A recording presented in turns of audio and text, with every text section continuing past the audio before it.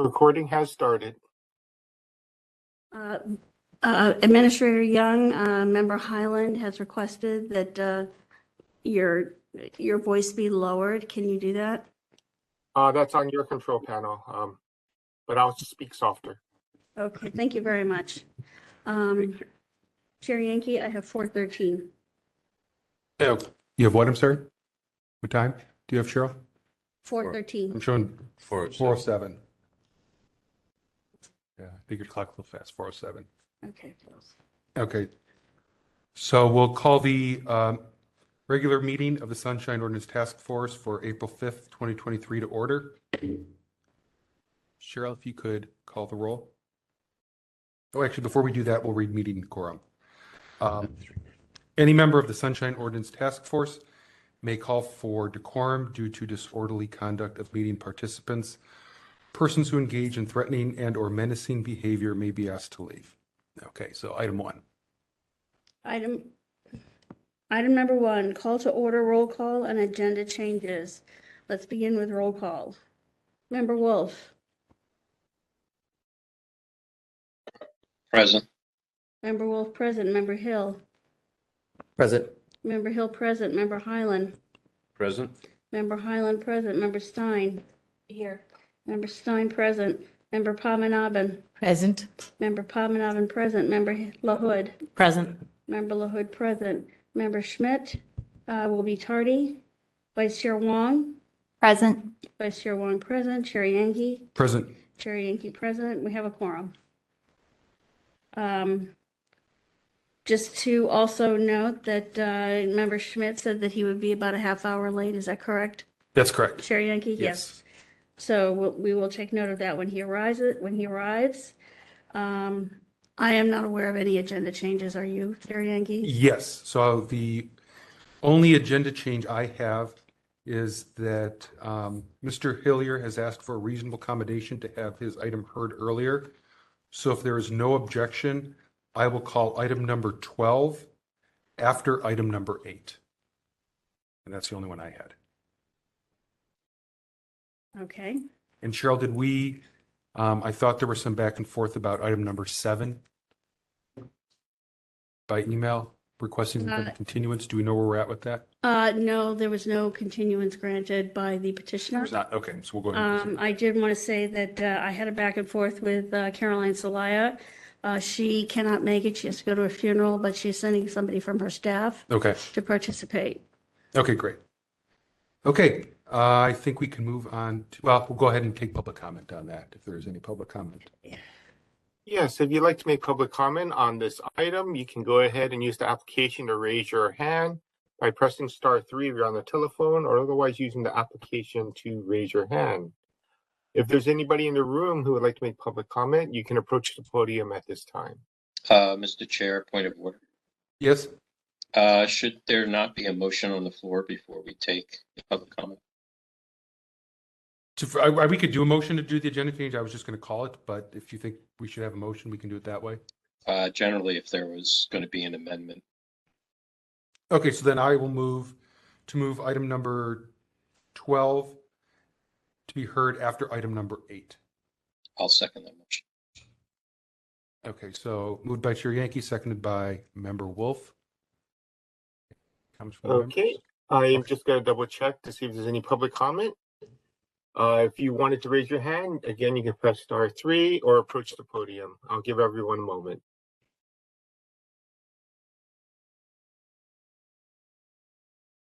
I see no indications of public comment at this time. Okay, so we'll go ahead and close public comment. Cheryl, when you're ready, we can call the roll on that. Point of order. Do you want to announce public comment for the room as well? We haven't already asked. Do we have public comment? I thought. I did ask that they approach the podium if they had public comment. Apologies. Carry on. Okay. Just doing it 2 different ways now. Okay, so public comment is not seeing anyone. We will close public comment. Okay, Cheryl, when you're ready. Chair Yankee. Aye. Chair Yankee, aye. Member Wolf. Aye. Member Wolf, aye. Member Schmidt, absent. Member LaHood. Aye. Member LaHood, aye. Member Commonabon. Aye. Member Commonabon, aye. Member Stein. Aye. Member Stein, aye. Member Highland. Aye. Member Highland, aye. Member Hill. Aye. Member Hill, aye. Vice Chair Wong. Aye. Vice Chair Wong, aye. Moved by Chair Yankee, seconded by Member Wolf to hear item 12 after item 8. Okay, we can go and move to item number 2.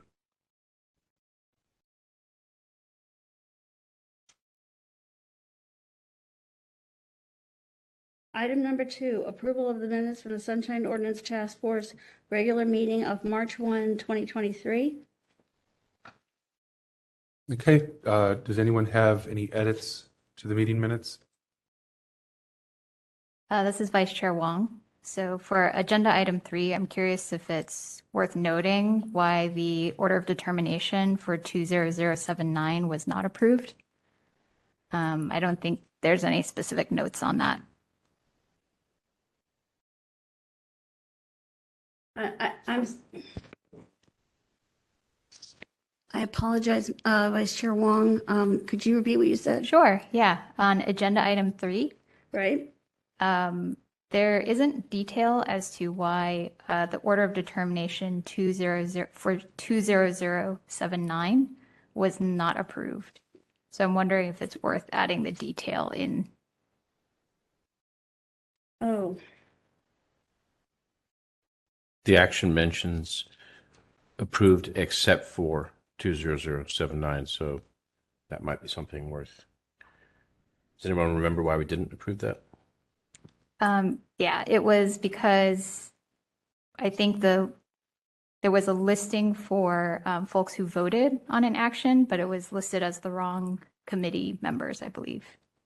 that's correct. There wasn't a full vote. There were just 3 participants. Yes, that was corrected. Oh, yeah. So I'm just saying in agenda item 3 for the minutes, including the note as to why. Include those notes? Yeah, I think so. Okay. And I think we need to make sure we don't include it as part of the motion, but part of the discussion part, right? Yeah. Mr. Wong? Yeah, 'cause I don't think it was actually part of the official motion.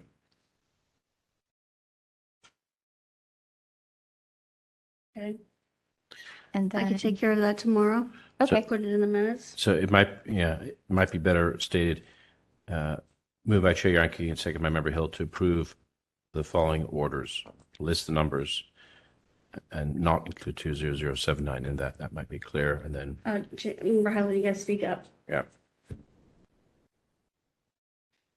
That's okay. I think if you just add a note as to why 20079 wasn't included, that'd be sufficient, I think. No, I'll include information on why it was brought in as one of the orders of determination. So I will include those in the minutes. Cool. And then one other thing on agenda item 5, I think on the second and third actions, for the second action, it says to approve changes inclusive of edits discussed earlier and change the wording as follows. But there isn't kind of a description of how the wording will be changed. So I think adding that in will be important because there's just a colon.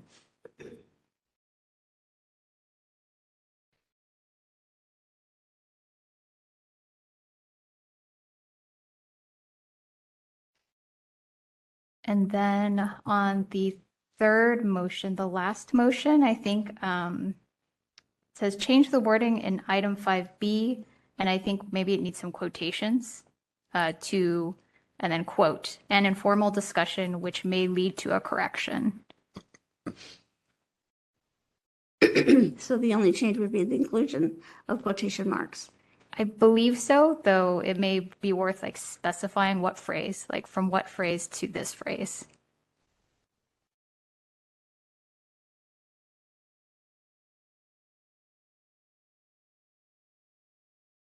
And that's it for me.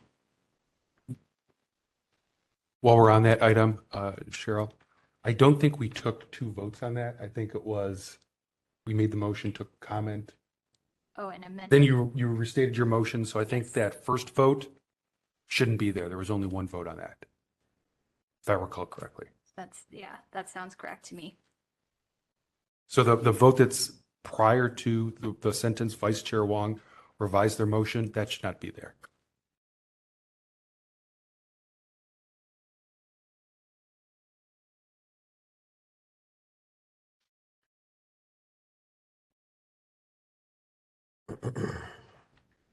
Okay, so noted. Okay. Any other edits? Not, do we have a motion to approve inclusive of the edits? This is Vice Chair Wong. I will make a motion to approve the minutes from March 1st, 2023 with the specified edits. Do we have a second? Member Highland seconds. I'm sorry, I didn't hear you're going to have to speak into Oh, that. yeah.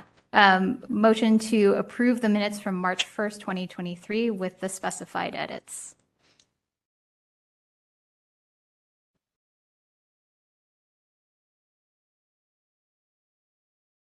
There being the motion with a second, we can go ahead and move on to public comment on this motion. If anybody in the room would like to make public comment, you can approach the podium at this time. If there's anybody online with us who would like to make public comment, you can press *3 to raise your hand, or otherwise use the application to raise your hand at this time. I'll give everyone a few moments to indicate if they would like to make public comment.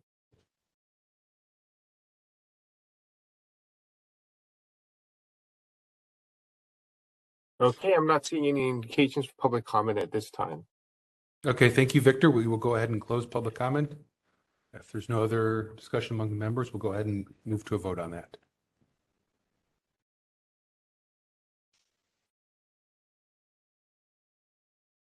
Vice Chair Wong. Aye. Vice Chair Wong, aye. Member Highland. Aye. Member Highland, aye. Member Schmidt, absent. Member LaHood. Aye. Member LaHood, aye. Member Padmanabhan. Aye.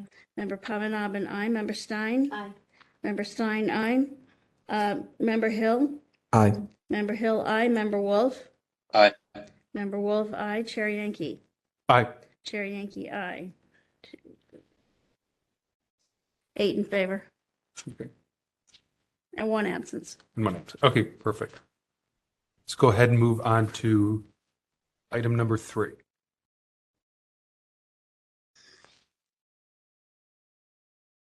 Item number 3, approval of the order of determination. File number 19143, file number 19144, file number 20056, file number 20059, file number 20079, file number 20100, file number 20124, file number 21069, file number 21095, file number 21146, file number 21165. Okay, thank you. Members, do we have any edits to these? This is Vice Chair Wong again. I noticed actually on that same file number 20079, I don't think the correction had been made, at least in the publicly facing agenda item. I can specify which page. It's page 20. Because I made that. Yeah, so actually on the top of page 21. Yeah, Yeah. no, I see that. I see that. So that's 2. And additionally, I'm not sure if it's worth noting, but I think that the Compliance and Amendments Committee may have taken another action related to this file on July 27, 2021.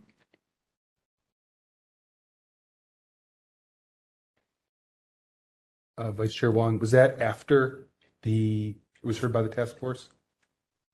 I don't recall. Because I'm going to suggest an edit here in a moment, somewhat related to that point, Okay, when you're done though. that's all I have. Okay, so I had a few here, Cheryl, besides 2. All right, so let's see. On 19143, this would be page number 13, PDF page 3. You can remove my name from it since The chair is no longer signing these. They're being approved by the entire task force. Okay. Then on the next one, which is 19144, on page 15, PDF page 5, it says you already have a date that it was approved, and that says March 1st, 2023. So that's going to be incorrect since it's obviously the April meeting that we're in. Just want to make sure that that doesn't get carried over.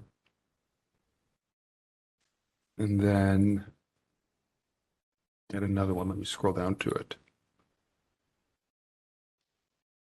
And then for 21165,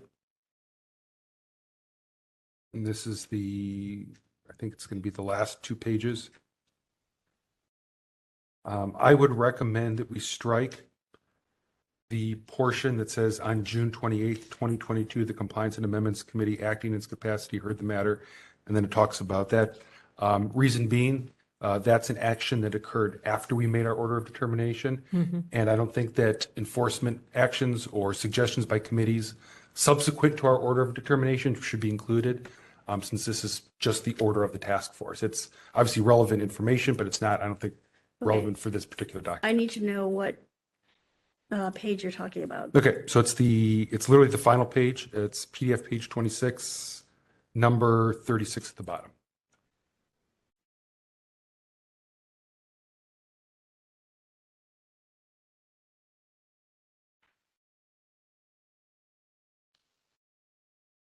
So what did you say about the complaint? So the last portion, it's starting on June 28th, 2022, the Compliance and Amendments Committee acting, and it goes on.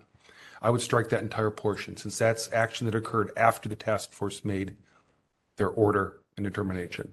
I think we want to get these orders of determination, written up and approved after the task force makes its order determination. Some of them may remain open as they work their way through the compliance process and enforcement process, but I don't think that information is relevant for these particular documents. Okay, that's fine. I've made notes of Okay. everybody's changes.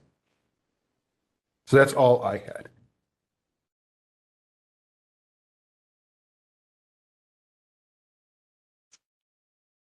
Any other edits?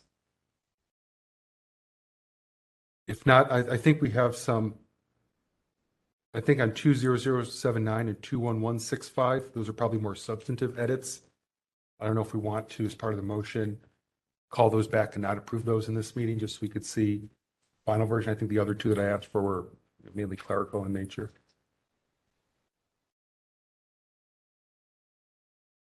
Mr. Chair, Yes. I would concur with you on that. Okay. So, all right. So I'll go ahead and make the motion. I will move to approve the attached orders of determination, except for 20079 and 21165, and including the clerical edits on the ones that we are approving today. I'll second. Okay, great. Okay, keep that on. Yes. Okay. So I am moving to approve the attached orders of determination, except for 20079 and 21165, and including the clerical edits on the other orders that we are approving. And that's moved by me and seconded by Member Wolf. I don't see any hands among the task force members. So, Victor, when you're ready, we can move to public comment. Yes, if any members of the public would like to make public comment at this time, you can approach the podium. Or if you're online with us, you can use the application by pressing *3 to raise your hand, or otherwise using the application to raise your hand to indicate you'd like to make public comment. We do have a member of the public at the podium. I will turn it over to Cheryl. Are you ready to begin speaking? Hi, yes, I looked at the orders of determination that have my name. My apologies, I cannot hear you online. Can you make sure pull the microphone down and or turn on the microphone? Microphone's on. Thank you. Hello, can you hear me? Oh, we can hear me in here. Can you hear me? Yes, I can. Yes. Thank you. Yes, we can. Okay. I looked at the orders of determination that had my name on them, and I approve. And I wouldn't have looked at them if the names hadn't appeared on the agenda. Back to you, Mr. Chair. Okay, thank you. There being no additional parties in the room, moving over to our remote public comment. I do not see any hands indicating public comment, so I believe we can close public comment at this time.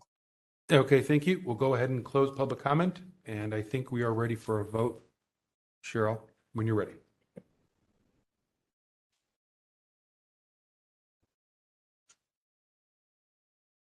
Chair Yankee. Aye. Chair Yankee, aye. Member Wolf. Aye. Member Wolf, aye. Member Schmidt, absent. Member LaHood. Aye. Member LaHood, aye. Member Pomenaben. Aye. Member Pomenaben, aye. Member Stein. Aye. Member Stein, aye. Member Highland. Aye. Member Highland, aye. Member Hill. Aye. Member Hill, aye. Vice Chair Wong. Aye. Vice Chair Wong, aye. 8 in favor, 1 absent. Okay, thank you. I think we're ready for item number 4.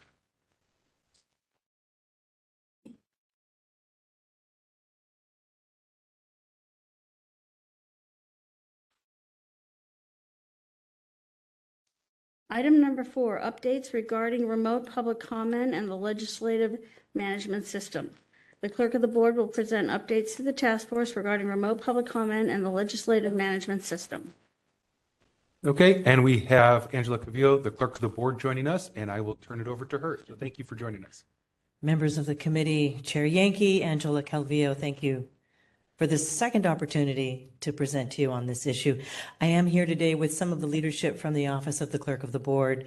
I know that Elisa Samara, the legislative deputy, will join me in a moment when I get to the legislative management system.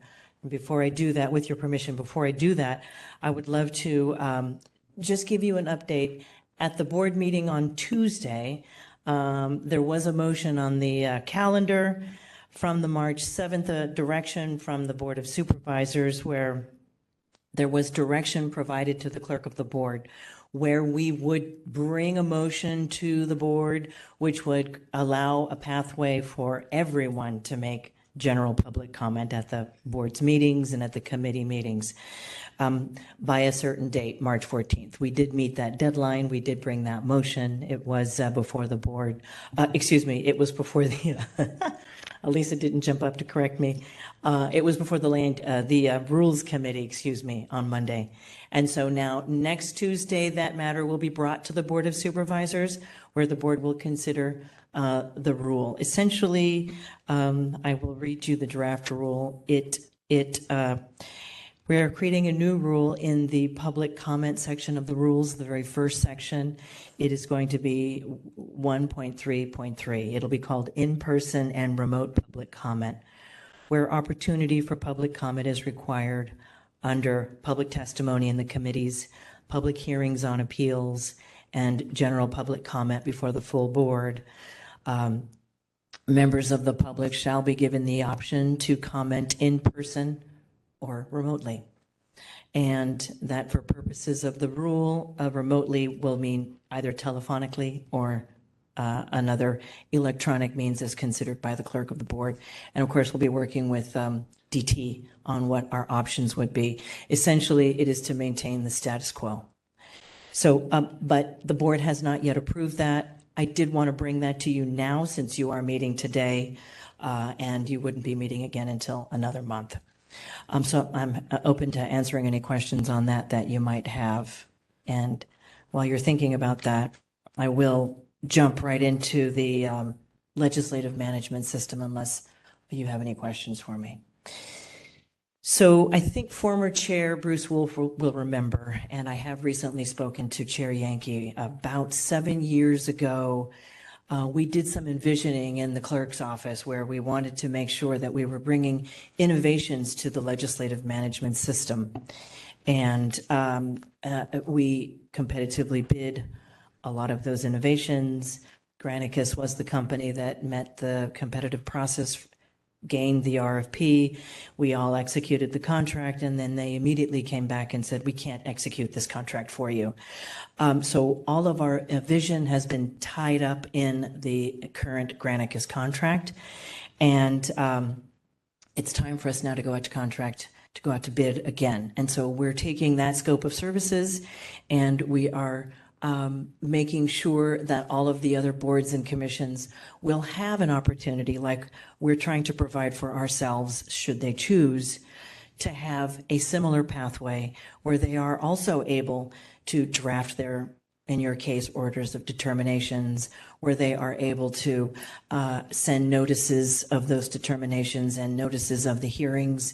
And we can get into some of the more details in a moment, in addition to being able to do a search of all of the orders of determinations or whatever matters are up before the task force, your agendas and your minutes, through a public portal search. And so wanted to dig a little deep with you all so that we can think about what you're thinking about. We can hear what you're thinking about and share with you some of the details that we're thinking about. One thing that former chair member Wolf asked for about a year ago, and I think mentioned it to Chair Yankee, was an index of not just the orders of determinations in a search capacity, multiple different ways, but also Chair Yankee and former Chair Wolf asked for an index of the Public Records Act, of the Brown Act, and certainly there's one other major state law that we would like to index for you as well. I can't think of it off the top of my head, but so that's kind of the preliminary structure of what we're trying to build for you. We do expect to send our competitive process out to the market soon, and it wouldn't be built right away. It's going to take some time, but wanted to just begin that conversation with you all on what you might want included in that. So if you don't have questions for me, we have provided you I think a 3-page slide, and I think, Victor, you posted that on the web for us as well, so the public at home can see that and have access to it.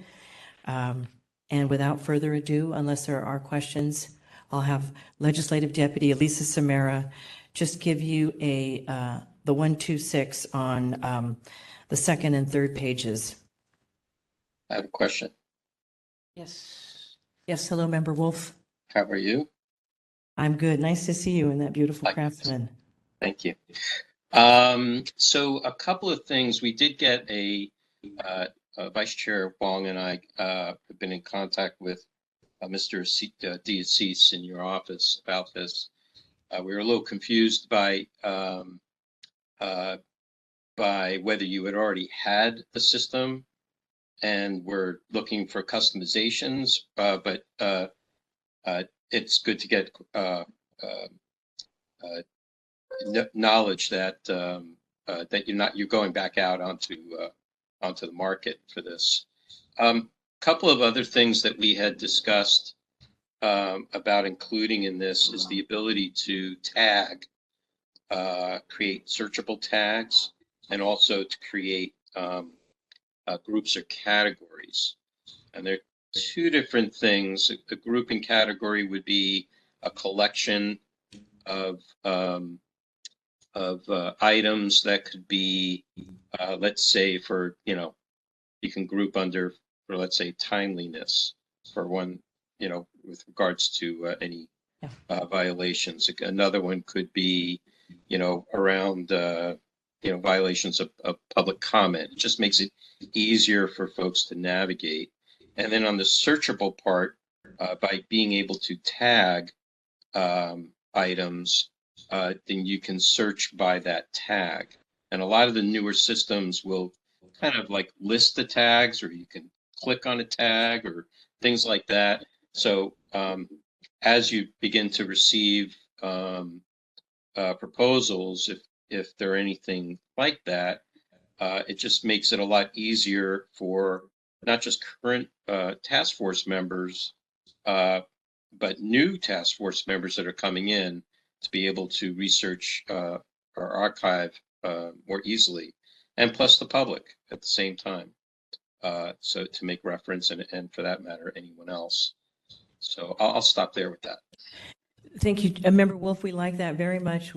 That would be a part of our search engine for you. That shouldn't be a problem. We can share with you a list of the tags or what I was calling an index, that then members of the public can actually see what all their potential opportunities are.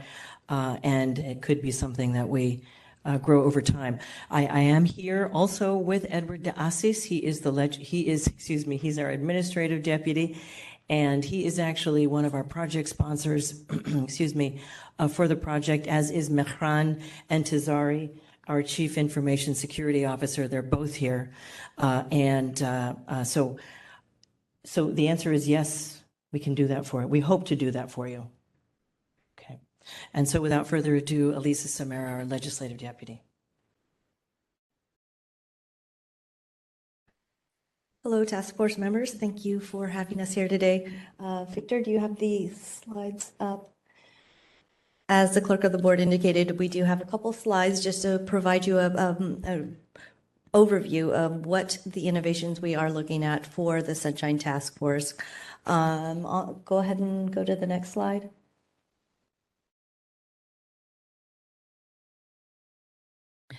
All right, so here we have 5 different columns on the innovations that we are hoping to bring to the task force. I have them broken up according to the complaint timeline that you guys currently use. Beginning with the complaint filing, you guys do have a website already in place, but as you know that it is not very user-friendly, and it doesn't allow automatic ease of filing for the complainants, providing them direction and guidance through the process as they were trying to file something. So what we are envisioning is that it is an intuitive public online portal for complainants or interested individuals to submit complaints to the task force. Though that portal would be something that provides them guidance, gives them options, provides step-by-step instructions for each of the different parts of the form that would need to be completed, to really provide them guidance on how you guys want your complaints to be filed. Once those complaints are filed, we envision that files will be automatically created from those complaint forms after the administrator or the clerk receives them and vets them for ripeness and completeness.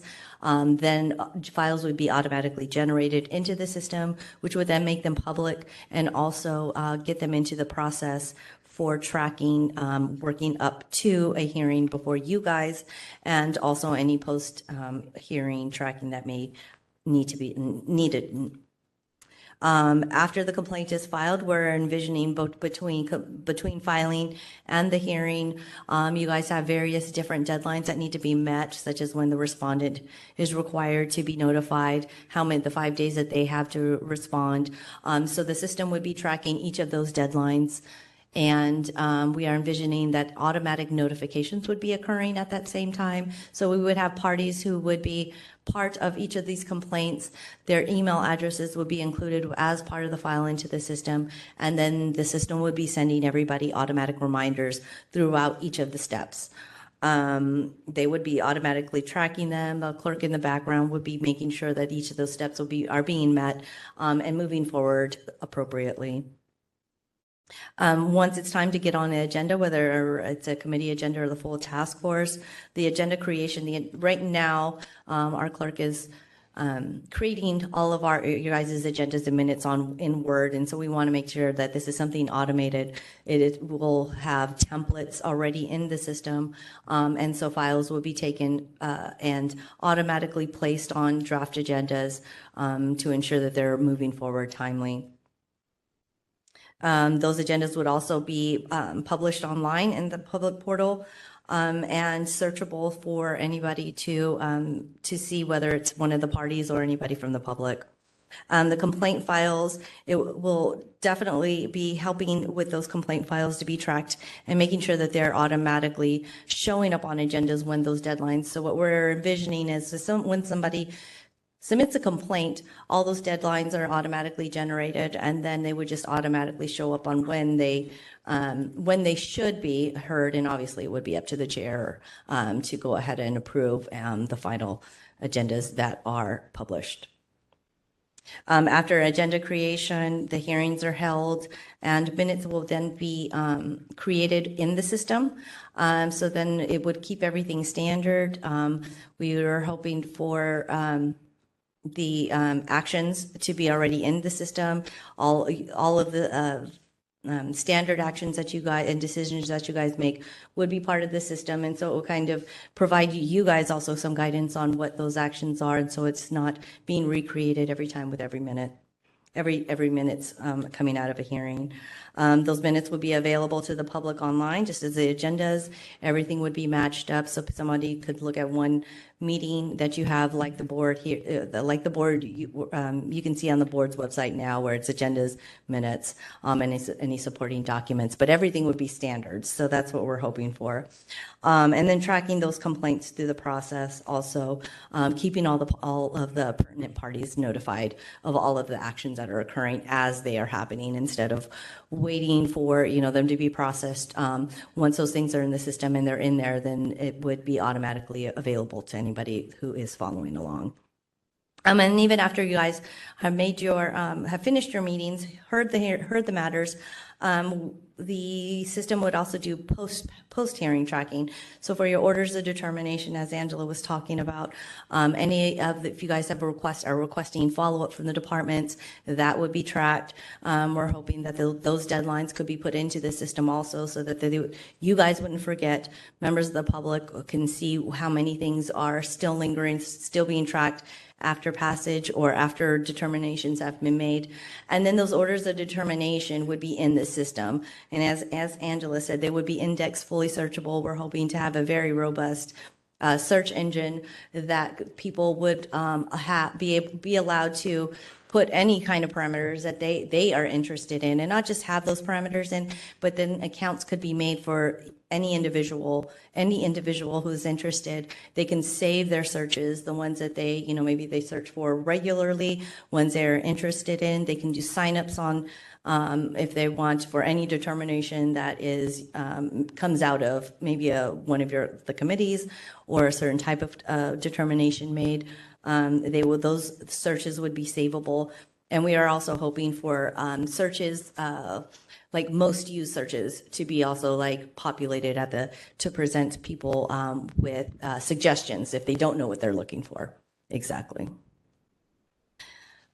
Did anyone have any questions, any ideas beyond that? I know definitely we will be coming back to you. This is just really generally what we are envisioning, but obviously the types of reports, the types of files, the types of searches, we'll be looking to you guys for direction on what you guys have encountered, the types that you guys think are most important when we're looking at automatic pop-up menus that come, suggestion memos, menus. We would be looking to you guys on what do you guys see as the most important, which ones do you guys see most often, and what would be most helpful for the people, members of the public, and complaints that you guys encounter. So I have Member Highland here. I have perhaps a dangerous question, and perhaps Ms. Cavill will want to answer this instead, since she gets paid the big bucks. But timeline, whoever wants to answer. Just curious what your timeline is for the RFP process. When you're going to make a decision, once the decision's made, how many months you think it might take to roll out, start working on these features? Just curious. Member Highland, I'm Edward Diasis, Deputy Director of Administration and Finance for the Office of the Clerk of the Board.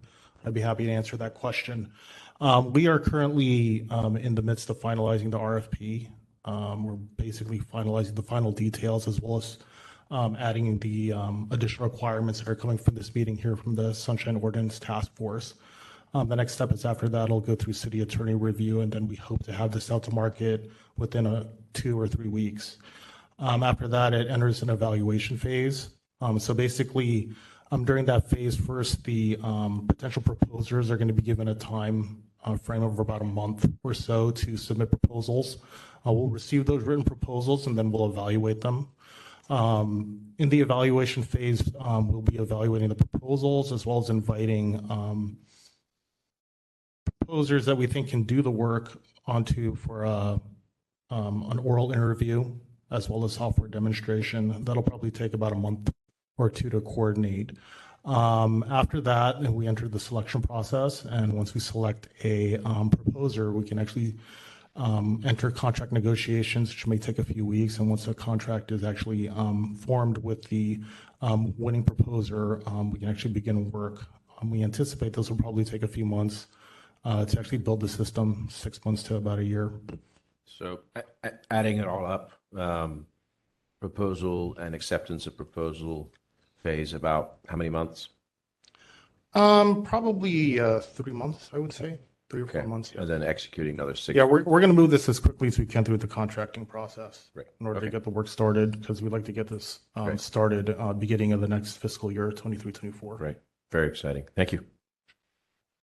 Hi, Member LaHood here. I have a couple of questions. And I don't think this was mentioned already, but are there opportunities for this system to help automate the compilation of complaint files? And is there a possibility of keeping digital records as, full color with live links and perhaps even email attachments? Yes, that is exactly what we are envisioning. We're hoping that as documents are submitted for complaints, they're well, not automatically, but they would be vetted by the clerk, put in there immediately, and then they would be available. It would be something that's OCRing everything. It would be searchable for any of the documents. It would be, you could type in a word, and any of the documents that contain that word would be automatically OCR'd for and showing up in reports. And I wanted to also mention that we are hoping not just the complaints and not the search engines, but we're hoping to have standard reports also generated. So maybe we haven't decided exactly yet because we haven't conferred with all of you yet, but what those standards reports would be like for anyone, just to start those who are interested so that they even know what they're looking for. There would be reports like maybe for all of last year, all orders of determination, and have them set up just to give everybody a starting point on what the task force does, what you guys all do. And those reports would be available and at the front and top of the search engines or the public portal that we're envisioning, and then extra parameters can be layered into it if they wanted to narrow down their searches. Thank you. Just one other question. In terms of advancing us with new technologies, this sounds awesome. I also wanted to ask, we still have people who submit complaints not over email, not digitally, and don't want to be communicated with by email. Is there a way in the system that will track it for our administrators, or she or whoever is in this role knows that not to just automate emails going out that aren't going to reach is there a way that the system captures knowing who needs to be communicated with with different methods? Oh yeah, yes, definitely. We understand the special needs of your task force is you have complainants who want to remain anonymous, and there needs to be some anonymity around the subject matter. So we do understand that, and there will be the emails and the notifications are going to be for those who wish and desire. And for the departments, obviously they don't need to be anonymous. So those will just be automatically inputted in it, and the administrator and the clerk would be always on the list. So it would be up to the complainant to decide what level of notifications they want to actually receive. I had a couple questions for you. Mm-hmm. The first question, I think this is something that Cheryl runs into, where the departments oftentimes have turnover and we don't know exactly who to contact. And so I was wondering if there's some way that the departments themselves could interface with the system so that if they have staff turnover, they could automatically input who the new custodian of public records is, so that we're not sending emails to people who no longer are there. Yes, definitely. So I just want to reiterate, this is part of the smaller system. This is the smaller part of the system. The overall big legislative management system that's going to be under the Board of Supervisors and tracking the legislative process is going to be a part of that. And what we are envisioning is the big legislative management system will have branches going to each of their own departments, who then have their own siloed portion environment. And so they would be the ones updating who their staffing is. And so it takes it off of us so that we don't, I mean, like you said, there's high turnover, and we don't always know who's who. So we don't want things to be going to the wrong places. So those spaces for each of the departments will be monitored and updated by them. So that they would be the ones providing the emails, and those would be going to the appropriate ones automatically. I think that's terrific. And then my second question is, how can we as a task force best facilitate, as you said, we're going to get more into the details later. Do you have a potential time frame for when you'd like to kind of consult with us? And do you foresee that being in maybe a special meeting, or how would you like to arrange that? Just Yeah, so kind of go, get on- Victor, if you can go to the next slide. Oh, maybe I'm jumping ahead. Sorry about that. No worries.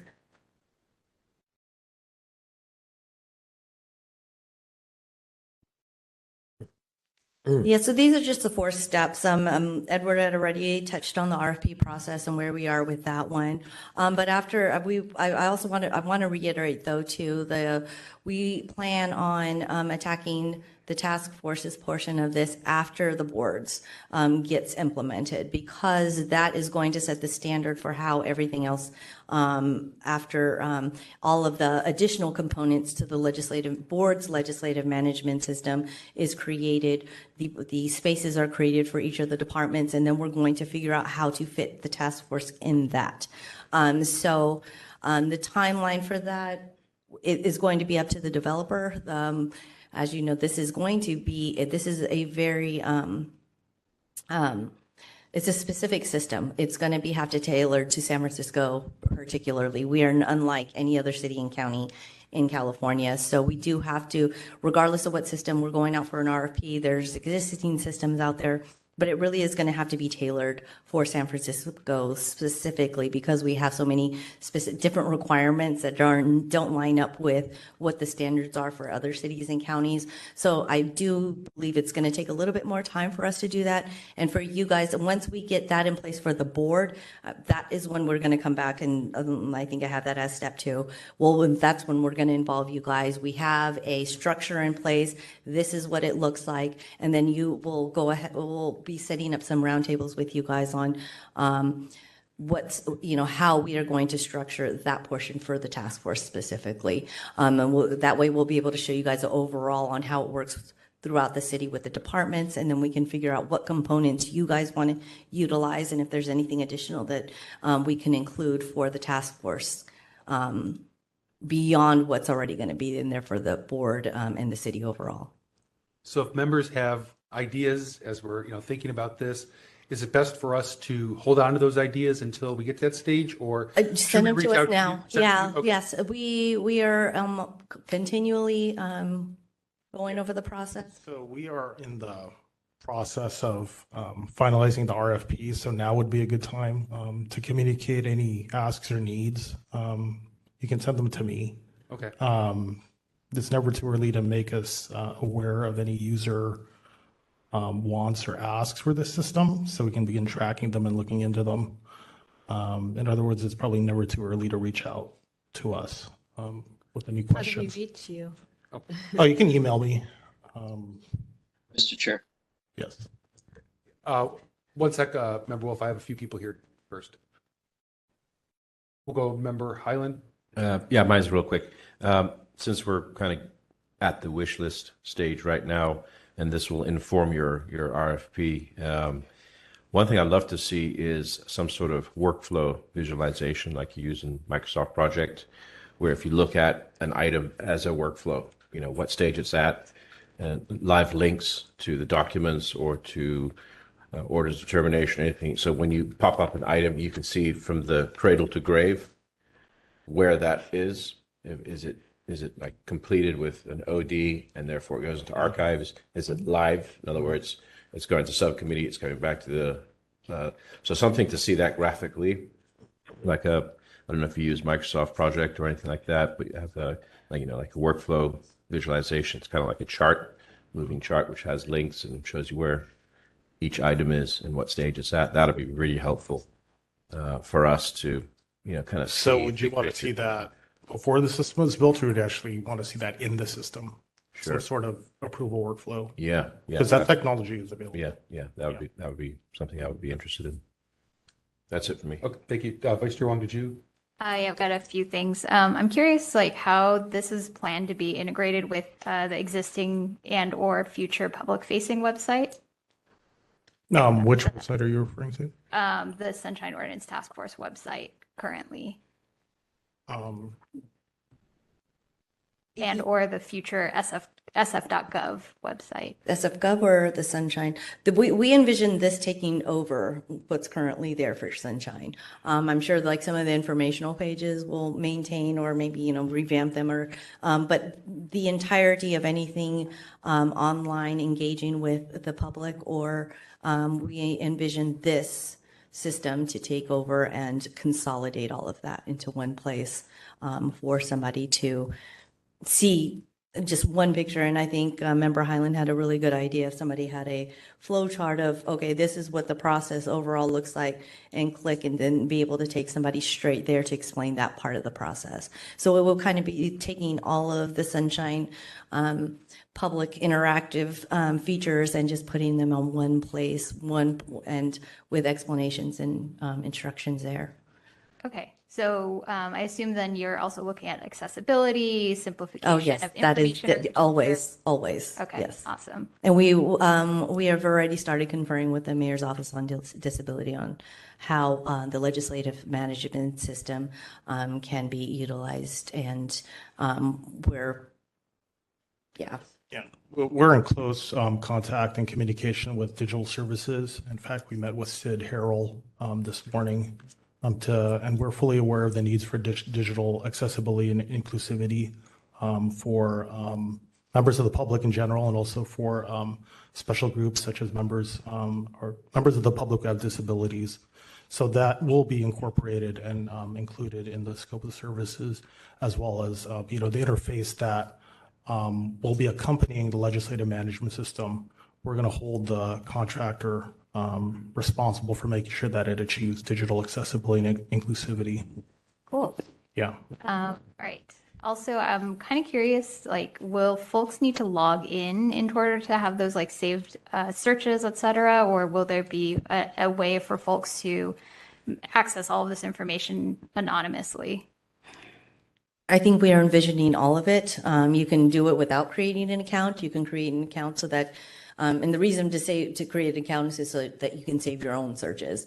So that way you can keep a history. If people if they don't want to create an account, they don't have to. And we are hoping to also have the developer find ways to make anonymous accounts where it's not like they have to disclose all their information, but something identifying has to be submitted in order for this to create an account so that we can tailor it to that person. Cool. And then I'm curious, for us as members of the task force, are we going to have some type of like admin account, or will we be accessing it in the same way as the public? I'm kind of curious about that. Not an admin account. It wouldn't be something that you guys could go back. We wouldn't have you guys going in to make any changes. But most likely there will be some kind of member user. So each group of user, such as yourselves, will have your own role assigned to you in the system, which gives you different accesses, permissions, and ability to run different functionalities in the system. It's very standard with all the IT systems out there. So you will have a different role and different access to the system compared to somebody from the public. Awesome. And then my last question is, I'm curious, like with backups and a retention policy, is that something that will manage from the DT side or from the contractor side?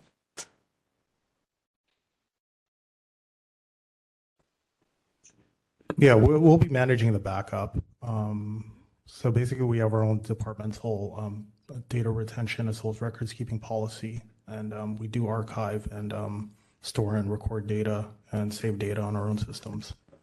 So we're working with a contractor on that, but we'll be managing that. Awesome, thank you. Okay, I think Member Wolf is next. Thank you very much. Ms. Samara, hello, how are you? Thank you for coming. I got a little confused when you were talking about the creation of documents in Word, and then they would how that would transfer into the I was just referring to how it's currently being done in Word, and we were trying to take away from that, and the templates would just be automatically in the system so that there's standardization and not word creation and things manually being done. They would be automatically populated. Oh, okay, great. Because don't want to have our administrator have to do things twice, right? Oh, no, definitely not. We are trying to make things easier and more automated. We are trying to take Word out of the equation. Right. And I think what Member Highland was referring to is a Gantt chart. GANTT is what it's called. It's usually used in project management, construction also, just shows where everything is on the timeline. And I think a Gantt chart would be a good addition for this. Also, for post-hearing, sometimes it doesn't go straight. It may go to an order of determination, and then that may have some additional instructions, and it may need to go to a committee, and then it'll have another life in monitoring at that point. So maybe Member LaHood could maybe want to expand on have something expanded on something like that. But there would also need to be some tracking because it may go to the, let's say, Compliance and Amendments Committee for monitoring. If something then happens and has to return back to the task force, there's going to be some possibly back and forth in that area. Yes, obviously. What we're envisioning is that the standard timeline obviously can be deviated from often. So the administrator would be able to override. Things may populate automatically on a draft, but it doesn't necessarily mean it can stay. We will have a system that we can manipulate, we can override, and we can move things around. Yes. Right. And my last one is just on the reports. It's one of the reasons why I mentioned categories in the beginning. So that way, with a detailed report, if we wanted to have a report based on a certain section of the law that we follow, whichever codes there are, that we can have a report created, something like that. So we can do a search, and then from the search, actually print out a report. It could be that kind of process in that way. Yes, that is exactly what we're envisioning. That we would have suggested standard reports, and also ones that that can dive deeper, or they can narrow their searches, and they can be tailored for any individual. But yes, those are the types of reports we are envisioning this to automatically generate. Great, thank you. That's all I have right now. I think you're presenting. Thank you, Member Wolf. Member Hill, were you next? Okay. Yes, please. Thank you, Chair Yankee, and thank you for this information. Just to qualify myself for folks that don't know, from the years about 2000 to 2015, my career focus was legislative management systems. I spent 9 years of that as head of products for Granicus. I'm no longer associated with any of those companies that provide legislative management solutions. So I just wanted to make that clear. Just a couple of questions. Would it be possible to receive a draft of the statement of work that you guys are developing? I think that might actually be easier for me to be able to look and see what you have, to see if anything might be missing from that. If you're not able, I understand that. Thank you, Member Hill. I appreciate the question. Yeah. It's just right now, it's coveted. We're very careful with it. Yes. I appreciate you understanding. Just to add that there's a couple of other features that this cutie has, this machine.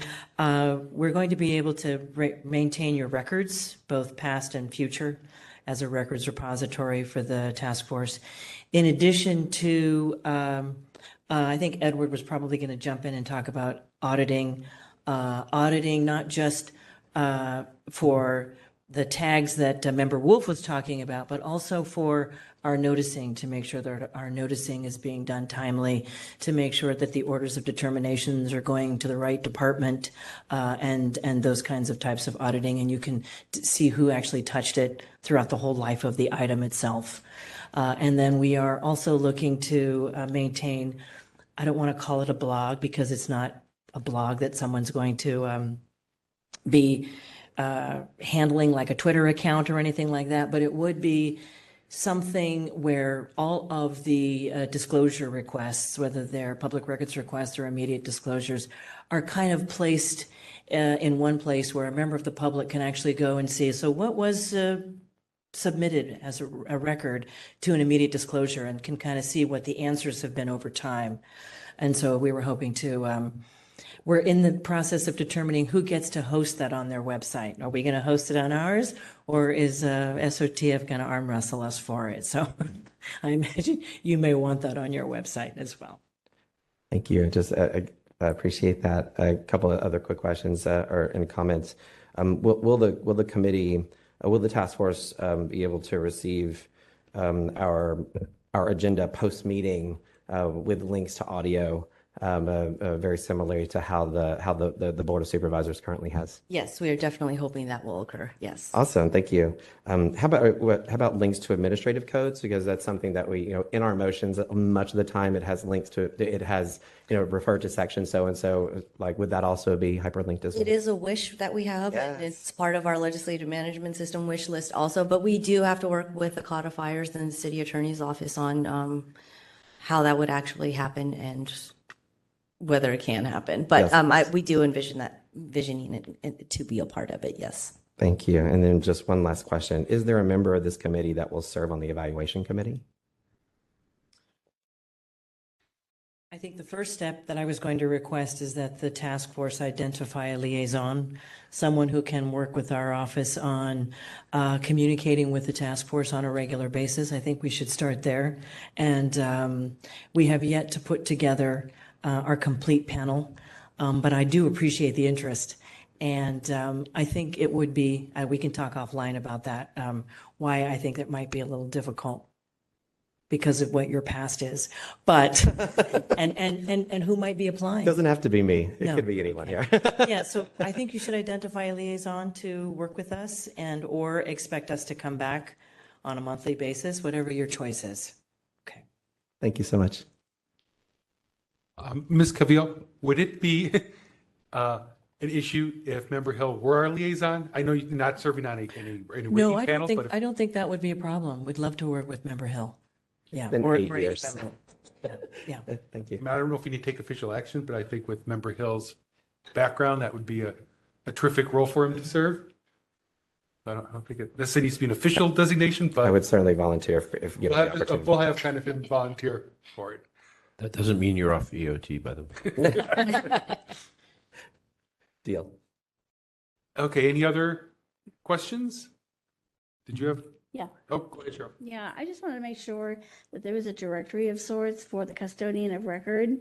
And I say this especially because in some departments, there's a high turnover where there are multiple people and it's not always clear who is responding.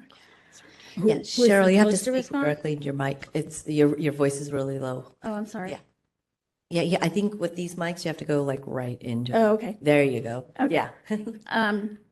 No, I was just wondering about maintaining a list or directory of custodian of record, because I know that over the past year, we've seen high turnover in some departments, and in some departments, there are multiple people responding to records requests or responding to me. Yeah. If we could keep a way of keeping that list updated, I mean, as you're aware, we do have a chart right now. Yeah. But having that to be constantly updated as people, as there is turnover, And then, is yeah. important. And I think Chair Yankee had brought that up. Like I said, each of the departments are going to have their own space of this as a part of this system that will be feeding into our systems. So as they update it, we'll have, what we're hoping is it'll just be a report, custodian records for departments. And it'll pull and populate according to what the departments have inputted. So it'll be up to them to do it. And as the thing is that they would have to be updating this regularly because it would be a part of the legislative management system. If they want to get legislation through the board, it would have to be an updated system that somebody would be responsible for on the department side. So. Okay. Okay, any other questions from the members? If not, we'll go ahead And Just one go more ahead, thing. I'm sorry. So I think we got through the step 2 where we're talking about configuring it. Step 3 would be the rollout. We are hoping to have like some overlap of the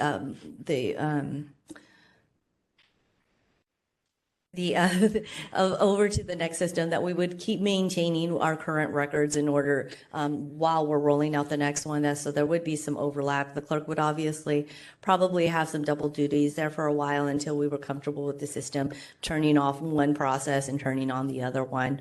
So that would be, would be a time where we would have a few months of testing and making sure that everything is rolling over correctly.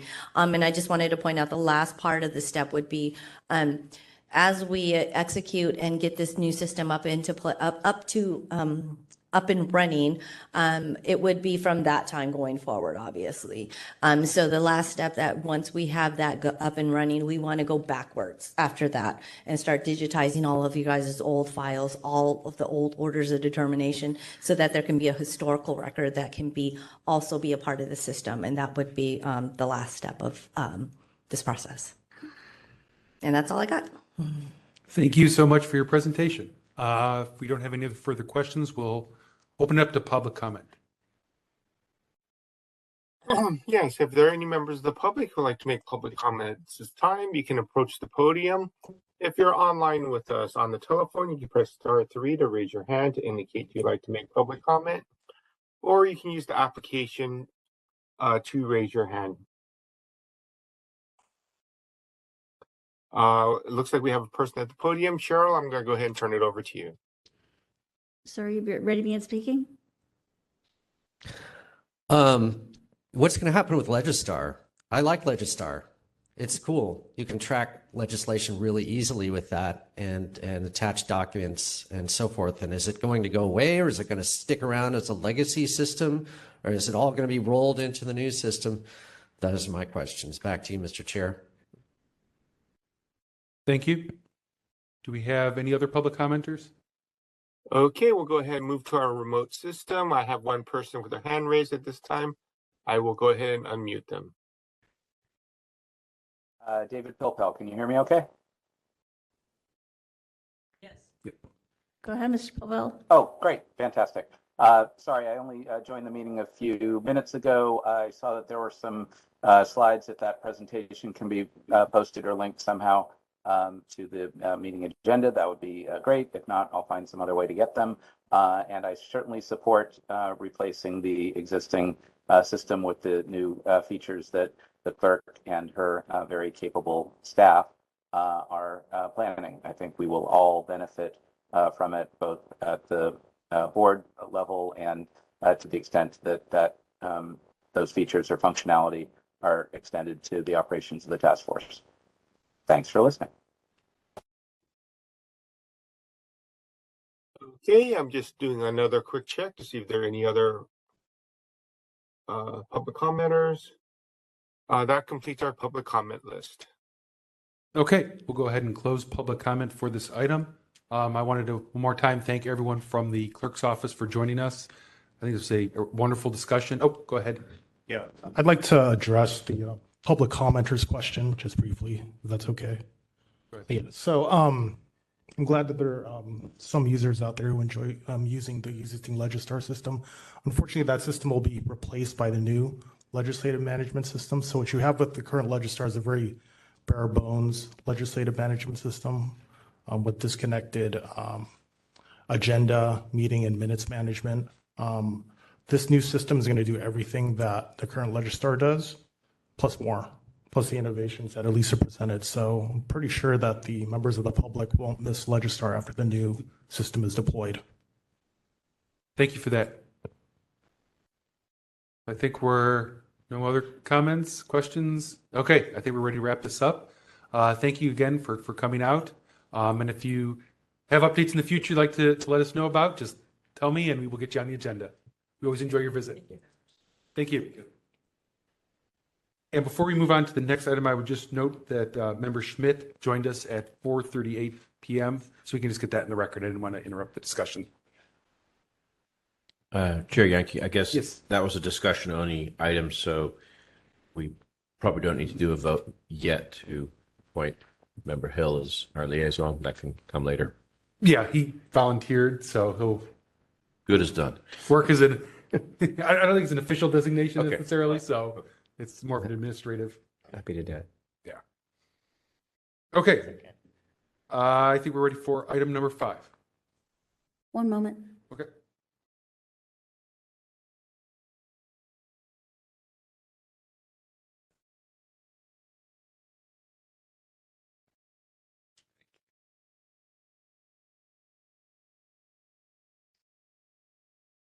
Item number 5, Administrators Report, Complaints, and Communications.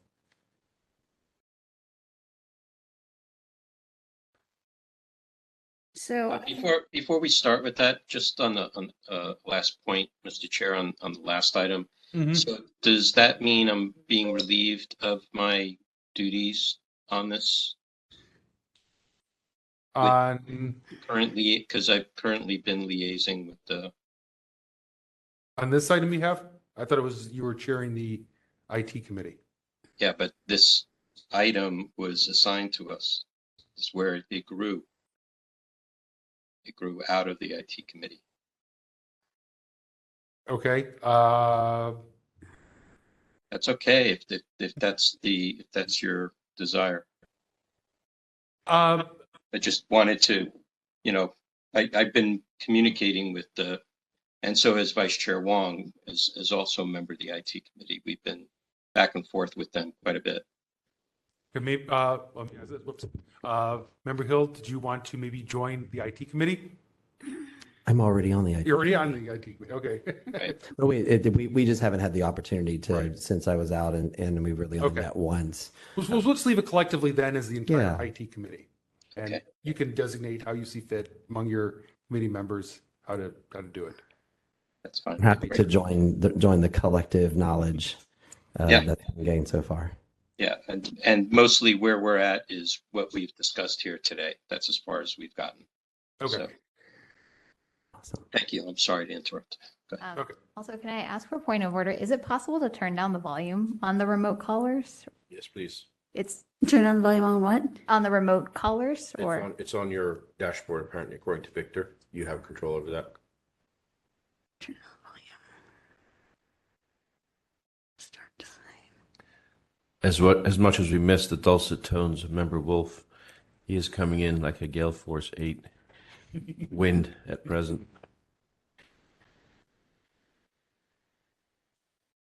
So I turned down my microphone. Is that better? That helps. yes, that is much better. So Okay. not booming. What about the rest of us? Can we all hear each other completely well? We're okay? Yeah. Okay. I think Victor's going to come in loud as well, but I mean, I don't know if he can show you how to. Victor, are you still there? Victor? Yes, I am. Can you show Cheryl how to turn down the outside? I am not able to do it remotely. We will. There's a volume control. There is, and I'm looking at it right now.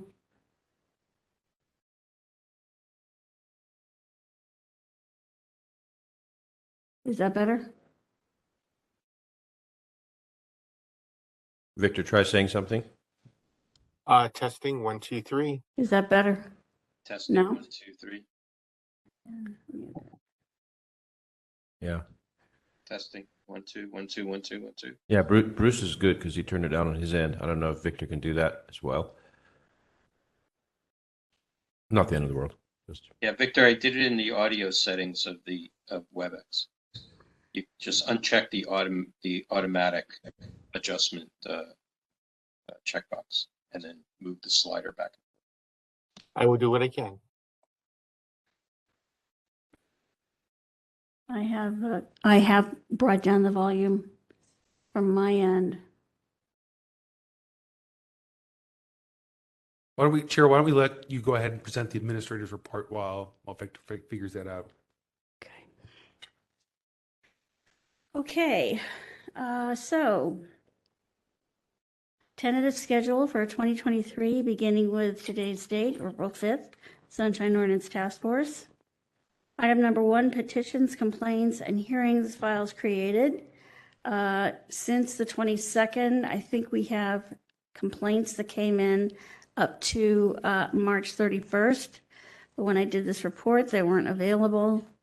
Item number 2, pending petitions and complaints. There wasn't that big a difference for 2023 because we were able to close out a number of 2021 complaints. You will also see the minutes for the complaint committee. And after that, a list of email communications for the past month, February 23rd to March 27th.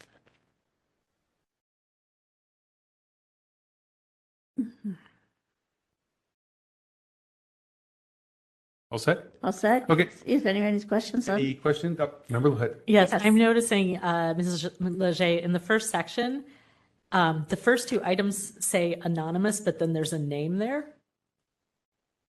I guess my question is, should it be one or the other? No, it should be anonymous. I knew who the petitioner was. That was actually taken from my personal chart that I keep. Victor knows what this chart is. He makes contributions to it as well.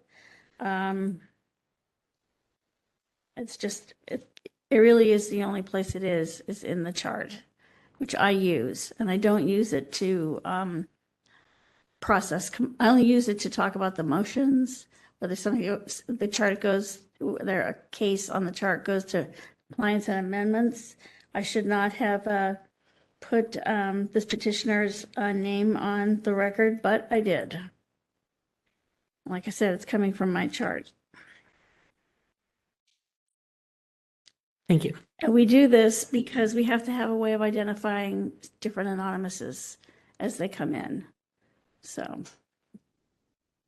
Right. I thought we were going to just use like the first, like an acronym of the first 3 letters or something, so we don't have their full names there. Yeah, I can do that. Thank you, Member Hood. That was a good catch. We definitely don't want to reveal anonymous individuals' identities. Any other questions, comments? If not, I had one. Cheryl, I thought, and whoever it was, go ahead and jump in, but I thought we had asked for some type of total column for the second item number 2, whoever that was. Maybe they could, Member Stein, maybe you want to reiterate that, since it doesn't look like that suggestion made its way into this report. I think Member Stein needs a microphone. Yeah, I mean, there's not much to reiterate, but just the way that we used to have it. This is very useful the way it's done now, but to also know how many complaints are still, came in and how many are still pending, just that kind of basic summary would also be useful to have with item 2.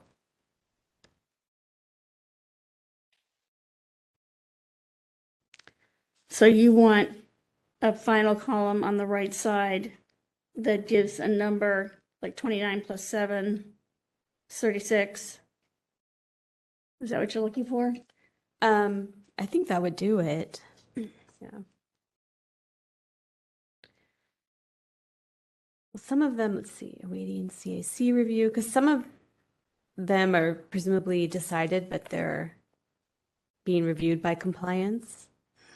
So just a sense of how many are waiting to be heard, how many have been cleared, or yeah, you can do a total if you want here. Yeah, if that's what you're looking for, okay, that's fine.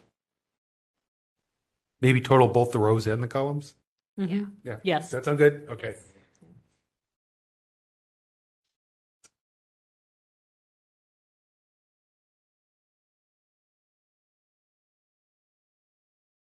Okay, and the other thing I wanted to bring up was the scheduling for the May meeting. I know we have 2 vacancies, and Member Hill has indicated he will not be at the May meeting. I want to get a sense of if anyone else will be unable to make the May meeting, because I know Member Padmanabhan has graciously agreed to serve as a holdover if we're having quorum issues, but I'm sure she's also looking forward to her retirement from the task force as well. So if we can get a sense of if we'll need her assistance or not in May, that would be great. So is there anyone who anticipates not being here in May. Okay, so Mr. Chair, yes. I'm going to continue to serve as a holdover until Right, okay. replacement. Okay. Okay, so it looks like we'll have 7 people, which we should be okay with 7. I know that still cuts it close, but if anyone has something come up in the next month, if you could let me and Cheryl know right away so that we could call on Member Padmanabhan to continue, that would be terrific. Chair Yankee. Yes. I believe I will miss the June meeting. Okay. And so I thought, since it's just 1 month later, maybe that could also be impacted in this way. Okay, I think Member Hill is tentatively anticipating a return in June, right? Yes, although possibly remote. Okay, yeah. Yes. And while we're doing this, Member Highland won't be here for the August meeting, if you want to. Okay. I don't know if we're too early to do summer plans yet, but for that tight. Good to know. And hopefully at some point in this period, we'll have additional appointments, since I know there's vacant seats and, holdover seats that can be appointed to as well. So, but I don't think that will be done by May. So that was my first critical date I wanted to get. Actually, through the chair, if you could ask Victor, any input when rules might be hearing about our new members? I have just received completed applications from additional parties where they were incomplete. I have 3 applications for 2 currently vacant seats. I am in communications with Chair Dorsey on the matter, and it's up to their office to determine when to schedule. Thank you. I have a question for Member Hill. What is the exact date that you will be unavailable for any task force business? When will you be out? I'll, on April 26th is the date of my surgery, and I will be out for 2 weeks, absolutely sure. And from then on, I should be able to attend remotely through May and June. I just won't be able to be here in person.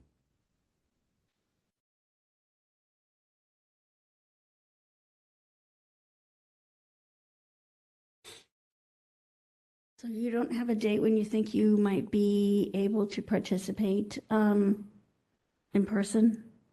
You not know that? I'm anticipating that be starting July 1. Starting July 1? Okay, Yes. great. Earlier if things go well. Okay, sure they will. Mr. Chair, I just wanted to say that I believe that if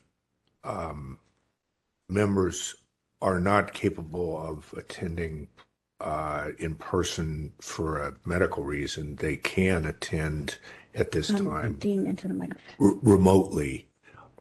So I think that's the policy, right? Right, and I believe Member Hill is in communication already with DHR about getting that exemption for those. But I think regardless, I think May is a definite no, either remotely or in person. Got it. All right. Okay. Yes. All right. Anything else for this item before I open up to public comment?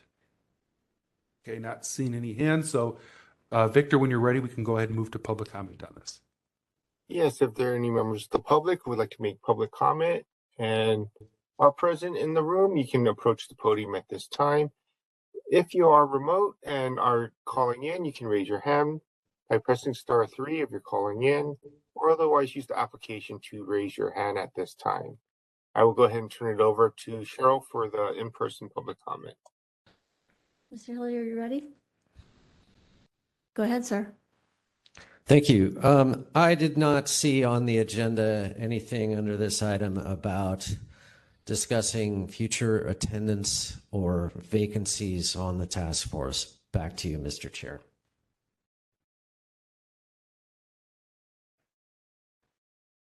Okay, Victor, do we have any other public commenters? Just checking the list. I do not see any other indications for public comment at this time. Okay, great. We'll go ahead and close public comment for this item. Anything else before we move on? Okay, not seeing any hands. Let's go ahead and move on to item number 6. Item number 6, public comment. Members of the public may address the Sunshine Ordinance Task Force on matters that are within the task force jurisdiction, but not on today's agenda.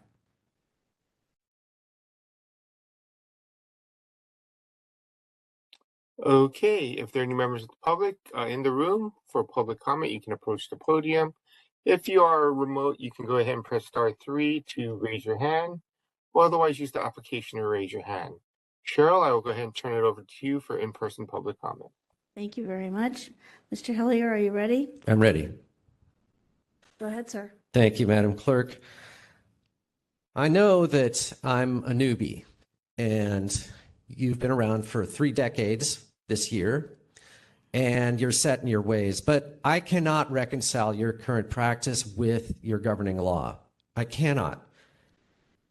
To repeat again, from last month, SF Admin Code Section 67.30C says, at the 6th sentence, says, and I quote, "The task force shall make referrals to a municipal office with enforcement power under this ordinance or under the California Public Records Act and the Brown Act whenever it concludes that any person has violated any provisions of this ordinance or the acts, ... end quote." Now, I've been studying statutory interpretation for a while, and that I just can't see how you can do monitoring under this law. It says whenever you find a violation, you make a referral. There's no one without the other. You can't get around that statutory language. I don't think that the exemptions for an absurd result or impracticability apply. And so I think it is official misconduct for you to refer a matter for monitoring to a committee because it is refusal, neglect, or failure to perform a duty enjoined upon you by law. And I think that applies to everyone on this task force whenever that happens. But the problem goes deeper than that. Your bylaws and your complaint procedure both have to be revised. So I have provided revisions, which I'm going to hand to Ms. Leger right now. If you would, ma'am, could you hand these out to the members of the task force? There's 2 documents, each 1 page long. I'd appreciate that. Thank you very much. I will ask you to put a motion on the agenda for the May meeting to make these amendments. And I ask that you put it on the agenda and have a discussion. I will look in the archives and try and find if I can see anything about this, whether this has ever been brought up before. Back to you, Mr. Chair. Okay, thank you. Do we have any other public commenters? Okay, moving on to our remote public commenters. I will go ahead and unmute our one caller. Just give us a moment.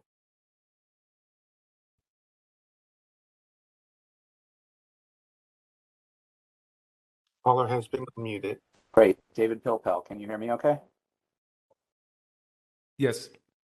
Is the volume too loud, too low, somewhere in between?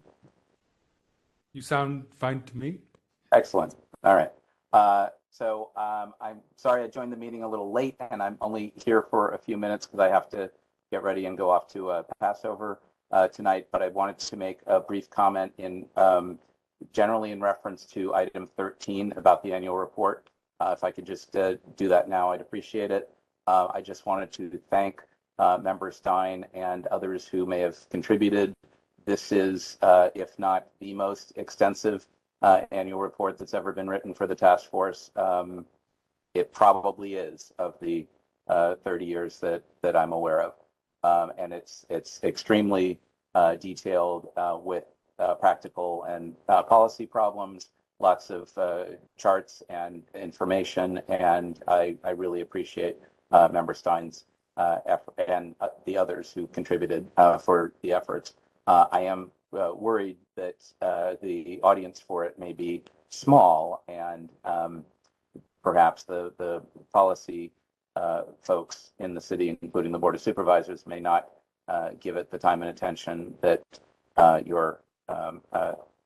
that is necessary to anyway.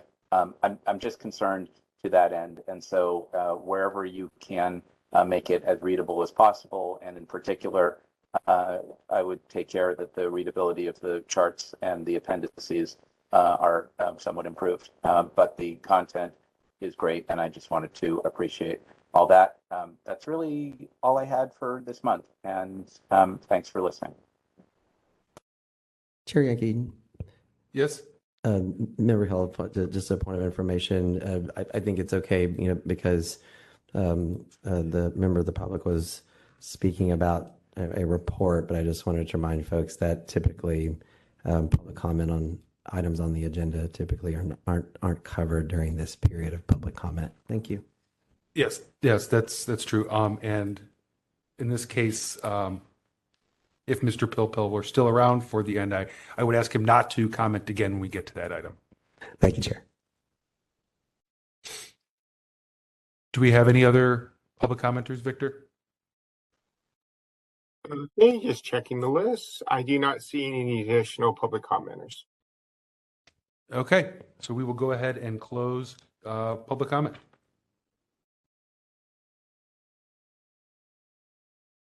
And with that, we can move to item number 7. I just want to note, hearings on complaints and other agenda items listed below will begin no earlier than 5 p.m. Item number 7, file number 22001, complaint filed by Andrew Cisneros against Caroline Solaya and the San Francisco Municipal Transportation Agency for allegedly violating Administrative Code Sections 67.1, 67.8, 67.9, 67.21, 67.25, and 6726 by failing to respond to an immediate disclosure request in a timely and or complete manner. Shall I read the preamble?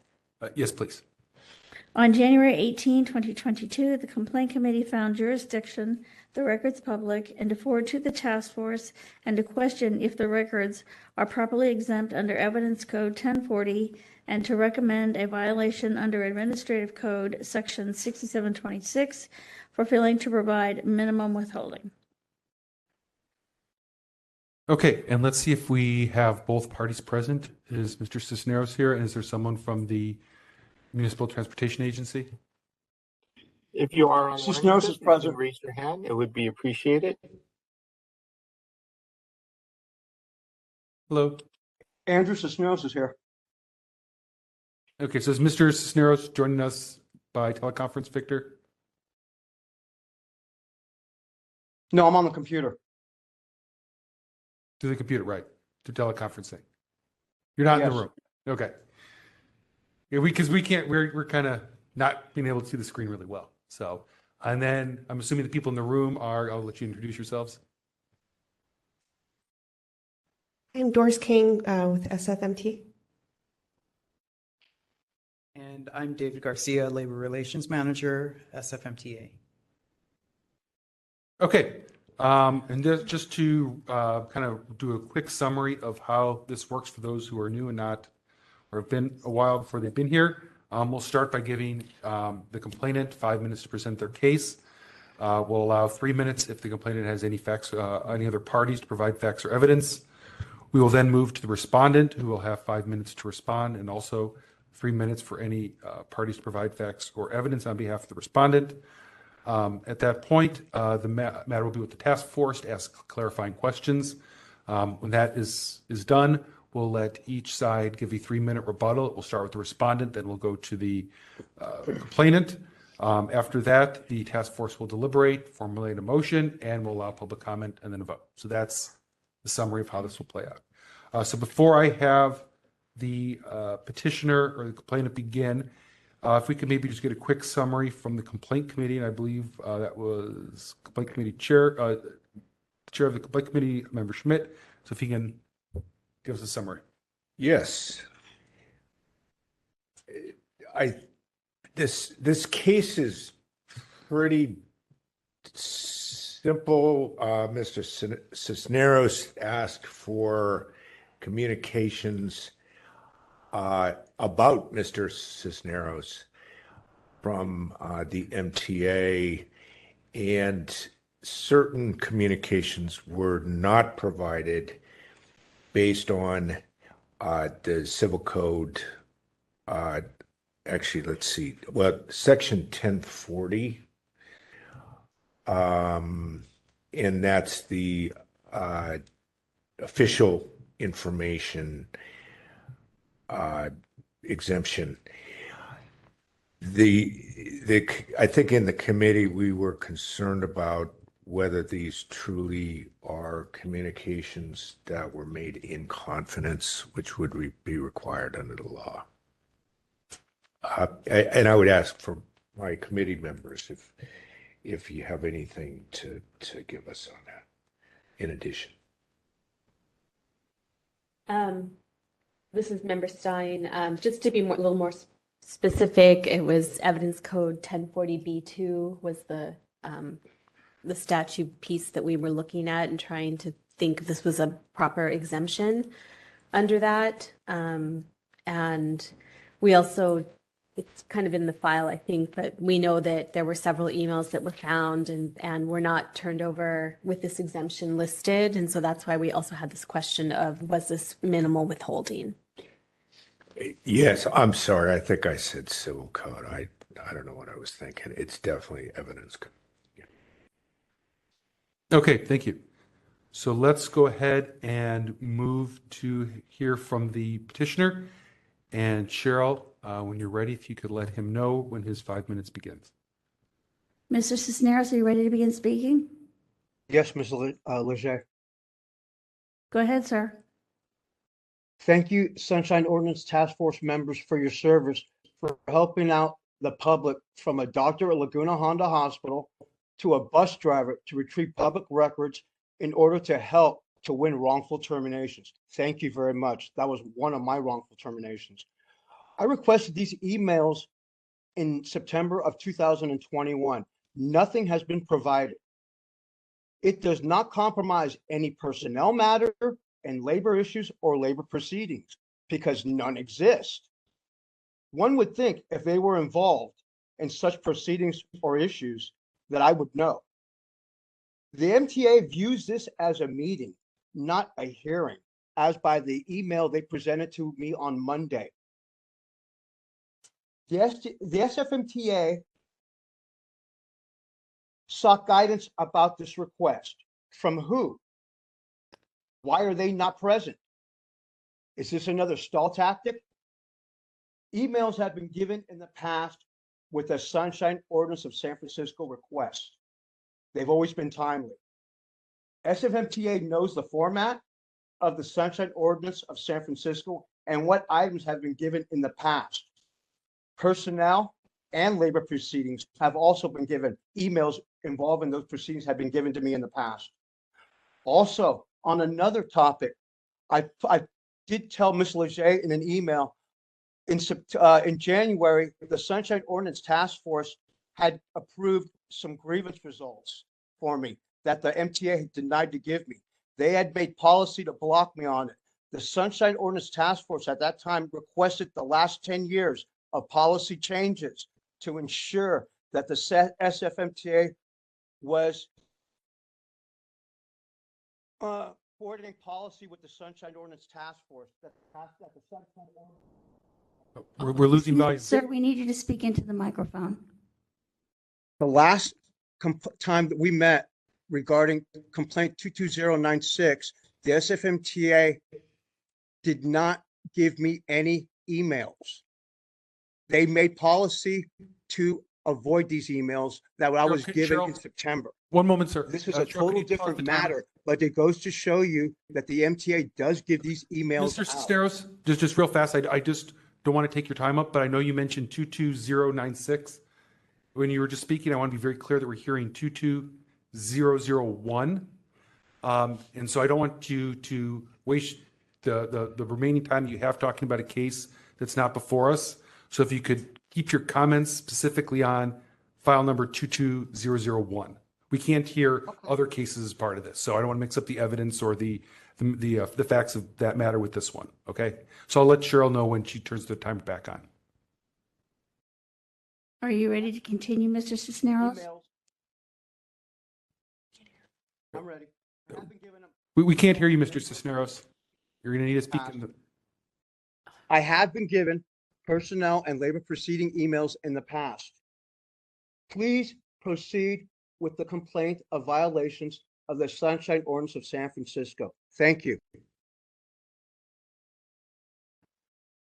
Okay. Okay, are there any parties to provide facts or evidence on behalf of the petitioner? Seeing none, we'll go ahead and move to the respondent. So Cheryl, when you're ready with the timer. Yes, who will be the first speaker? David Garcia, Labor Relations Manager.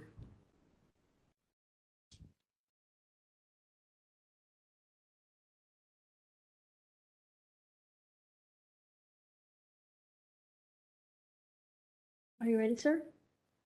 Sure, thank Okay. you. Go ahead.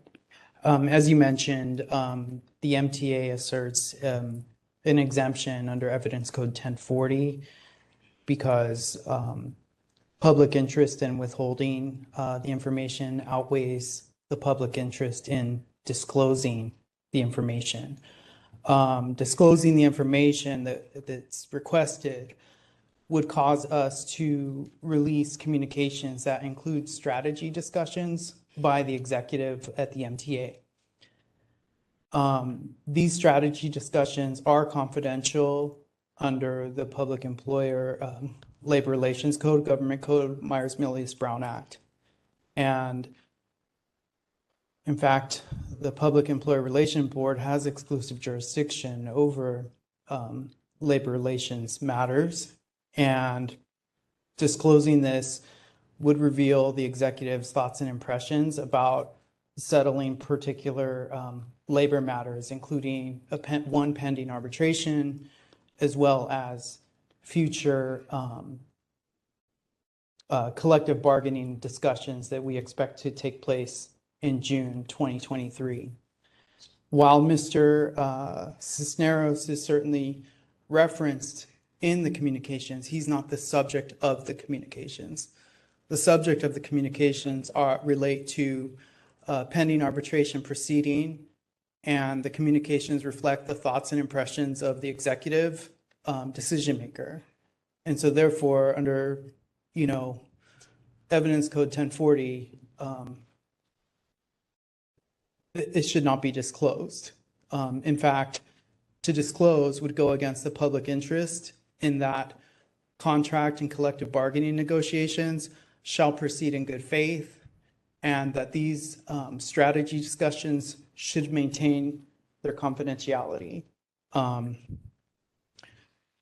in terms of, the balancing test, we're looking at sort of the scope of the request, the timing of the request, and whether there's any pending collective bargaining issues that remain and relate to the communications. So while Cisneros is mentioned in some of the communications, he's certainly not the subject of the communications, and therefore we believe that the evidence code for official information for a decision not rendered and simply strategized about protects it from disclosure. Thank you. Is that your complete statement? Yes. Okay, great. All right, are there any parties to provide facts or evidence on behalf of the respondent? Okay, seeing none, I'll turn it over to the members for questions. Excuse me, were you going to speak, ma'am? Doris is here as a management representative. I'm from the labor relations team. She's from the operations side, working in the chain of command of the executive. Okay. Member Padmanabhan? I have a few questions. The first question would be about the 14-day extension. On what basis did you invoke the 14-day extension? My understanding is that we were trying to get consult from the city attorney, and then reviewing the emails, gathering them, and trying to figure out was there anything that we were able to disclose, or if it fell under the confidentiality nature, because this is the arbitration is still pending. I think I'll go on and ask you why were there, you said all the responsive records. There was not even one single responsive record that did not fall under this pending arbitration decisions? When I reviewed the emails, so I wasn't part of the initial data gathering, but when I looked at the emails that were gathered, they were all discussing the actual strategy behind the pending arbitration and like the meetings and stuff to discuss arbitration, discuss the topic and stuff like that. And there was no possibility for redacting any of the emails?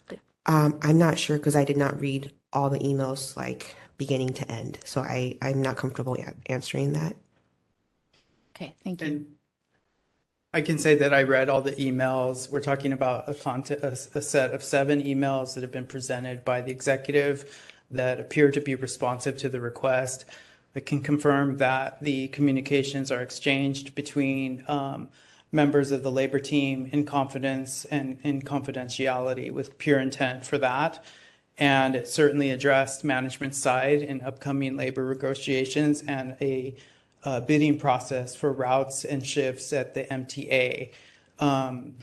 This is an ongoing discussion. In fact, the parties negotiate the terms of this bid 3 times per year. We did it in January of this year, as recently as April 15th, and we'll continue to negotiate the terms of the bid in June of 2023. And to reveal the executive's mindset about the strategy, how to bring certain routes on and offline, would reveal its strategies to the union. And again, confidentiality behind collective bargaining is a protected public interest for that confidentiality. And again, the Public Employer Relations Board has exclusive jurisdiction over these matters. And so even though you've already addressed the jurisdictional issue here, I'm not so sure that you have total jurisdiction over labor relations affairs. And again, although Andrew Cisneros is mentioned in the discussions, he's not the subject of the discussion. They are strategy discussions. Okay, thank you. Member Schmidt? Yes, for the respondent MTA, you said there's seven emails. Who could you, not names, but could you just describe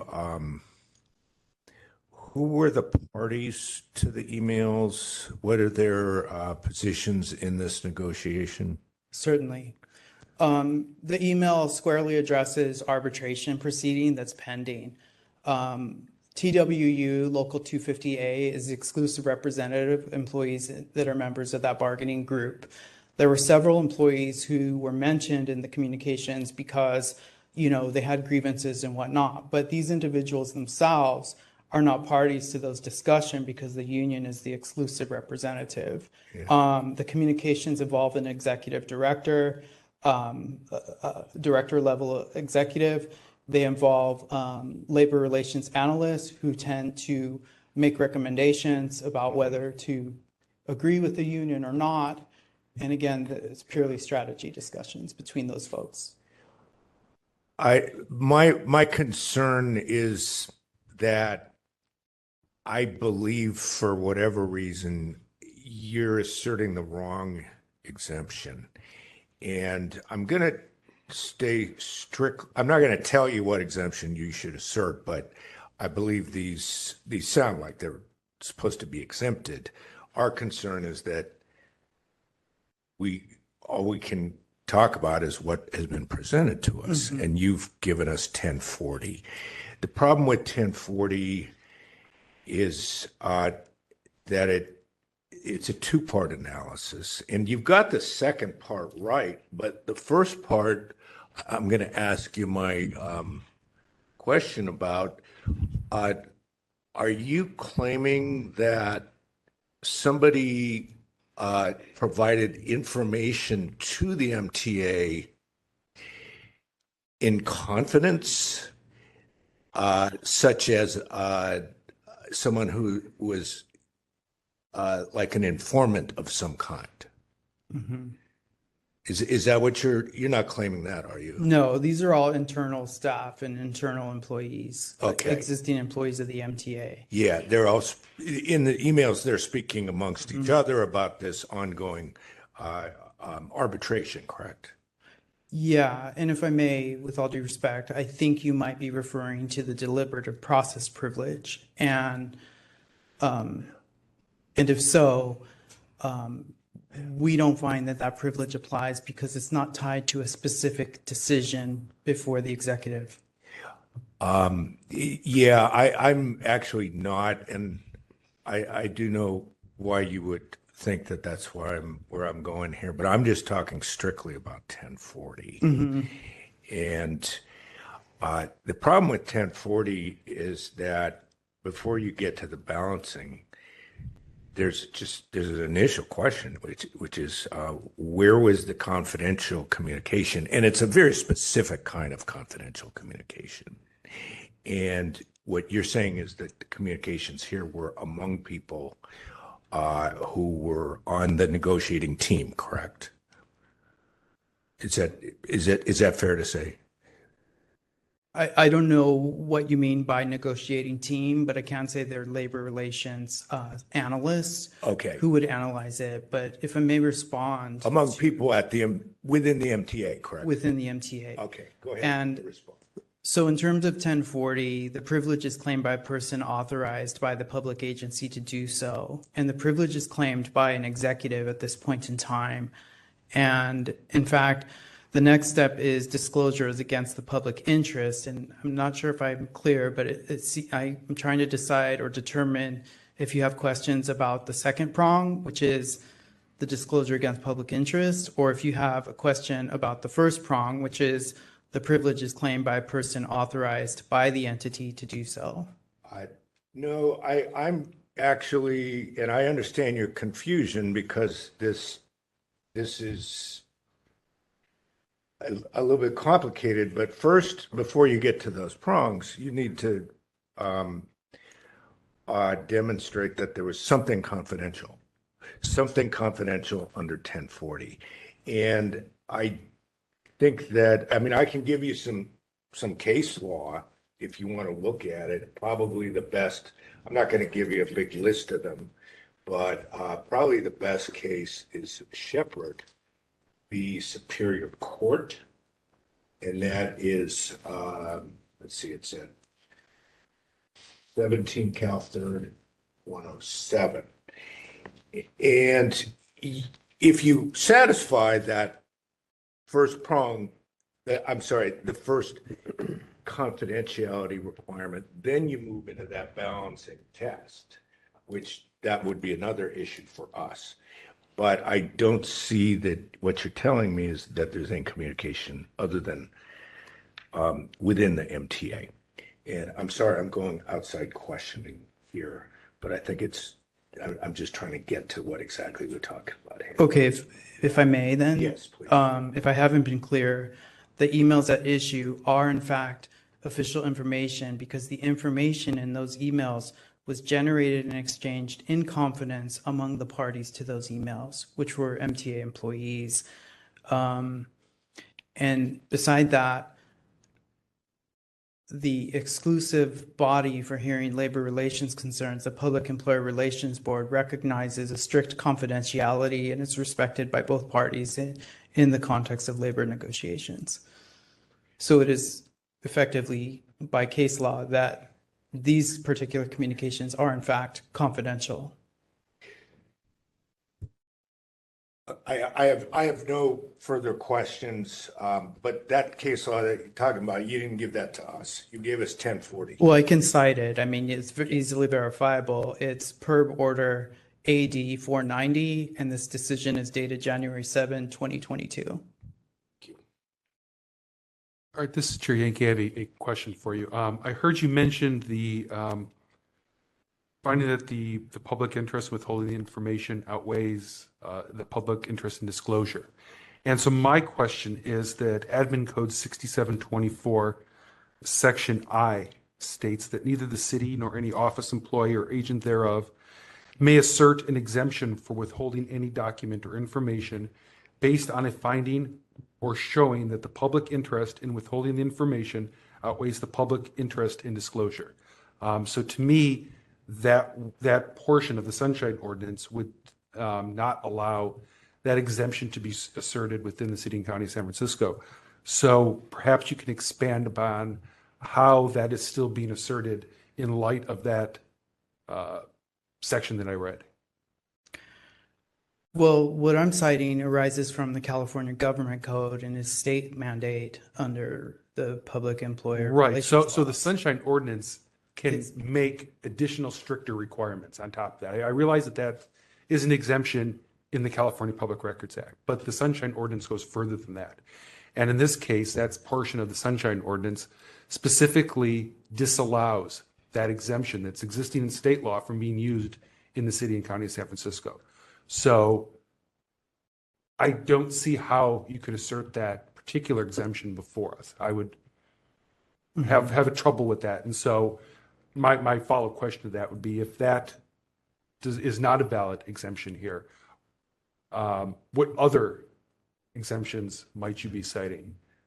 And I guess if I could ask for clarification, are you saying that the Evidence Code 1040 is not a valid exemption? I was specifically referring to your comments that you made about the interest, the weighing of the public interest. The Evidence Code, I know you asserted that also. I was just wondering if there's anything beyond, because those are the two that I heard, is that the Evidence Code 1040, which I know Member Schmidt kind of just talked to you about. And then I also heard the for lack of a better term, the balancing test about public interest. And so if that second prong, isn't valid here, are there any additional exemptions that you feel that we should be considering? So what you're saying is the second prong, being disclosure against the public interest, is not considered by the Sunshine Ordinance. That's correct. And so meanwhile, the Evidence Code legal elements are privileges claimed by a person authorized by the entity. And so if you're making that conclusion, I guess I'm wondering whether you're even saying the Evidence Code 1040 applies to the Sunshine Ordinance. Right. I guess my question is that you cited multiple exemptions, right? You cited Evidence Code 1040. You also cited the public interest. So my question is, if the public interest portion doesn't apply, do you feel that the Evidence Code 1040 exemption that you stated also applies to all the records? Or you mentioned some emails, right? We're like 4 of them under 1040 and 3 of them under public interest. I'm trying to figure out why you cited 2 exemptions, and if one no longer exists, does the remaining one that you're citing still cover the full breadth of everything? Okay, and so I should clarify that I'm not citing 2 exemptions. In fact, I don't see the public interest balancing test as an exemption standalone. I see it as one of the legal elements for Evidence Code 1040. And so for 1040 to apply, legally, we should show that the disclosure is by a person authorized to make that claim. And secondarily, we should show that there's a public interest that outweighs the public interest in disclosure. And so I cited at least one PERB case, which is state law. And then secondly, exists a strong public policy protecting the confidentiality of labor negotiation strategy sessions. And so additional case you can consider is the Labor Relations Board versus Homer. It's a 1989 case, so it's a bit older than what I cited, but it's 132 Illinois 2nd, 29. And these principles for bargaining strategies are specifically listed as a public interest in public employee relations law in California, and even the Supreme Court would apply a confidentiality standard to these communications. Okay, that's all the questions I have. Thank you. Okay. What was the first citation? You just talked about an Illinois case. Are you saying that there's a California citation? The first citation is Pasadena College faculty versus Pasadena Area Community College District. It's case number LA-CE-6601-E.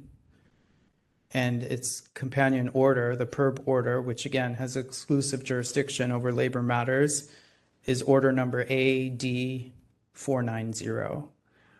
This decision is dated January 27.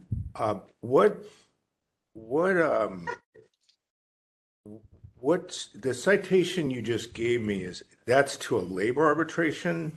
Is that correct? That's the California Public Employee Relations Board, which again has exclusive jurisdiction over labor relations affairs and collective bargaining disputes. Okay. It's an administrative body with judicial powers, quasi-judicial powers. And you're saying that in that labor arbitration, which is something that it's not binding law to us, that they made a ruling on Section 1040 specifically? No, under 1040, we're talking about a public interest prong inside of the 1040. Number one, disclosure against the public interest. And what I'm saying is that the case law establishes that there's a strong public interest specifically stated in the case that protecting labor strategy discussions is within the public interest. And so it meets the prong of Evidence Code 1040. Let me make one clarification that I don't think that Section 1040 would not apply here if the facts were correct. I think that we are governed by Section 1040. I'm guessing that possibly Chair Yankee and I would disagree as to whether the local law can supersede the evidence code of California. That I think we would differ on, but I wasn't quite clear as to whether he was making an assertion of that. Thank you. Could I simply add then that the whole point in the protection is because disclosing the strategy of the executive would give an unfair advantage to the labor, the unions, in advance of discussions to be had. And like I said, we have a pending arbitration matter that has not been decided, pending for the city attorney's office. In addition, we have collective bargaining situation scheduled for June of 2023, which revealing this information would reveal the executive's decision process and considerations for strategy. No further questions. Thank you. Ms. Wolf would like to make a comment. I'm sorry? Member, yeah, go ahead, Member Wolf. So let me ask a different question. I appreciate the discourse thus far. Have you cited or provided any regulation to show that the citations of law and case law overrides California Public Records Act or is exempted from the California Public Records Act and or the San Francisco Sunshine Ordinance? To me. Okay, if the question's directed to the agency, the answer is yes. And the code that we're citing is Evidence Code 1040. And does it say specifically in there that it's exempt from the California Public Records Act? I don't have it in front of me at the moment, but it's a standard evidence code exemption for CPRA as well as the Sunshine Ordinance. Because that's not kind of what I'm hearing as your argument, as your defense. I'm hearing you trying to push the evidence code on us as being something that reigns or, it's kind of supersedes all. But there are specific exemptions in both the CPRA and the Sunshine Ordinance about disclosure. And if this is not one, then we have to consider that.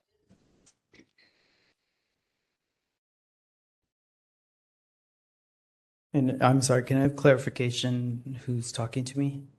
Member Wolf. Okay, thank you. I was confused for a moment. So as a member, thank you for that comment. I'm sitting here wondering is the board telling me that Evidence Code 1040 is not applicable to the Sunshine Ordinance? And But this is your, sir, this is your burden. It's not our burden. It's your burden to state to us that you're bringing your defense at whether it supersedes this or is exempt from the CPRA. It's not, we'll make a determination based upon your testimony and our findings. Okay.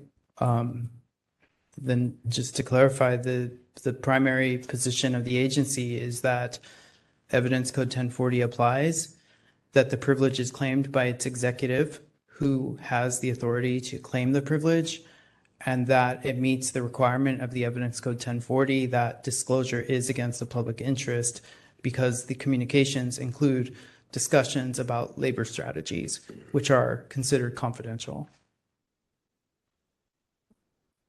I just have one question for the respondent. This is Member Stein. So are you aware that under the Sunshine Ordinance, if there is material that you believe is exempt in a public document, that you are supposed to redact that material but reveal whatever is disclosable within those documents? I personally am aware. I will say, however, kind of getting new to the circumstance, first of all, with this particular request. And the agency could be in a position to redact, although I'm concerned particularly about the request because it specified that it should reveal who the participants are. And if I was going to redact, I would redact some of the executive names and their statements that I believe are protected discussions related to labor strategies. And so conceivably there could be a possibility of redacting it, although I wasn't presented with that option given that this meeting is now. So. Okay, so there was, is it safe to say there was nobody within SFMTA in reviewing this who looked at those emails with an eye towards, what could be redacted and what could be revealed? Personally, I saw them for the first time as of today, and I think it's possible. Thank you. Do we have any other questions? All right, seeing none, we'll go ahead and move to rebuttals. So I'll allow you 3 minutes, and then we'll move on to the petitioner for 3 minutes, and then we'll deliberate. So Cheryl, when you're ready to have Mr. Garcia begin, please let him know. You ready, sir? I'm sorry, I don't think I understand. A rebuttal to. So if you have basically a 3-minute closing argument. Oh, okay. Right, so thank you very much. We believe these emails are protected from disclosure under the official information privilege provided to public entities under California Evidence Code 1040. Evidence Code 1040 defines official information as information acquired in confidence by a public employee in the course of his or her duty and not open or officially disclosed to the public before the time of the claim the privilege is made. Here, the emails at issue are official information because the information in those emails was generated and exchanged in confidence among the parties to those emails. The parties are public employees that represent SFMTA management in connection with upcoming labor relations affairs, including arbitration and collective bargaining negotiations that would occur in potentially June 2023. The emails were generated and exchanged in the course of their duties, and the information discussed was confidential because it addressed management's side in upcoming negotiations about the SFMTA's bidding process for certain bus routes, and the SFMTA would not have provided this information to representatives of TWU 250, who again are the exclusive representatives on these issues, before the arbitration was complete. The arbitration is still pending, and there's also future discussions regarding the bid process scheduled in June. Under 1040, the public entity may refuse to disclose official information if, number one, the privilege is claimed by a person authorized, which in this case it is, or one of our executives authorized to do so, and number two, if disclosure would go against the public interest. That is, the public interest withholding outweighs the public interest in disclosing.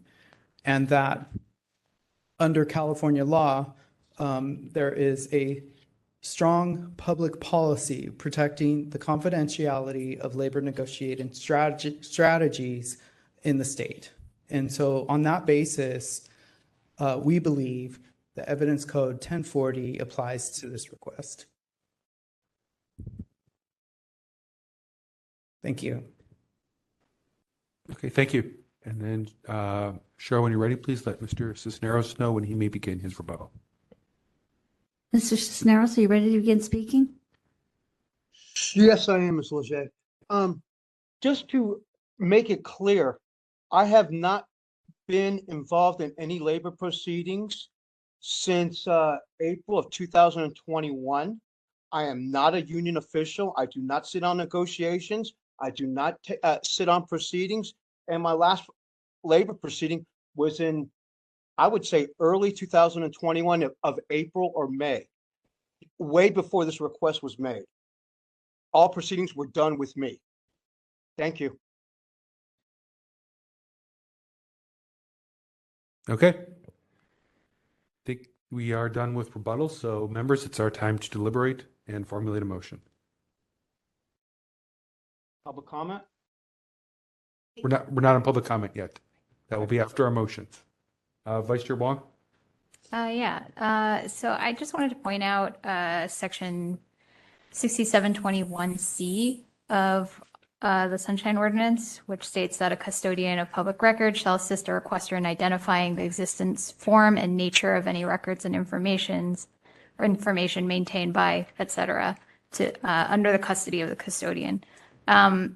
So I just feel like we got way more information about the form and the nature of the records that could have been disclosed today than is being shown in the packet. And so from my perspective, I think there may be a violation there.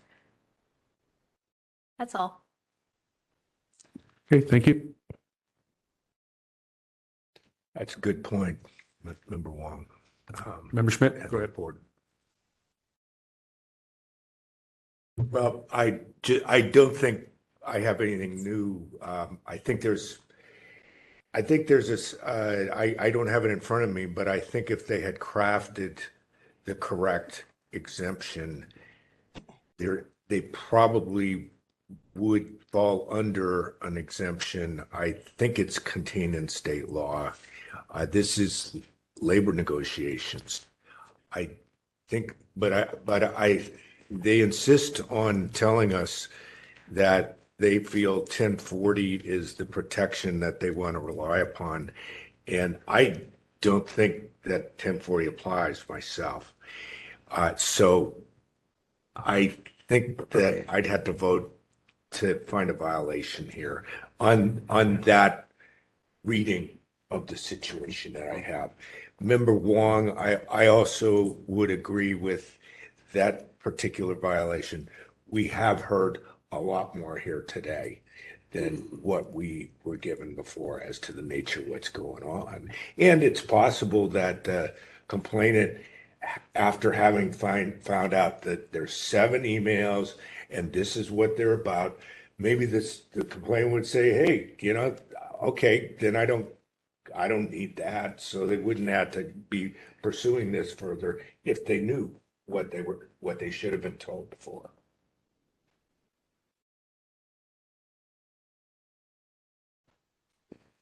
And this is Member Padmanabhan, and I'd just like to add that by their own admission, it is possible that they could have released one or more emails with redactions. So I do believe that I also do find a violation. All right, I'll jump in. This is Chair Yankee. I'm, pretty much on the same page as Member Schmidt here.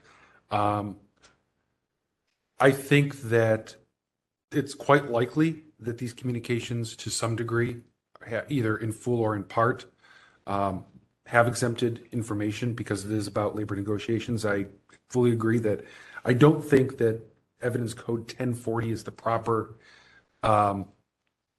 exemption to rely upon. And I think Vice Chair Wong brings up a great point that obviously, bringing it down, but even if we saw that there were 7 pieces of paper, that's a lot different. That's more information than if there's, 1,000 of them, right? So there's something here that can be disclosed. And I think if the appropriate exemption were to be applied, and again, I don't think it's our role to find and cite it for the respondents, that may have provided more information to the petitioner about why they were actually being withheld. Now we're hearing about, labor negotiations and so forth. Whereas evidence code 1040 does not really discuss labor negotiations. So that's kind of it doesn't really give a very clear reasoning behind why it might be exempt. So when we go to formulate our motion, my concern would be, okay, if we find a violation and find that, 1040, if that is the route we do take, isn't the appropriate one. Most of the time we also, want to include an order with our motion, right? And so while I do think there's a violation, I'm not sure I'm necessarily comfortable ordering them to turn these documents over in full either, unredacted, because I do think that there very well may be an exemption, just not the one that they're being cited. So that's kind of where I'm conflicted right now on how we should best proceed. Member LaHood? I have a question, actually, I think for Member Schmidt, because this is a legal question. So do labor negotiations fall under contracts? I'm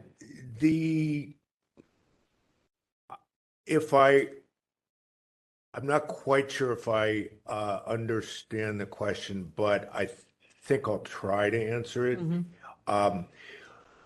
The negotiations here, I think, were between the union and management to come to probably a renewal contract Mm-hmm. of one or more unions agreements. And so these are not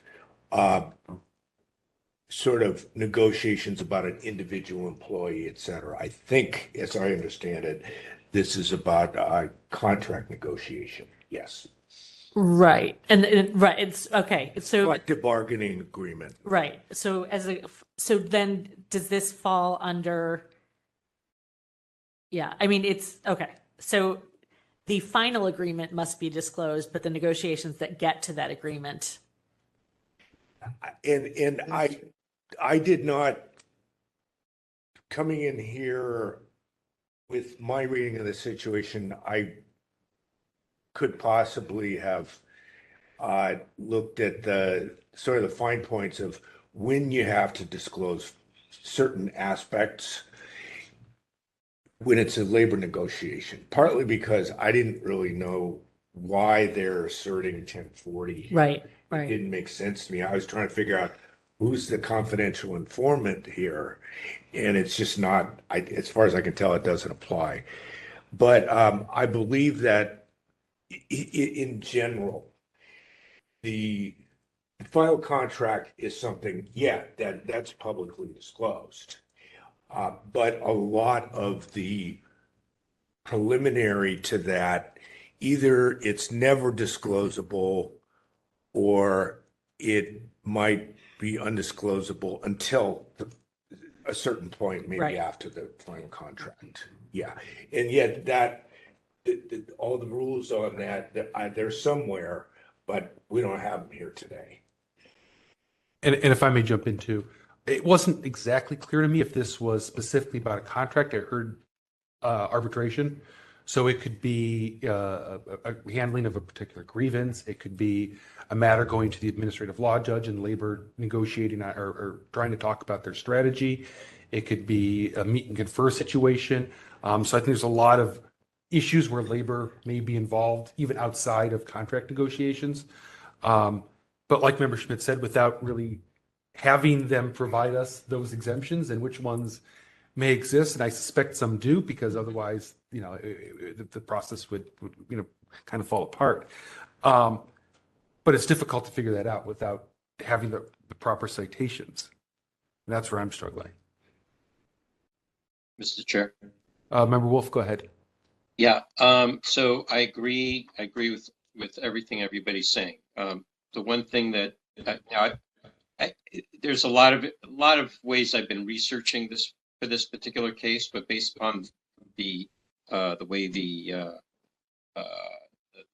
evidence has been presented and the testimony has been presented, there's nothing in 1040 that that discusses an exemption from the California Public Records Act. Okay, it does talk about in 1041. It talks about something around it's about identities of people and whatnot, but it's not quite the same. I mean, that's talking about disclosure of the identity of informers in this situation, and that could be redacted, absolutely, and without disclosing the document, without withholding the document itself. They could present the document with the redaction. Now, I agree with Chair Yankee that there may be some other exemption that exists out there, but they didn't present it. And so based upon their defense, I agree that I think we should move ahead on whatever violation we think there may or may not be, but only specific to the code and regulations that they presented.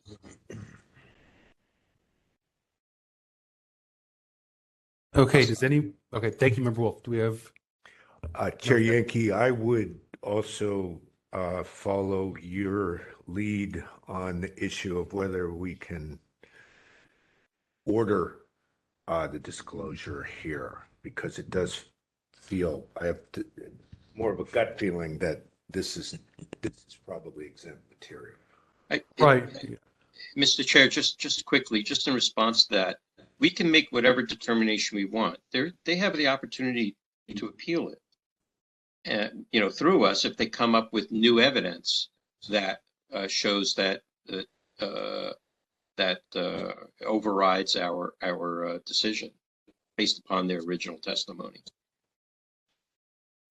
That's our process.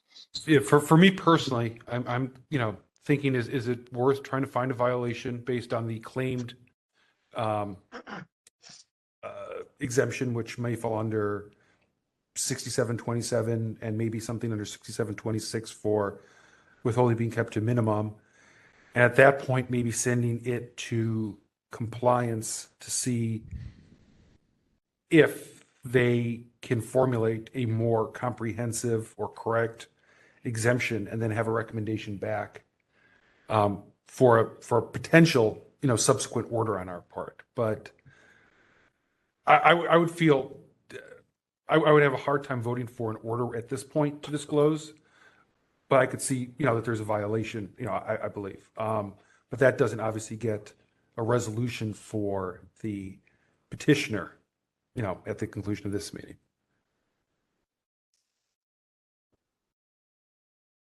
Can the petitioner say anything right now? No. We've already given you your time to speak. Chair Yankee. Yes, that would help. Just in following along with that as well, I've been looking at both Section 6721C, obviously, and 6726 around masking, deleting, or otherwise segregating if there's an opportunity to do that. My question is, if we were to move forward with finding finding that there was a failure under those two codes, couldn't the member of the public just simply make another request for the same thing, so that there's no further action from our part except just finding that they failed to comply? Yeah, we could. I mean, we have a variety of ways we could do. We could say that there was a violation and not include an order. That's something we could do. I'm just trying to formulate the best strategy on that. I think we have a variety of options, in front of us that we could consider. Those two at least seem obvious, because even by the admission of MTA. Do you want to formulate that into a motion, Absolutely. perhaps? Yeah. If there are no other comments or from the members. Not seen any, so why don't you? Okay, all right. I will make a motion to find that SFMTA is in violation of Sunshine Ordinance Section 6721C for failing to assist the requester in identifying the existence, form, or nature of any records or information maintained by, available to, or in custody of the custodian, whether or not the contents of those records are exempt from disclosure. And also Section 6726, withholding kept to a minimum, that no record shall be withheld from disclosure in its entirety unless all information contained in it is exempt from disclosure. It does further go on and state that this is a common duty of a city employee, and so that no fees shall be charged to the requester. And I know that was a lot, Cheryl. I think he was reading directly from the vote. So just I was reading directly from the, yes. So you can. 6721. 21C, 6726. Do you want just all of 6726 Yes, please. and 6721C? That is correct.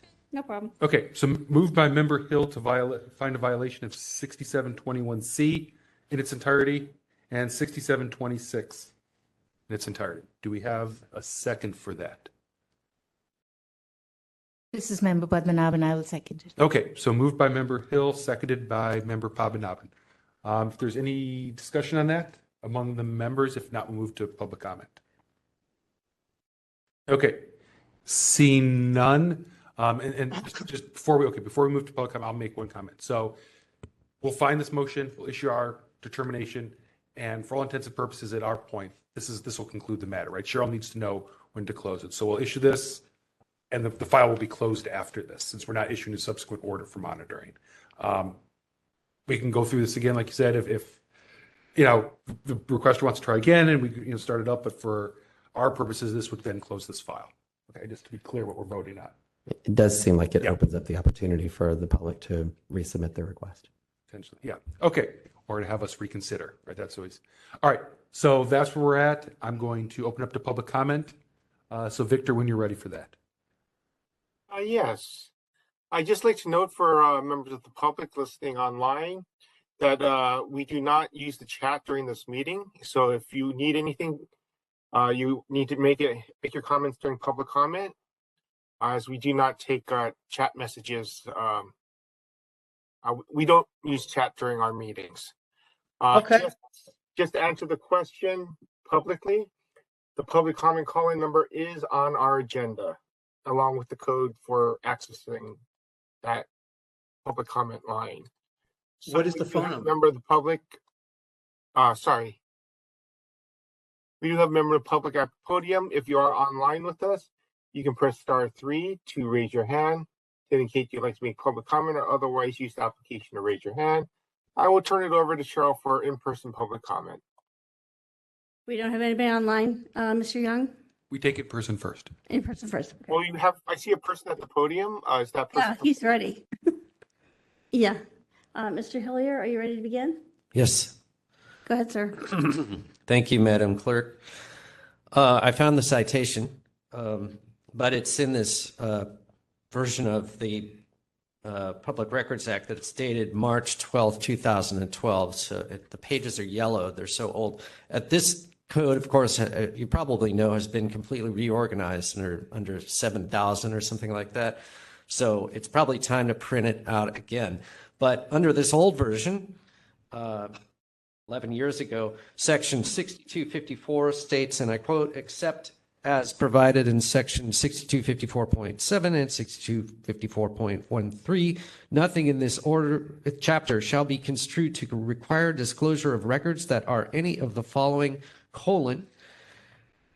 subsection K, records, the disclosure of which is exempted or prohibited pursuant to federal or state law, including but not limited to provisions of the evidence code relating to privilege." End quote. Back to you, Mr. Chair. Okay, thank you. Do we have any other in-person public commenters? Seeing none, Victor, can you let us know about any online? We have one person for remote public comment. I will unmute them at this time. Would that be Hello, for me, the Roger? petitioner? I've just unmuted Roger. Would you like me to public comment on this matter? Yes, can you hear me? Yes, we can. My name is Roger Marengo, and I have been listening in this entire agenda item. I was the president of Transport Workers Union Local 258 from the beginning of 2018 until the end of 2022. And along with that, I was actually also the presiding officer during both of the rounds of contract negotiations during this time. I heard the SFMTA state that Andrew Cisneros had an upcoming labor proceeding of some sort. So I'd like to clear the record to state that any proceeding pertaining to Andrew Cisneros that he was involved in was finished before he made his sunshine requests. So it would not have hindered in any way, shape, or form contract negotiations in a negative manner on behalf of TWU Local 258. Moreover, if it would have benefited TWU Local 258, we would have even highly encouraged it even more. So I just wanted to set that straight for the record, that any case pertaining to Andrew Cisneros, any proceeding that he was involved in was finished before he made his Sunshine Records requests. Thank you. Okay, just checking my list to see if there's any other commenters. That completes public comment. Okay, great. Thank you, Victor. I will go ahead and close public comment. So members, any last discussion before we vote on this item? See no hands.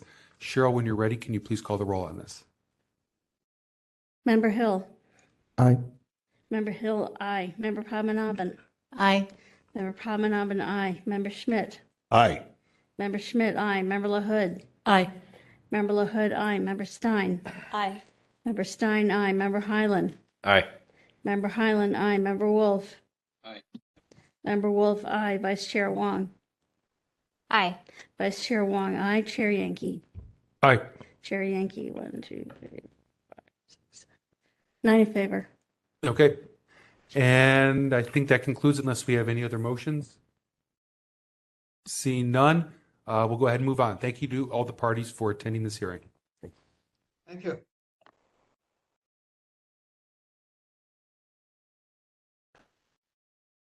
Are we ready to call the next item? Chair Yankee? Okay, great. Did you need a break, Cheryl, or are you? I got my water, so I'll be okay Okay. right now. All right, so we'll go ahead and continue one more. We'll probably take a break just so everyone knows after the conclusion of the next item. But we'll go ahead and move on to item number 8 at this point. Okay. Item number 8, file number 22006, complaint filed by Andrew White against the Department of Police Accountability for allegedly violating Administrative Code Section 67-1, 6721, 6724D as in dog, by failing to respond to a public records request in a timely and/or complete manner. On February 15, 2022, the complaint committee the complaint committee moved to find that the task force has jurisdiction over the badge number but not mediation issue, that the requested records are public, and to refer the matter to the task force for hearing with the recommendation to find a violation of 6721B as in boy by failing to produce records in a complete and timely manner. Okay, thank you, Cheryl. And do we have both parties here? So I'm looking for Mr. Andrew White and someone from the Department of Police Accountability. You're from DPA. Okay. And is Mr. White here? If Mr. White is online with us via telephone or the computer system, if you can raise your hand, it would be okay. I have found him. One moment. There it goes. Mr. White, I believe you have a lot of background noise going on. If you turn off the computer, it would be appreciated. This is Andrew White. Can you hear me? Yeah, a lot better. Thank you very much. Okay, great. Okay. Just a second here. Hello? Okay. Yep, that sounds good. Nope, there goes again. Okay, right here. How's this better? Let me test it. 1, 2, 3. 1, 2, 3. Okay, here we go. I had a speaker on. Okay, sounds good. I will turn you over to the task force. Okay. Okay, great. Thank you for both of you for joining us. And before we begin, I'm going to let the chair of the complaint committee, Member Schmidt, speak and give us a summary on this item. So, Member Schmidt. Yes, the information requested was simply the badge number of a certain officer. First of all, this is wrong. Sir, this file number is incorrect. Sir, no. You got. Is that what you're saying? You got to let me talk. Member Schmidt. Okay, go ahead. I'm sorry. I believe that the number was eventually provided, but we can confirm that. There's also a request of some kind that the task force get involved in enforcing a mediation or something like that. And I think in the notes that there was a notation that our recommendation was that we don't go there. That's not what we do here. That's my recall of the case. Members of the committee, please add what I missed. I was not on the committee at that time. Okay. Yeah, I don't think you missed anything. Okay. All right. So we'll begin with Mr. White. Cheryl, our clerk, will let you know when you may begin. You'll have 5 minutes. So Cheryl, I'll turn it over to you. Mr. White, are you ready to begin speaking? Yeah, I'm a little confused here. I'm regarding file number 23033. Maybe I'm on a different schedule here. Yep. So, Mr. White, this is for file 22006. Yeah, this one has already been, I believe, established, is what I'm understanding.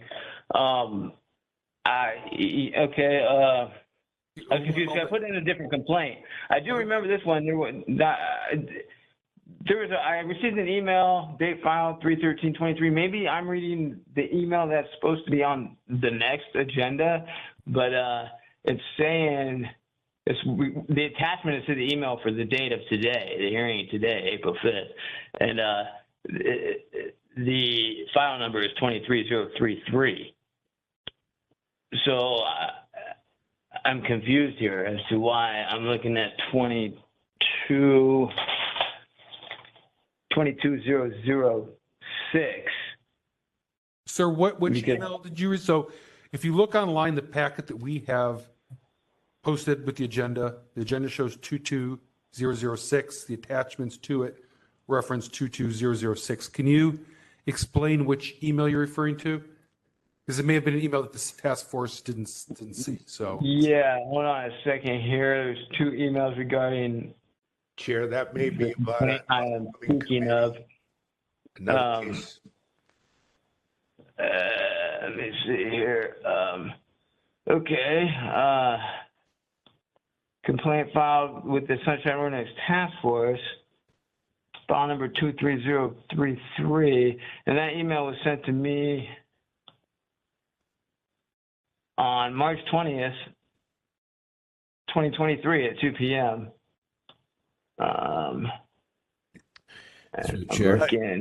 Again, I believe that's about an upcoming committee hearing. Okay. And so Maybe we have this is on the next. we have 2 different numbers going on here, and I think there may be one, and it may have been on our complaint committee, but I don't remember if your name was on it. But that may be what you on it. Attachments, because there's no specific date here. Respondent, complaint.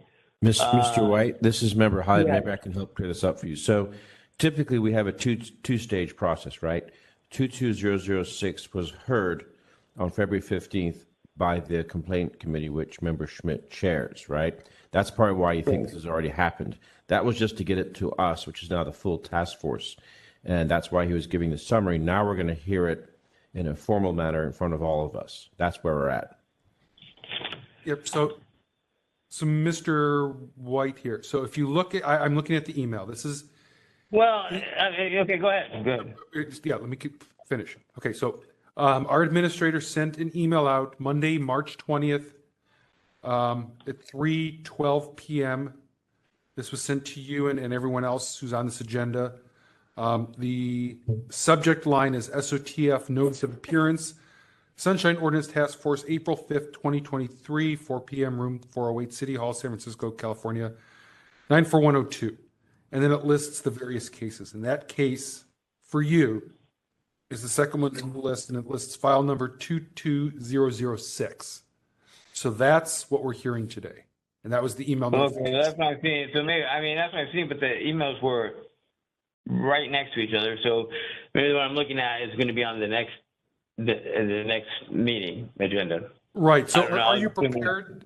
You know, I understand the confusion. I see it. This already been ran through one time already, so I can kind of maybe wing it a little bit and keep it simple, because this one is really, I was just, as you already stated, it was out of the Sunshine Ordinance Task Force's hands regarding mediation that involves the DPA. Right. All right. So what I'm going to do is I'm going to have Cheryl start the clock, and I'll have you have 5 minutes to speak specifically about this case, okay? So she'll let you know when you can begin. Mr. White, are you ready to begin speaking? Yes.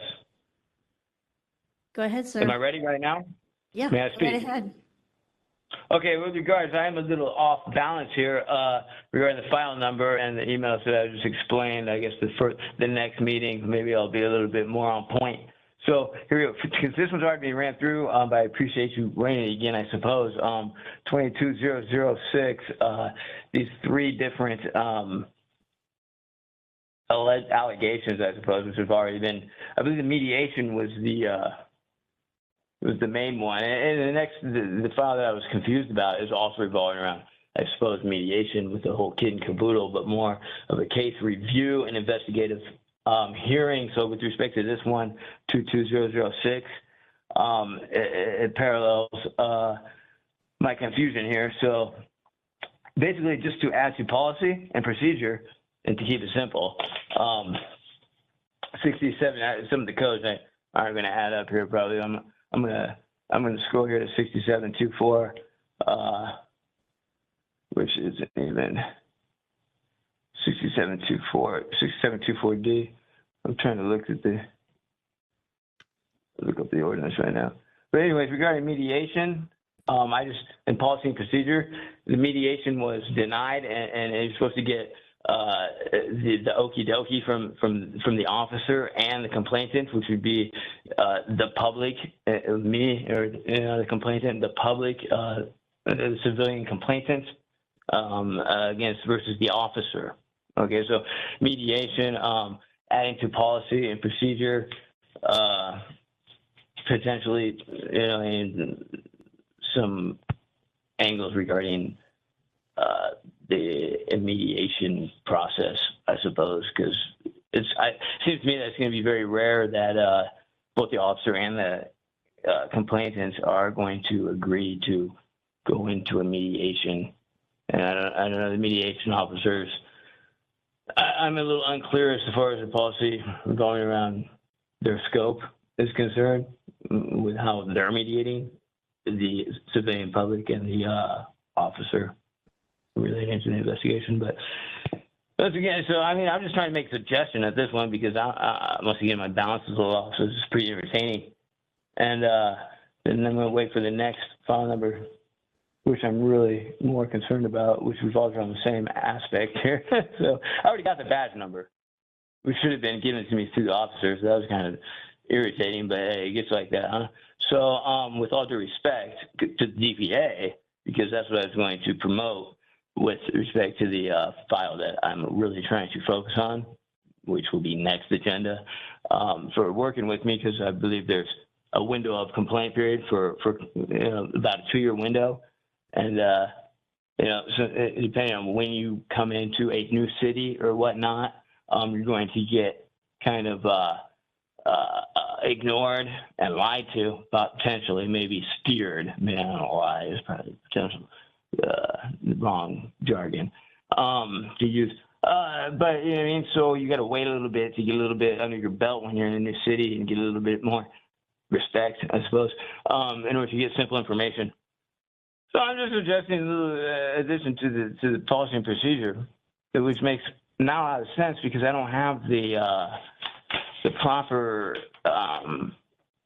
ordinance sections stated in this complaint. 6424D, I believe the one is I'm trying to to promote in this one, but you say the Sunshine Ordinance Task Force has no mediation power. So I'm confused with that one, but I didn't expect to see this file number, really. So I'm done with that. I'm done with my speech. Thank you. I'm sorry to be promoting confusion more so than respect for the DPA as far as handling particular situation. Not in this particular case, I would say so. Less was received, but the star number should have been really simple. I mean, I don't know, but I guess that's how it is. Okay, thank you, Mr. White. I have to run it 2 times, 3 times sometimes, I guess. I don't know. Chair. Yep. May I speak? Yeah, go ahead. Oh, yes. This is Member Schmidt. I would say to expedite it, seems to me that possibly Mr. White would be willing to dismiss this because he already got the badge number, and now he's clear that his dispute will be heard in a subsequent hearing on his remaining issues. So that's just from me to the task force, just a suggestion that he might be willing to dismiss this and we wouldn't have to go through the full hearing. Sure. Okay. So Mr. White, did you hear Member Schmidt's question? Yeah, now you know that there's 2 files, one for your more recent complaint and this one. Did you want to proceed with the hearing for this complaint? The one before us right now, not the other one, but this one. No, this one can be, I guess, scrapped. It's filed away. It's supposed to be. It's regarding a closed file. So I like the fact that this was a closed file and you brought it back up because that's what's going to happen with respect to the next file that I'm in the NUSH and I guess regarding the King Kaboom. So, okay, so Mr. White, just to clarify, fine. I'm done with this. Okay, so Mr. White, just to clarify how this works, and so that might be where there was some confusion. We typically hold 2 hearings. The first one is just at the committee level. So that will be to try to get the facts of the matter sorted out, to make sure that there's a finding of jurisdiction. And if the committee finds it should be forwarded on to the full task force, then it gets forwarded on for a second hearing. So you probably get note. I don't know where the other one is. Maybe Ms. Leger can communicate with you later. But it sounds. So the first one is the committee, and the second one is what for the hearings? 2 hearings. Right. So after the committee, then it gets forwarded on to the full task force. Okay. Okay. So that's what's the course it will take for the other one. And so I think for this one, it sounds like you want it dismissed. And so unless a task force member objects, I think your statement speaks for itself, and we can just go ahead and stop this proceeding at this point. Okay. Okay. So thank you for joining us. Ms. Leger will be in contact with you regarding your other open file. Okay? Okay. Thank you for confirming. I appreciate it. Okay. Thank you. We'll go ahead and conclude this matter. Mr. Yankee, just to note, this is Victor Young. Yes. I'd like to note that the official action will be withdrawn, and we should probably still allow public comment on this matter since it was on our agenda. Sure. Let's go ahead and do that. We'll go ahead and open this up for public comment. If there's anybody who'd like to make public comment on this matter that has been withdrawn, you can raise your hand by pressing *3 if you're on the phone, or otherwise using the application to raise your hand or approach the podium. I'll give everyone a few moments to so indicate. Okay, I have no indications for public comment at this time, and I believe we can go ahead and move on to the next item. Okay, so I will go ahead and close public comment and consider this matter closed. We don't want to make a motion to close? No, there's no need to. Okay. It's been withdrawn. Okay, so unless there's any objection, I think it's probably worthwhile to take a short break here so that no one's getting up during Mr. Hillier's complaint. So I will go ahead and recess us until 7:05 p.m. That's a 10-minute break. Cheryl, if you can go ahead and turn off the microphones in the room as the recorder will still be running. At 3. Let me figure out how to turn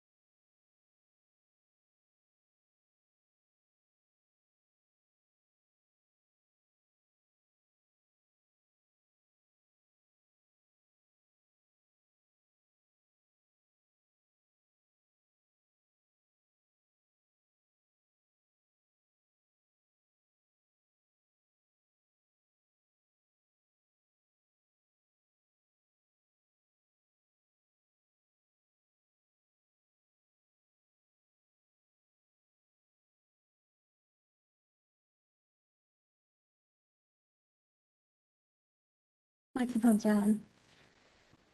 Okay, we're going to resume the meeting. It's 7:08 p.m. Just to be clear, if Member Wolf could identify himself just as being present, since we can't see you here and your camera's not on. Okay, great.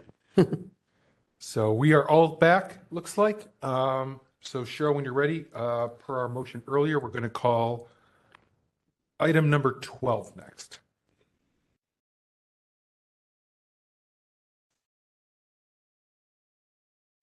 Item number 12, file number 23039, complaint naming the Sunshine Ordinance Task Force and/or its committees as respondent. Okay, and then the parenthetical notation. Pardon me.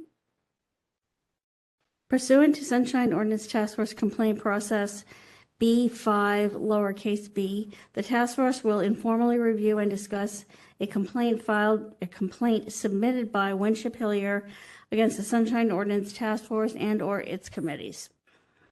Okay, so just a quick rundown of how I envision we'll handle this. If anyone from the task force wants to jump in and propose a different process, please feel free. But since this isn't an ordinary complaint, we kind of have to wing it here. So my intention is to give Mr. Hillier 5 minutes to present his case, as anyone normally would. Obviously, since it's against the task force, there's no respondent, and I don't think there's a need for a back and forth here. So what we'll do is, right after Mr. Hillier's presentation, I'll go ahead and open up to public comment in case members of the public have additional information they want to share. As we've noted, this is a discussion-only item, so there will be no actual motion. But after we hear the input from Mr. Hillier and we hear it from members of the public, we're certainly free to deliberate. And if any member of the task force feels that we need to take a formal action, they could certainly let me know, and we can put it as an action item on a future agenda, right? If it's something, let's say, that our bylaws need to be changed or the complaint procedures need to be changed, that will be noticed as a separate action item in a future meeting. If it's something minor, like an administrative thing that we can just, handle administratively, we can discuss that if need be. But there will not be a formal motion at the end of this. So if there's no objections to that pathway, I will let Mr. Hillier know when he can begin with his presentation. Mr. Hillier, you begin to speak? Ready to I'm ready. Okay. You have 5 minutes. Go ahead, sir. Thank you, Madam Clerk. Just so you know, this is just separate and distinct from what I spoke about during general public comment and the papers that need to be passed out regarding an amendment to your bylaws and complaint procedure. This is a different issue. And it's a discussion-only item because I don't think you need to make any amendments to your bylaws or complaint procedure. You just need to do things differently. So this is about SF Admin Code Section 67.7A, the second sentence thereof, and I don't have it quoted, but basically it requires that each item on the agenda include the proposed action or a statement the item is for discussion only. And I don't think you're complying with it, and it sounds like, I think that's a really bad thing because you have in your bylaws, Article 5, Section 1, it says minutes. Minutes shall be taken at all meetings of the task force and its committees and shall comply with the provisions of the San Francisco Sunshine Ordinance that apply to charter boards and commissions, ... And you're not a charter board and commission. So why would you want to comply with something that you don't have to? It's because you're holding yourselves out as a model. You want to be able to say to charter boards and commissions, do as we do. Look how we do things and see if you need an example of how to do things correctly. And this makes it particularly bad when you don't comply with something that you are required to comply with, because it makes it look like to other boards and commissions who are looking to you for guidance as a model, either explicitly or inexplicitly, that this section or this sentence of Section 67.7A doesn't have to be complied with. You can just ignore it, which is what the Behavioral Health Commission and many other boards and commissions around the city do. So it's particularly important for you in particular to comply with it. And this agenda, for instance, doesn't comply with it. I'll start with number 9, file number 2021128, complaint filed by Maria Schulman against Mayara Ruski Augusto and the San Francisco Public Utilities Commission, ... It just needs a little tweak. It just needs a verb. Okay, for an English speaker coming to your meeting for the first time, looking at this, it's a verb, it's a noun phrase. It's just a thing. It doesn't say what you're proposing to do, which is what the sentence requires. So you need to say, find a violation. Those words, that verbal phrase needs to be in with all the complaint items. And that's one part of compliance. The second part of compliance, and there are 3 parts for compliance with this sentence, is that you have to actually make the motion during the meeting. Okay, you need to learn enough parliamentary procedure to know how to handle a motion when what you currently do is just not make the motion, like you did on the last item. So you need to know how to dispose of motions and so forth. Once you make a motion in parliamentary procedure, you then have to dispose of it. And that can be either through a final vote on the motion, up or down, but it can also be a secondary motion. What happens when a secondary motion is somebody makes a motion to find a violation. And by the way, that notice, even though it says find a violation, you might not want to find a violation. You might want to find that there is no violation or close the file, take no action and close the file, right? That's what your bylaws say, Article 11 or Article 4, Section 11, Sentence 7, Paragraph 7. That's what it says you can do. You can do all of those things. All of those are within finding a violation. Okay, if it says on the agenda, find a violation, then you can find no violation because that's within the scope of finding the violation. Finding the violation is the biggest scope thing. And you can't go outside that scope, but you've got to stay within that scope. I'm running out of time. You move a secondary motion by, after the main motion is moved, somebody says, I move to postpone this to whenever. And then you can debate that and then vote on that. And if that passes, then the item is disposed of. But there have to be 2 motions. And finally, I'm out of time. I don't get to cover the third thing. Sorry, back to you, Mr. Chair. Okay, thank you, Mr. Hillier. At this point, I will go ahead and open it up to public comment on this item, if any member of the public would like to weigh in on this topic.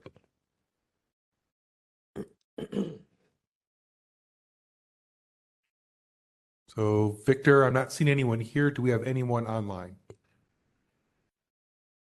All right, give me a moment. If you'd like to make public comment on this matter, you can raise your hand by pressing *3 or otherwise using the application to raise your hand. I'm not seeing any indications of additional speakers. Okay, thank you, Victor. I'm going to go ahead and close public comment then and turn it over to the members for discussion. Member LaHood. Chair Yankee, may I ask Mr. Hillier to give us a brief summary of his third point? Sure, if you'd like to do so. I would like to do so. Mr. Hillier, could we please have a brief summary of what you were going to make as your third point? Why don't, if I may suggest, just so it's not arbitrary, yes. Why don't we make a motion to allot a certain additional amount of time, just so it's clear cut? I'd like to make a motion to allot 2 more minutes for Mr. Hillier to explain his third point. Okay, I'll second that motion. You have to vote. It's a simple motion. We can do it by voice vote. We'll take public comment on that. If there is any public comment. All right. Seeing no public comment on this, I'm assuming, Victor, you're not seeing any hands on that? I do not see any hands. Okay. Who was seconded? I did. Okay. Okay. So we'll just take that by a voice vote. All in favor, say aye. Aye. Aye. Aye. Okay. So then ask for no's. Any no's? Okay. Hearing none, that motion passes unanimously. We'll allot you an additional 2 minutes. Let me know when I may begin. You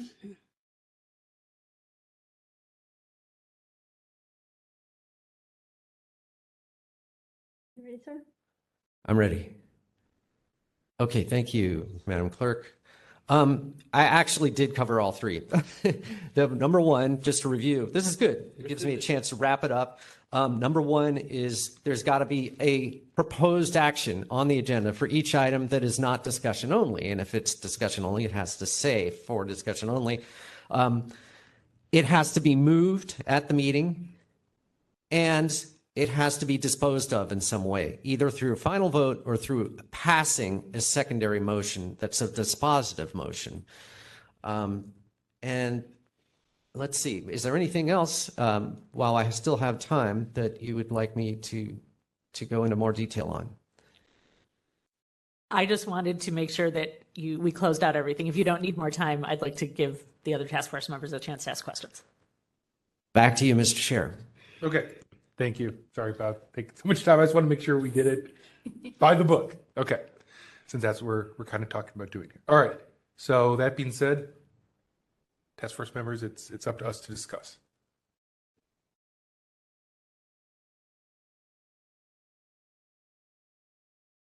This is Vice Chair Wong. I guess a question. So the way that our agendas are currently listed, we have subsection A for each agenda item, or not each, but many of the files. And afterwards it says hearing on the complaint, discussion, and action. So I'm curious if you're looking for a kind of a further expansion upon that. Like, could we say discussion and action, which is to find a violation? Is that what you're looking for? You're looking for even more than that? Well, discussion and action really isn't necessary. Like I said in the original complaint, there's sort of two requirements. There's a dichotomy requirement. You have to break each item into either the discussion only category or the action category. But once it's if it's in the action category, you have to further say what the action is, and that's my objection. It is clear that these are action items, but it doesn't say what the proposed action is, and all non-discussion only items need to say that. Back to you. Thank you. I have a question. Where's the comment? Go ahead, Member Wolf. So we are not like any other chartered commission. We are quasi-judicial. We are maybe similar to like the Board of Permit Appeals or the Ethics Commission when they're dealing with a complaint or a compliance issue against a public official or lobbyist or what have you, where they're dealing with a more of a kind of a punitive type of complaint or result. So that, the way we have to proceed is somewhat similar in that kind of way. We cannot presuppose what a motion may or may not be. If we were to follow Mr. Hillier's suggestion, then every agenda would have to pose three motions, three proposed actions. One would be to find violation, one to be find no violation, and one to dismiss it or close it without prejudice. And that means every agenda would have to list that. I don't believe that that's necessary. I think if it shows what the complaint is, the complaint itself is the actual proposal. It is a complaint being brought forward with a proposed to propose a violation. Okay, and our determination based upon our bylaws and our charge is to find whether there is a violation or there is not a violation. And it's as simple as that. I don't believe that it requires anything more than that, because we're not proposing like a legislative language, that kind of thing, or an ordinance of some sort. We are adjudicating between two parties. So it's kind of hard to then presuppose or propose what an action may be, because during the course of testimony, which is evidentiary, it's discovery, we may find that there's something else may happen.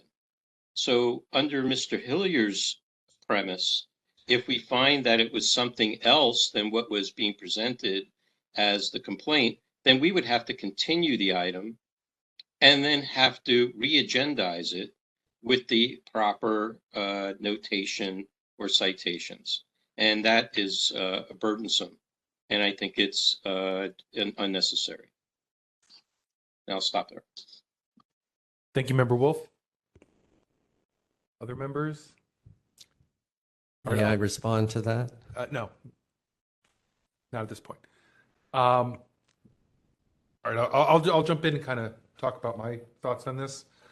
To the first part of what Mr. Hillier suggests, I don't think it's necessarily a bad thing. It probably is a good thing to expand a little bit upon what we currently have on the agenda. I mean, currently we say hearing on the complaint, discussion, and action, right? I could see either keeping an item A, hearing on the complaint, and then an item B that says something like find potential violations of the Sunshine Ordinance, Brown Act, or California Public Records Act, because those are the only three types of violations really that we can find, right? That's our jurisdiction. And leave it at that. I mean, I think that if you want to say that it doesn't include a better description of the proposed action, I would be comfortable with something like that. But to Member Wolf's point, I think that, you know, proposed action doesn't mean proposed motion, right? I don't think that we should be including proposed motions in here because, you know, for the variety of reasons that Member Wolf discussed. And moreover, it would give the chair, you know, a considerable amount of power over what each agenda is. I mean, I would have to come up with, or whoever is the chair would have to come up with a list of motions that all of you are forced to take every meeting. And as Member Wolf said, you know, there's a lot that comes out when we hold these hearings that, you know, we didn't know at the beginning. So I don't think that that's what the Sunshine Ordinance envisioned, that we put predetermined motions that members are forced to take votes on the agenda. And I looked at the Ethics Commission, the Board of Appeals, the Rent Board, the Planning Commission, and none of them are doing this, right? And I don't think that putting pre-worded motions on agendas that presumably the chair would make up because he's the one who makes, or she is the one who makes up the agenda, really advances the purpose of open government. I think it does need to be clear, though, what type of potential actions might be taken, right? So, like I said, I think there's a valid point that we could be a little bit more, expand upon what potential violations we consider. But beyond that, for the reasons Member Wolf described, I'm leery about going further than that. That's my thought. Chair Yankee, I have a question for you. When you say expanding upon possible violations, so I'm looking at this and I'm seeing the complaints and I'm seeing the section numbers listed. Are you suggesting that we spell out what those are for people who may not be familiar with the Sunshine Ordinance? Or are you saying that we should spell out that hearing on the complaint, possible finding of violation, no violation, or disposing of? Right. So I'm just suggesting as part of item, let's say, we have hearing on complaint. I'm literally suggesting we add like the phrase to find potential violations of the Sunshine Ordinance, Brown Act, or California Public Records Act. Or we could put the burden on the complaint itself and say to consider validity of complaint. See above. Or consider, validity of the filed complaint. Yeah. And leave it at that, right? I think that would accurately describe the proposed action, but I don't think we need to put a specific motion that's being proposed. I think that solves what needs to be solved. I don't know if other folks think about that. Just Member Schmidt here. The one thing I saw here is that I guess the proposal or the proposed action, one way you could read that term proposed action is that could be, you make a motion and you decide to find a violation, this violation, that violation. And that, so any proposed action, I mean, you could come up with 100 proposed actions in one hearing. But there's another reading that, I mean, I'm sympathetic to what's been brought before us here, but I think that the proposed action, you could say, is having the hearing. And so we're acting by hearing a case. In a hearing, you don't say, okay, we're going to have a proposed action. First, we're going to have opening statements. Then we're going to have questions. I mean, if you wanted to list every possible aspect of what we do in a hearing, you could say that all of those are proposed actions that we take. But another reading of this in the context is that the hearing itself, we say we're having a hearing, and there's a lot of things that can happen in the hearing, but it's a hearing that's done according to Robert's Rules of Order. Maybe that's the action, and so we are satisfying this rule that way. That's alternative reading.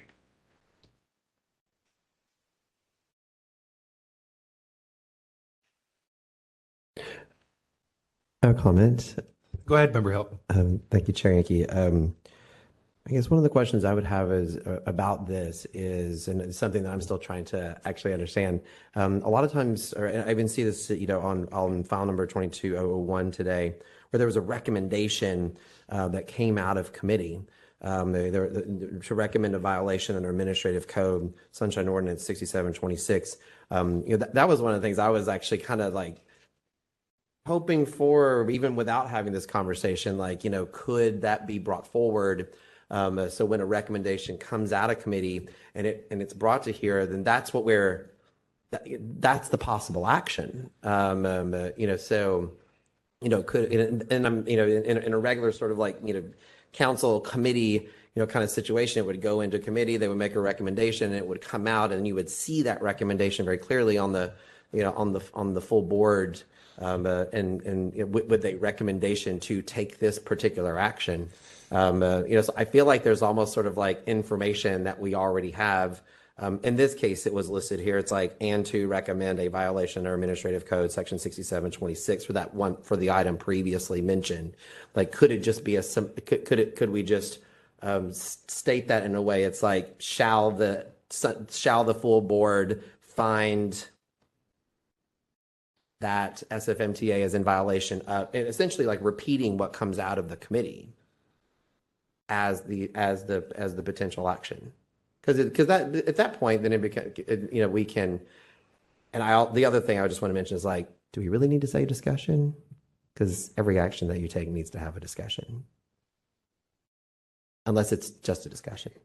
Member Steins? Yeah, I mean, I thought that too, but discussion, I'm okay with discussion and action. There are definitely times when we only want discussion. I brought things to the task force where it's really only for discussion, there's no action. I feel like one of the issues that's underlying all of this is what's happening in committees and what the results of committee meetings are, right? So the way we've handled it in complaints, I often see the action is this decision to forward to the full task force, but it may not be clear to all the participants who come, particularly the petitioners, that this is the role of this committee. It's just to take an action that might, take this to the full task force with a recommendation. And that might be kind of frustrating, I think, on the part of the petitioners. I also got this sense of frustration about, going through the compliance process. If you have a hearing scheduled for compliance and it just moves to another hearing after that, and there's no specific action or being taken with that complaint if it's not been fully complied with it. Again, that's where the frustration is, that you're having this kind of almost like a hearing, but there's no action at the end of it. You're just sort of coming back again later and continuing to monitor. So I feel like a lot of the problems around this are happening maybe in committee more than the full task force as a whole. And it does kind of, raise the question of, what are we doing in those committees? What are the potential actions at the end? And do we want to, force action more quickly say in some place like compliance, where first time you have a compliance hearing, it's not there. Okay, the action is it goes to ethics, as opposed to nothing in particular specific happening there. I don't know. Member Stein's point, and to yours, I think that's an interesting, discussion. And I think we kind of see that a little bit with the way we've been building the consent agenda. So for example, on this one, we have, item number 11, and we basically put the motion of what the committee is and say, should we just adopt this, right, without having a hearing? Whereas the other items that aren't forwarded as consent items, it's almost like it's a springboard for our discussion, but I'm not sure it's necessarily as binding as the consent agenda items. Not to say that we couldn't list that as potential action. But I don't know if we want to necessarily limit it to that type of, vote or discussion either, that we have to somehow consider a yes or no to what the committee said. Whereas in the consent agenda item, obviously that's what we're doing. We're either adopting that or we're saying no, it's not that. If I may, Chair Yankee. Oh, sorry. Oh, go ahead. Just in response to that, I know that Member Wolf wants to speak also. Yeah, I think in those scenarios, you might be looking at something like, sometimes, so the possible actions out of committee could be, yes, there's jurisdiction, no recommendation. Yes, there's jurisdiction, here's our recommendation. Yes, there's jurisdiction, this is our recommendation, and we would like to place it on the consent. As sort of like the three sort of possible things that could come out of committee.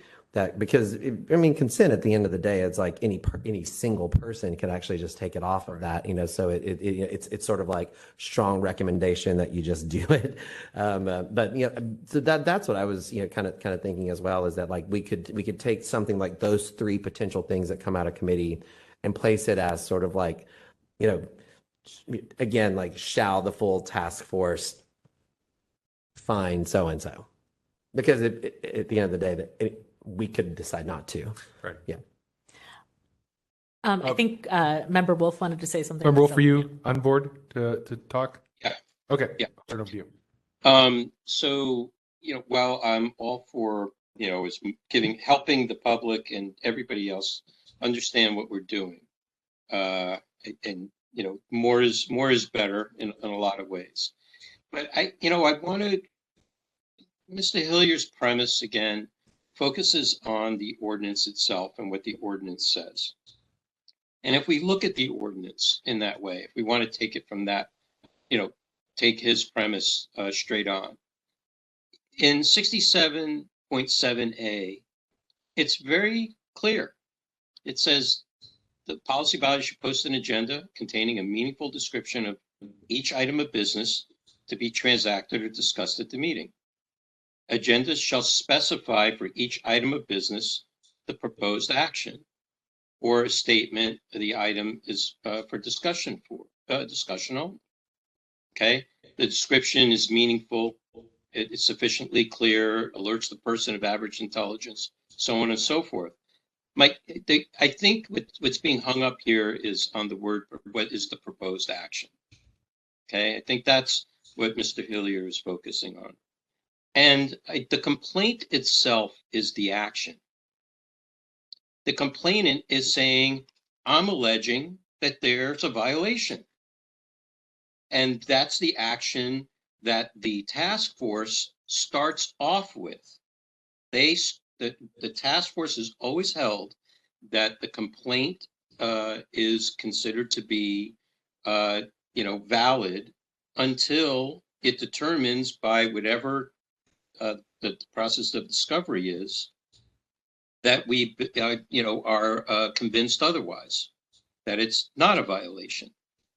So I'm not sure that a specific proposed action needs to be necessarily stated because it's implied already.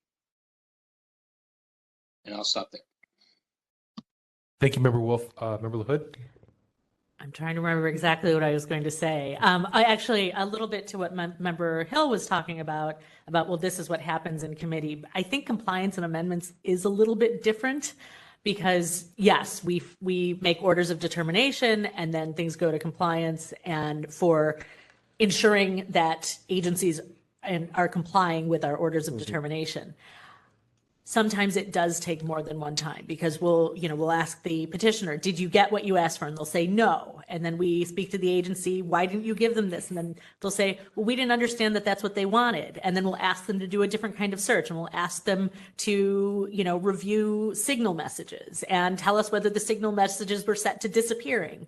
And it becomes a little more complicated. At the end of the day, yes, we want compliance with the orders of determination and with the Sunshine Ordinance. But I think what we're also trying to do is give satisfaction to the petitioners to either get them the documents or to get agencies to comply with patterns of behavior. And I think sometimes, and in fact, I know the case involving Mr. Hillier most recently, maybe we hung on to it for too long in compliance, and we should have sent it to EOTC earlier, because I think it was really an issue of there needing to be some more training with how meetings were being handled there. Be happy to discuss that maybe in a different forum. But I don't know. I just wanted to get a little bit at how compliance is a little bit different than just, okay, you came in, you didn't comply, send it to ethics, because I don't think that is necessarily going to get petitioners what they want, because I think we're just sending them into purgatory there. And no offense, some things do happen, but I think a lot of the times we're actually doing them a disservice by sending it off too quickly. Yeah, I think that's an important point, is that a lot of times it's more of an interactive process, right? We're working back and forth, and I don't, I think to Member Wolf said is, I don't think we want to lock ourselves into a particular motion, and the fact it is a hearing kind of is implied that we're trying to find a resolution for the complainant. And so, yeah, that's where I struggle with this is, we do want to be clear that we're, potentially finding violations, potentially trying to help this, process move along.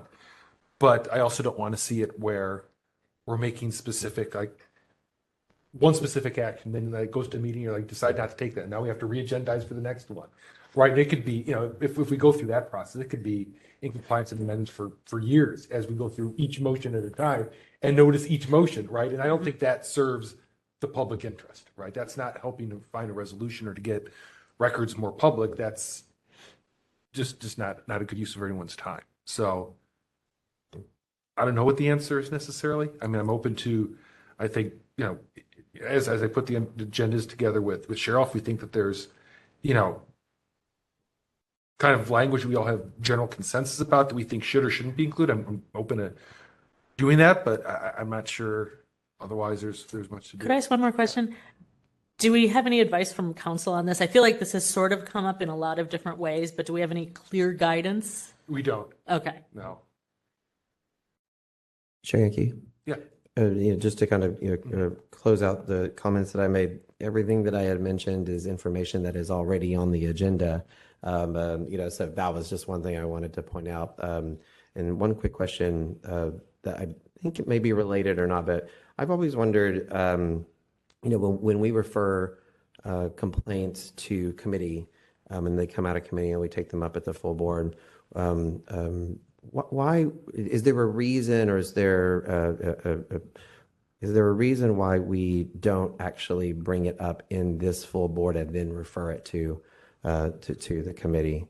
And I'm wondering if that reason is because we aren't, because we were sort of quasi judicial, like what was mentioned before. I'll give you my best answer, but please, Member Highlander, Member Wolf, jump in because you know some more of the history than I do.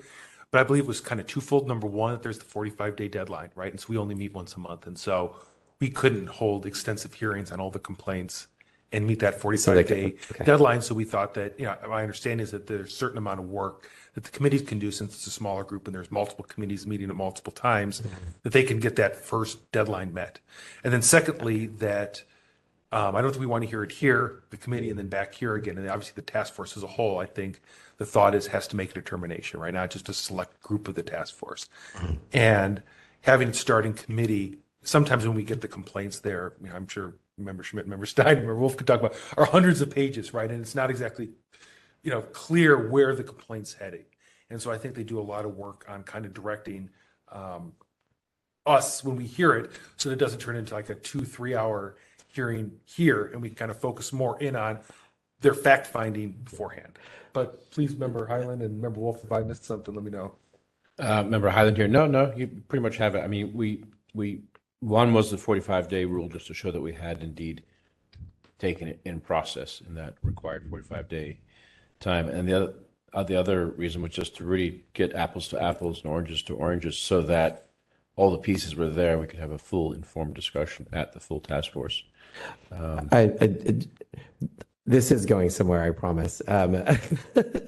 Normally, what I would have expected, I was like, if we're sort of like looking at public meeting, and Robert's Rules of Order and those types of things, like the whole purpose of doing the introduction is not actually to have a discussion. It's just simply to refer it to committee, and so there would be no action on the. Essentially, what I'm saying is that should we list it? I'm trying to find out if there is a reason why we shouldn't list it and shouldn't be following those same types of rules that Mr. Hillier is also kind of referring to, like, why aren't you following Robert's Rules of Orders? In this case, like, why don't we introduce all of the complaints that we're about to refer to committee simply by having them on the full board agenda and referring them to committee, and that be the only thing that we do? Is there a reason why we don't do that?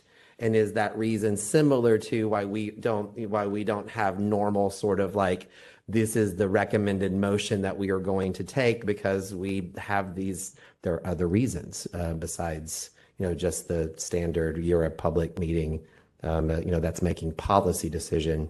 And that's not something that we are necessarily doing. Right. I didn't see there. Go ahead, Member Wolf. Yeah, so I just wanted to respond to Member Hill's comment is that it's the basic operation of the meeting is Robert's Rules, but our own bylaws and the ordinance guides us at the same time. So the way Robert's Rules is a guide,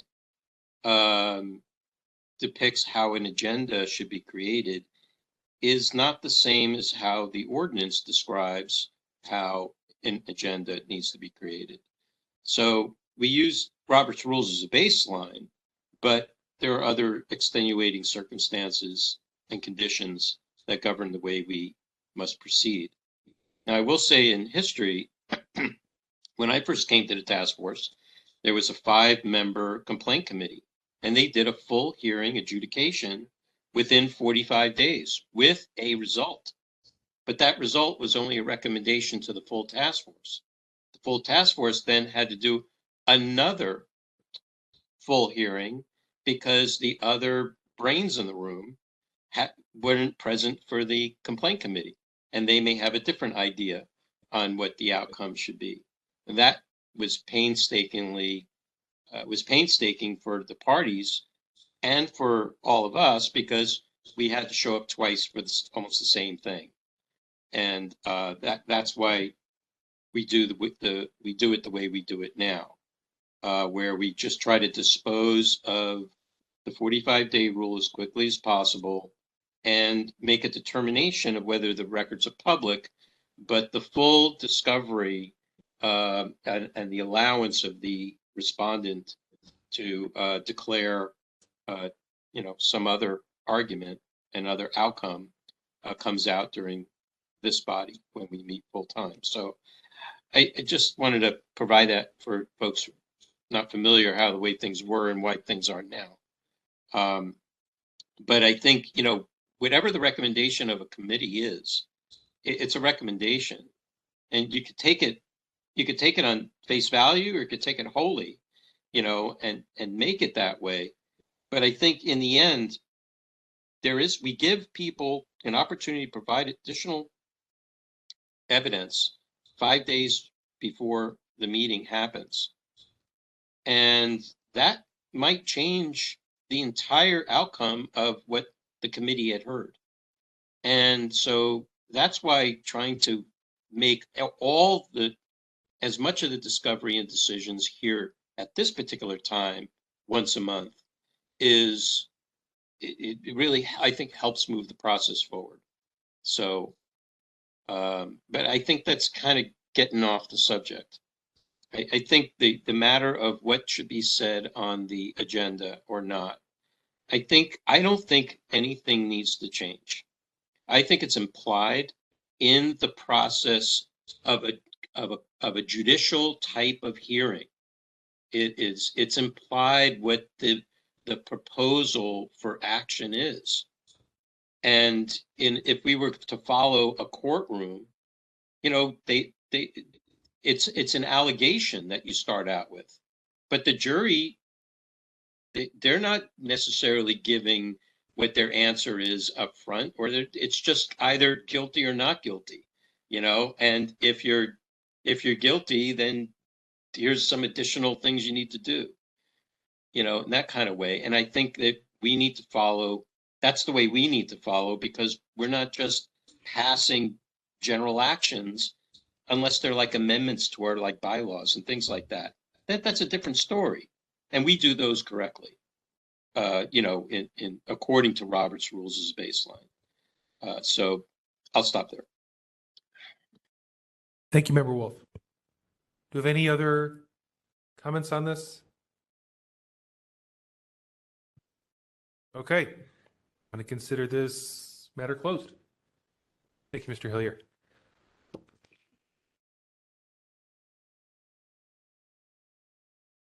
Okay, so that will move us on to the next item, and that will be item number 9.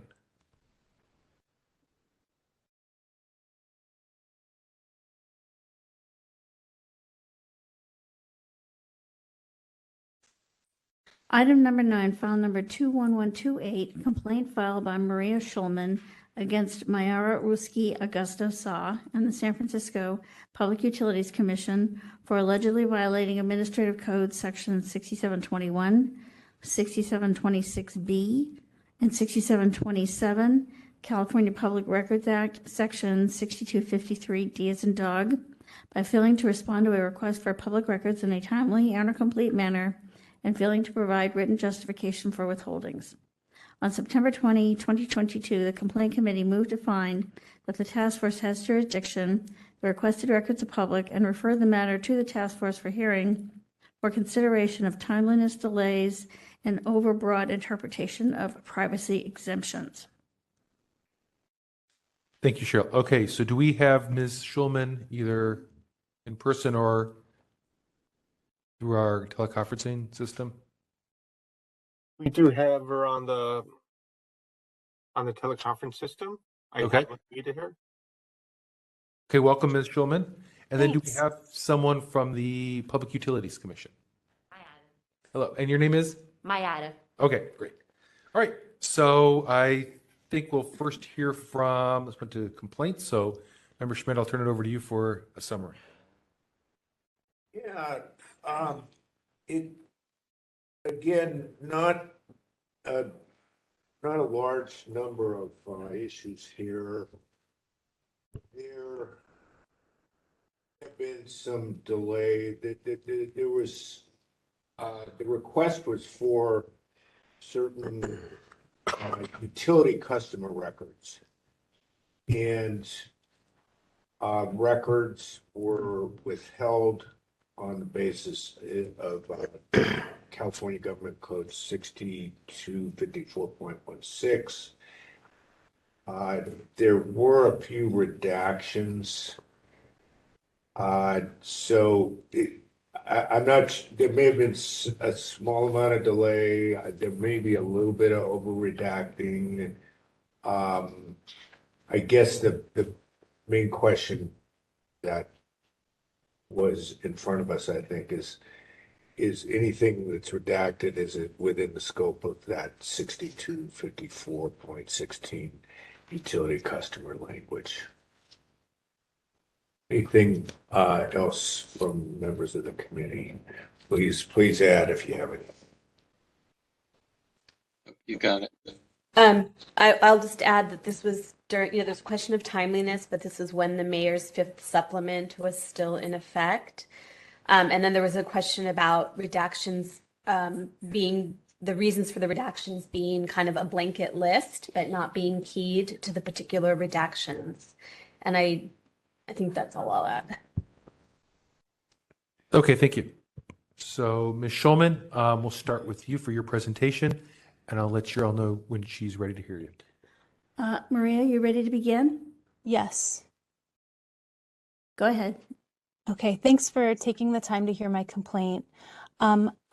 So I don't have very much to say beyond what I said at the complaint committee meeting. But I'm here because the records I received were not keyed by appropriate footnote. And additionally, the respondent initially withheld certain records altogether and eventually provided me with records that were entirely blacked out. And if it's possible, I would like the Sunshine Task Force to order the release of those blacked out records. And if you want to see the redactions that I'm interested in, page 7 in your attachment, which has the same text content as page 52 and is the same as page 56, there's something that's blacked out. It's not itemized, and it does not appear to be covering up identifying information like a name or address or telephone number. Also, page 58 in your attachments, there's a blacked out section. It says like met with probably a name, like met with so-and-so at 10 a.m. And then there's another line underneath it that is also redacted. And I had to follow up and ask for the rest of the records. I was not given one record in particular until September 28th. And that record is on page 59 of your packet. Pages 59 through 61 are entirely blacked out without itemized redactions. And the respondent admitted that she withheld that record from me initially. And I don't think that she consulted the city attorney about that withholding of the record. I think she just held it back. And I believe that that is a violation of the Sunshine Ordinance.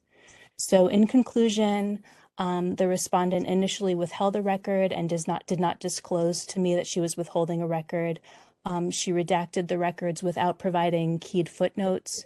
And I believe that the redactions are inappropriate and they're more than was necessary under the privacy laws that she cited. And that's all I have to say. Okay, thank you. And are there any parties to provide facts or evidence on behalf of the complainant?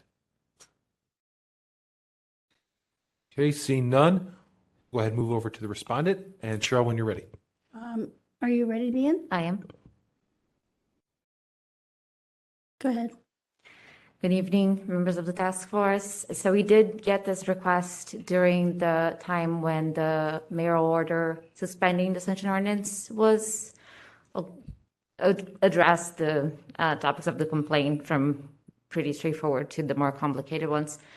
So that we got the request in August 2021. At that time, the mayoral orders were into effect. So the Sunshine Ordinance 10 days to respond were not into effect. Regardless, we responded within 10 days. We provided most of the records on September 7th. Labor Day was the previous day, so that's why we responded really on day 11th. And we released more records on day 8th. The complainant is alleging that I withheld the record because I decided to do so. That's not how we do business at BC. We conferred with City Attorney's Office. Whatever was withheld because the legal justifications to do so were applicable at that point. The complaint also alleges that the name and title of the person withholding the records was not provided. My first message to Ms. Schulman does contain my name and title, and because the request came through Next Request, every time I correspond with a requester, it adds my name.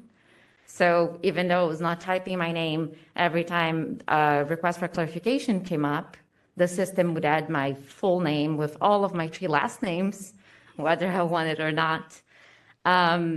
So the information that was redacted was redacted under the utility customer exemption of the California Public Records Act, We also redacted information under the identity of the informer from the California Evidence Code, and then we redacted some information on privacy grounds. And to be very clear here about the scope of the utility customer exemption, it covers the name, the address, the phone number, all utility usage data, and financial information of the customer. So beyond the state constitution protections on privacy, here information was redacted beyond the right to privacy, but because the California Public Records Act protects utility information, which includes name, address, phone number, and so and so. Other than that, the evidence code, the identity of the informer, protects all identification, all information that could allow someone to identify that informer. So we redacted all information that would reveal who that person was. And the idea here is to make sure that people come forward and are not afraid of retaliation for making any reports. In this specific case, the request was for a water waste report, and the PUC has all the desire to make sure that people come forward and make those reports and the 301 reports, so we can make sure that water is not being wasted, which, as you all know, in 2021 was a big issue. We've been getting a lot of rain recently, but in 2021, we were honoring the water waste report to make sure that we could curtail the water usage. All of the redactions were made with the appropriate messages explaining that the information that was redacted was either utility customer information, or to preserve the identity of the informer, or under privacy. Like I said before, the utility exemption kind of like overlaps with privacy all the time because it covers residential address under the general privacy rules, but also the utility exemption specifically says the home address. All redactions were made. They are not keyed, that is true, but every time, and these were not that many records. I think there were something under 10 records, and the information was, my message to the complainant describes all the redactions that were made and the legal basis for those redactions. And I think that about covers it. And one of the other contentions of the complaint is that we shouldn't have redacted the identity of the informer information because the complainant knew who that person was, because you can retrieve that information from property ownership records. Okay, thank you. I saw your time's up. Okay, and then are there any parties provide facts or evidence on behalf of the respondent? And seeing none, I'll turn it over to the members for questions.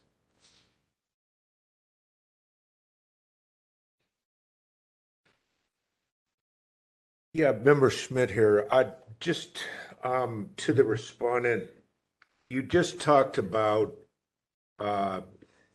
getting complaints and then protecting identity. In these situations where there were certain documents that were redacted, including the identity of the complainant, were those people who had specifically requested to remain anonymous, to not have their names revealed, or was the decision to redact their names just something that you do as a matter of course at your agency? I can't really talk about the matter of course at the agency. This was the first and only request I ever had. Started working at PUC in 2020, but this is the only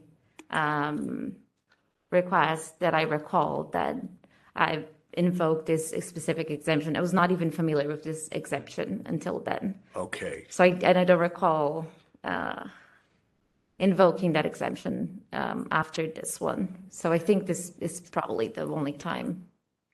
How about in this particular case, Mm-hmm.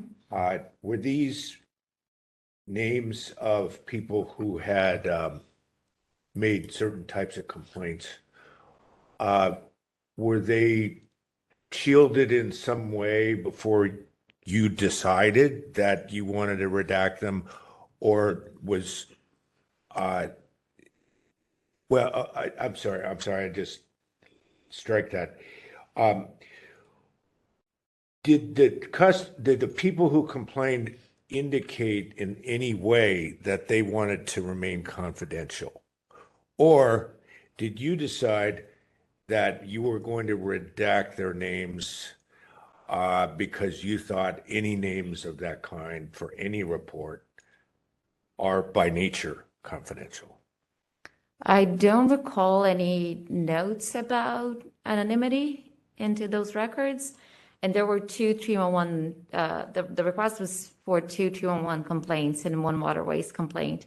So I don't recall any notes on anonymity. I don't know if they are possible in an anonymous way or not. It's just beyond what I do. But all redactions were made in consultation with the city attorney's office. So I was not like, oh, I'm not providing this. I got legal advice on what could and could not be produced. Thank you.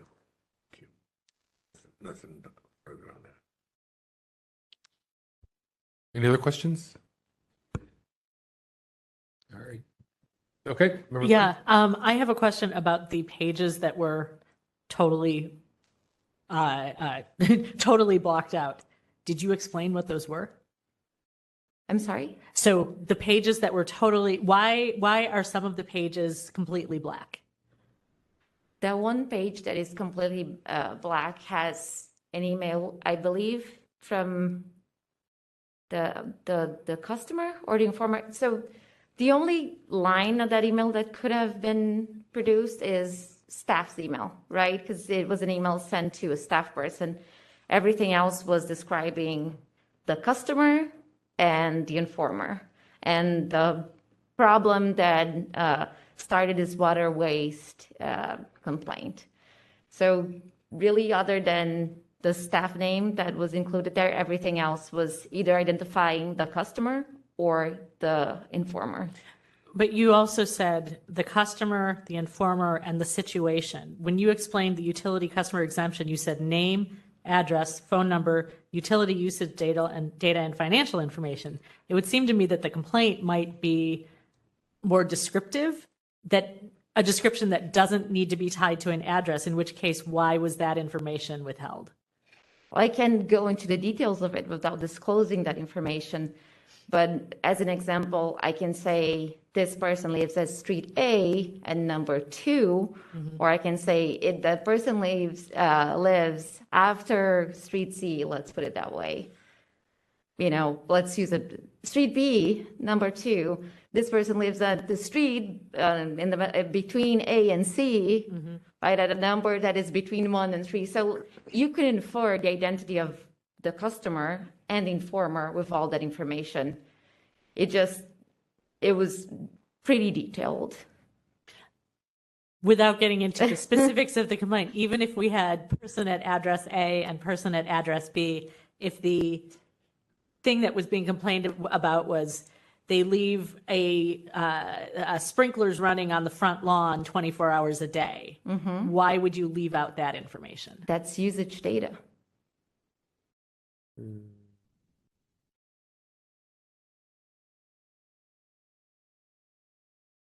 I don't know. It sounds to me descriptive. Usage data would be how many gallons were used at that time. I don't know, but I could be wrong. I'll back down. Okay, Member Wolf? Yeah, so just to follow up on that same question, what do you have a policy or a guideline that determines what the description or defines what usage data is, or is it subjective?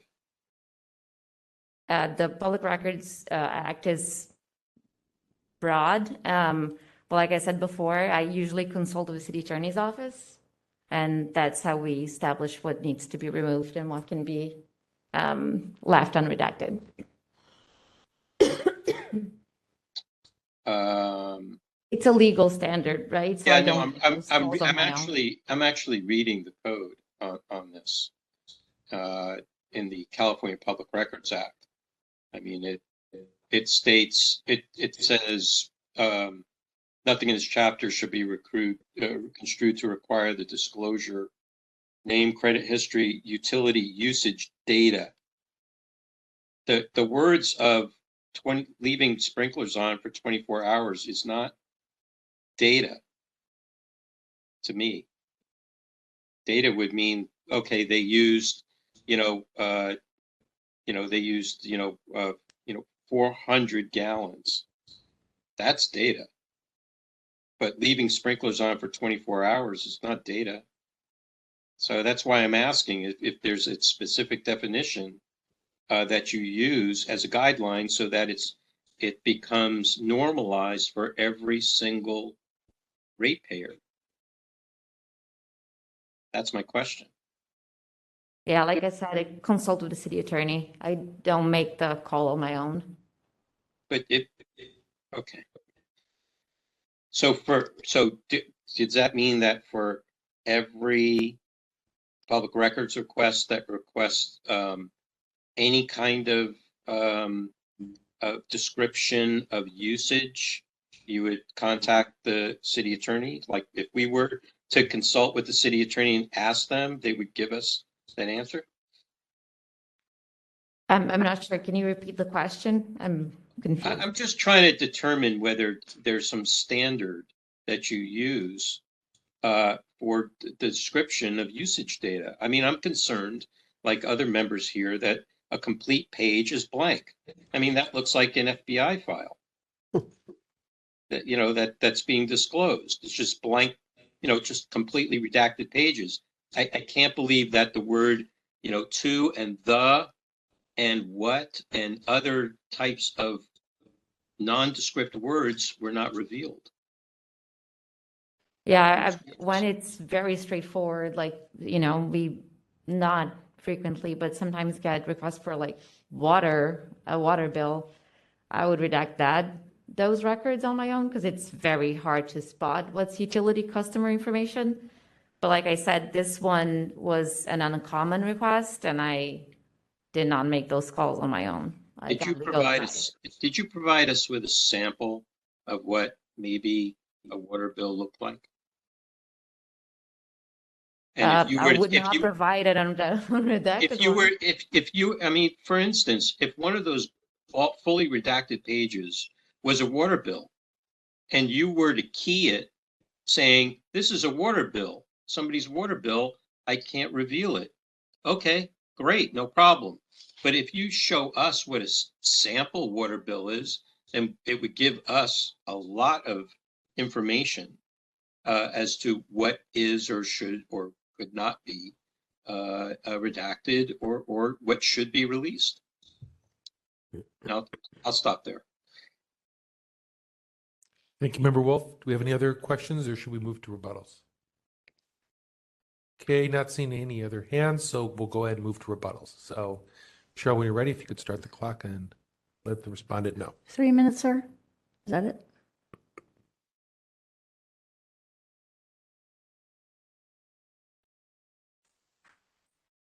You ready? Yep. Go ahead. Thank you. I'll repeat myself, I guess. As I said, redactions were made, the legal justifications were provided. It was all utility customer information. PUC values their customers and we want to protect their information. We will always protect that information. There are very narrow and specific exemptions that allow the PUC, that allows us to disclose customer information. As a rule of thumb, we will always protect our customer. We protected the identity of the informer here because we do not wish informers to suffer retaliation for helping us improve our water supply and stopping the water usage that is not necessary. And then obviously there were residential addresses listed on those emails and those records, and that was removed because people have a right to privacy. And that is, residential addresses are also protected under the utility exemption rule. Like I said before, our response was timely. The emergency orders were in effect. Even though they were in effect, we provided most records within 11 days because Day 10th was Labor Day. And we provided additional records on the following day. Ms. Schumann asked for clarification on some of the redactions that were made. I responded to all of her messages asking for clarification. So to the best of my abilities, I tried to respond to this public records request to the best of my abilities. Like I said, it was a request I haven't seen before. I got the appropriate legal advice to make the redactions and follow the legal advice, and those are the redactions you're seeing. And just one of the contentions of the complaint is that there are no clear justification. Every time I corresponded with Ms. Schumann, the legal justification for the redactions was provided. Thank you. Okay, thank you. And then Cheryl, when you're ready, if you can let the complainant know when they may begin. Ms. Schulman, are you ready to begin? I am. Go ahead. So I didn't realize that the respondent was trying to protect the identity of the complainant. I am the complainant. I made the water waste complaint. If I had known that that was a thing, I could have brought evidence showing that I made the complaint. I could have brought witnesses. I can also, I live on the property. I'm talking to you from the property right now.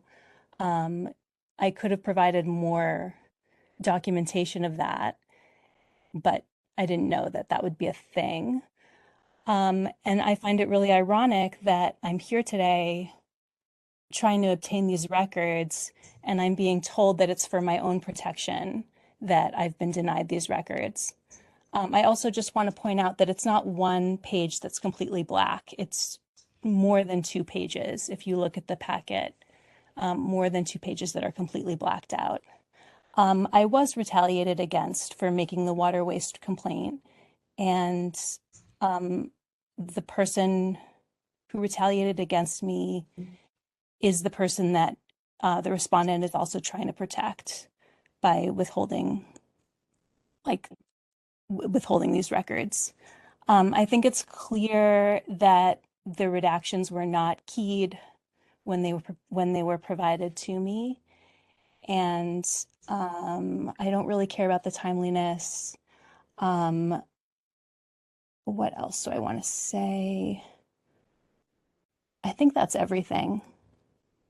So, I'm happy to make another records request or come back with more evidence if that's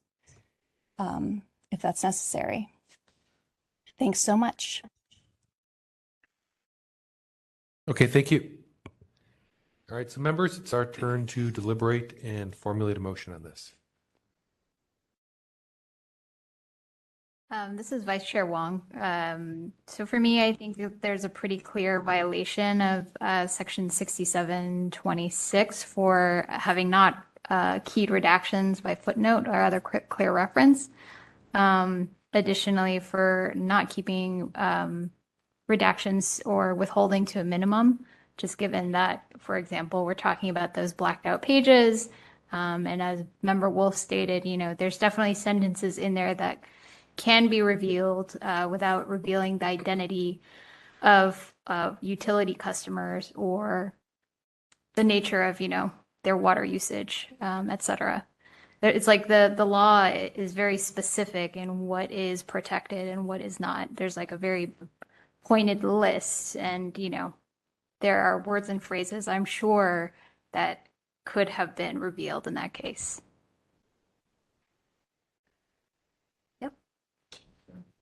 Thank you, Vice Chair Wong. I'll weigh in here. So I think there's kind of 2 parts to it. I think one part is some type of reliance on the evidence code protecting an informant, but the informant is the person who's filing the complaint, and so I'm not sure that redacting information from the informant themselves is really a proper use of that, since it wouldn't be protecting that person if they're asking for it.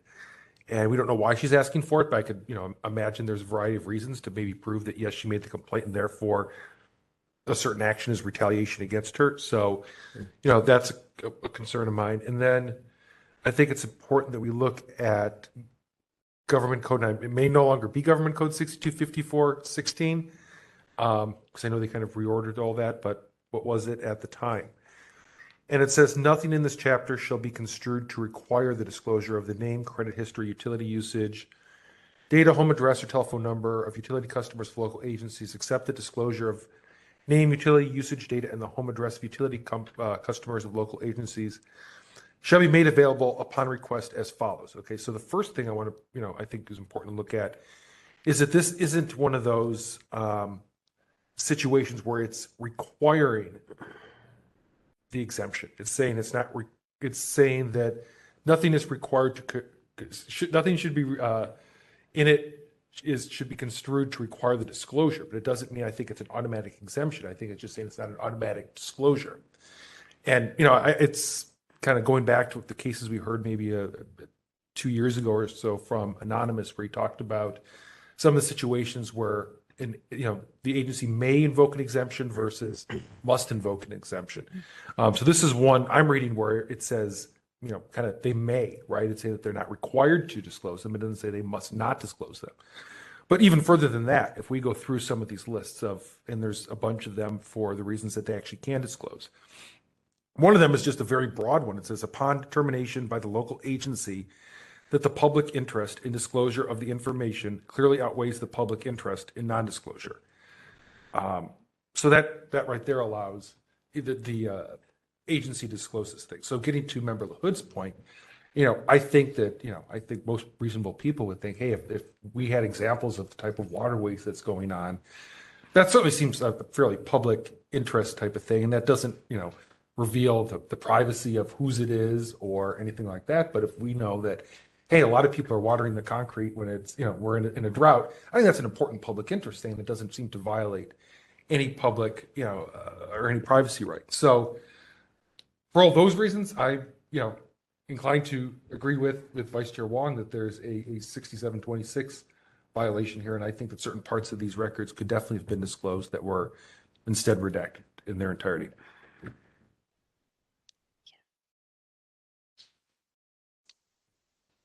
I see Member Wolf on the screen. Oh, I can't. Yeah. Oh, there you are. Okay, sorry. My laptop covers you up there. Sorry about that. No problem. I'd also add 6727.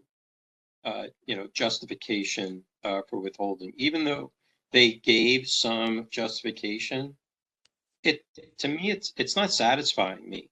There's too much of it, and without a key for the redactions, it's hard to tell. It just seems excessive. And that's why I would suggest 6727 also. But more importantly, this is kind of indicative. We run into this from time to time where, and I'm just saying this in general, we get responses that that an attorney or city attorney's office has reviewed it and advised about what needs to be redacted or not. The ordinance requires that the attorney do the redactions, or that there is a specific staff member conducting an exemption review. Okay, a staffer that is assigned to be conducting exemption review would be doing all the same work as what an attorney does, but the attorney can get to sign off on it at that point. Okay, and to me, that is the bar. That it's not just any staffer that gets to do redactions. The law states that it should be done personally, quote, personally, by the attorney or other staff member conducting the exemption review. So I'd like to hear from the attorney. What was their reason? What guidelines did they follow? Were they given some subjective kind of rules verbally? Or, was there a specific policy passed by the Public Utilities Commission about this is specifically, these things should not be disclosed? And if it's up to the attorney, then the attorney needs to be the one to answer for what those redactions are. And here we don't even have a key to even follow to determine that maybe the attorney, that's what the attorney provided. So then we don't need to hear from them unless we have further questions. So I wanted to just put that out there because this is something that we've run into from time to time, and we somewhat take it on face value, but this is beginning to trip me up a little bit. I'll stop there. Okay, thank you, Member Wolf. Do you have any other comments? I was just going to respond to Member Wolf. I did look at section 6727 and I considered it, but I thought if we actually did have the key redactions, that it might make more sense. So I was reluctant to also bring that section into the conversation personally. May I respond to that, Mr. Chair? Sure. So in A, 6727A, it does say a withholding under specific permissive exemption in the CPRA. Now, the section that Chair Yankee had read gives that specific exemption, but one of those exemptions is very broad and wide. So the question is without a key, we can't know if that particular section was followed correctly or not. And that's why, to me, it just it just seems somewhat excessive on the withholding. Thank you. Do we have any other comments? If not, do we have a motion we could formulate here? This is Vice Chair Wong. I would like to make a motion to find a violation of section 6726 for not keeping withholding to a minimum, as well as not keying redactions by footnote or other clear reference. And Vice Chair Wong, do you have a follow-up order to go along with that? I think, yeah, for now, I would like to order that it's the PUC, right? Just that the Public Utilities Commission, I don't know, do we need to name someone specific? Okay, that they key their redactions and or unredact information that does not fall under their, what is the word? Under their justifications for redaction. Yes, and to send that to compliance and amendments for monitoring. And are we requesting that these specific documents be sent to the requester with keyed redactions and with information about the requester themselves and their identity unredacted? Sure. Is that possible? Yeah, I'm trying to think of Vice Chair Wong, how you want to, or do we want to? The other idea is we could also do that as a supplemental motion. Yeah, you know what? That's better. Yeah, I'm just thinking if we want to do it that way, so we don't kind of make it too murky. Okay. Yeah. So I think the motion we have here is to find a violation of 6726 for not keying footnotes and for overly redacting documents.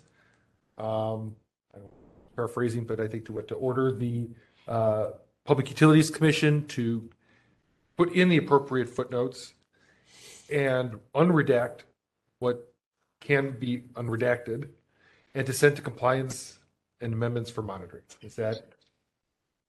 Can I just add one thing maybe to consider?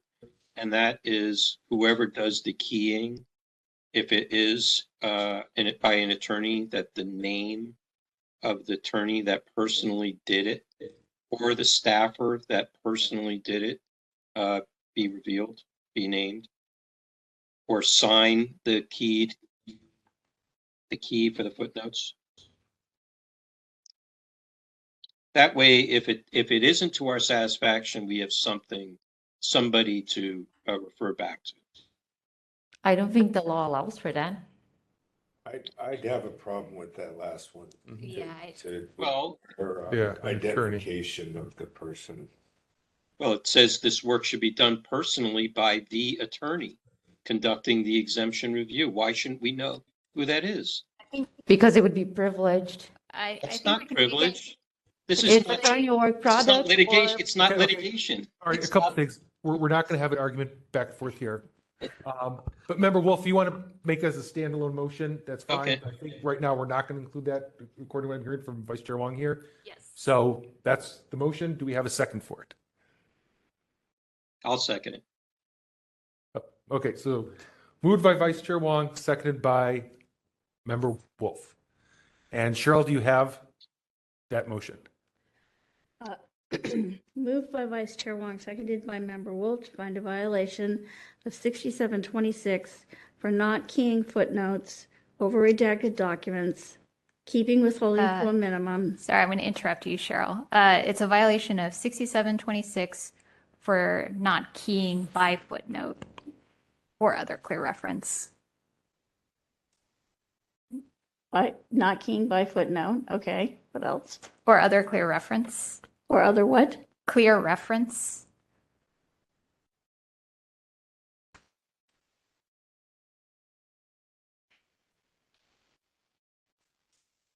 Okay. And for not keeping withholding to a minimum.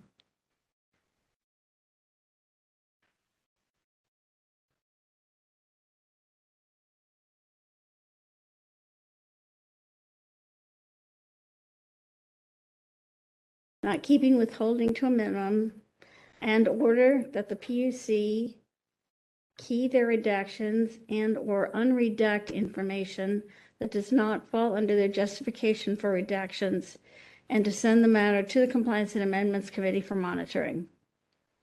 All right, sounds That's good. Can I ask for a clarification? Can you elaborate on what you mean by footnote, just so I make sure that the redactions are made to what the task force expects?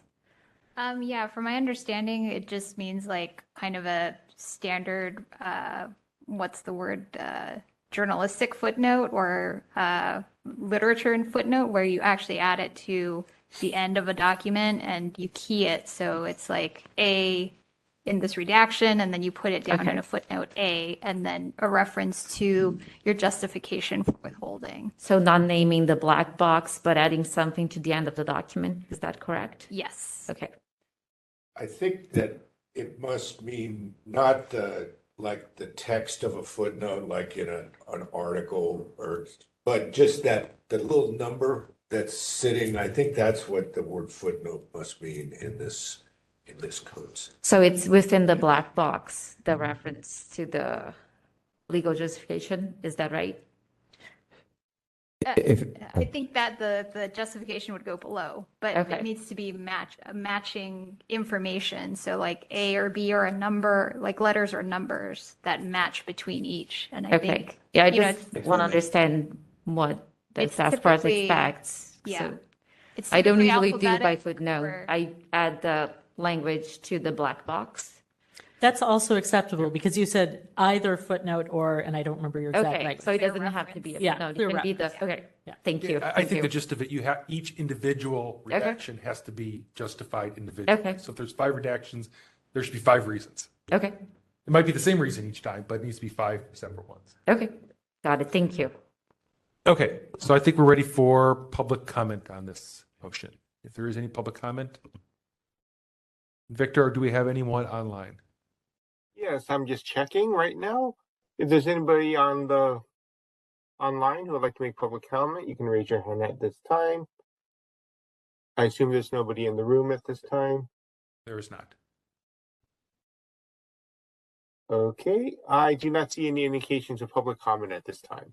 Okay, thank you, Victor. We'll go ahead and close public comment. And I think we're ready for a vote. So Cheryl, when you're ready to take it.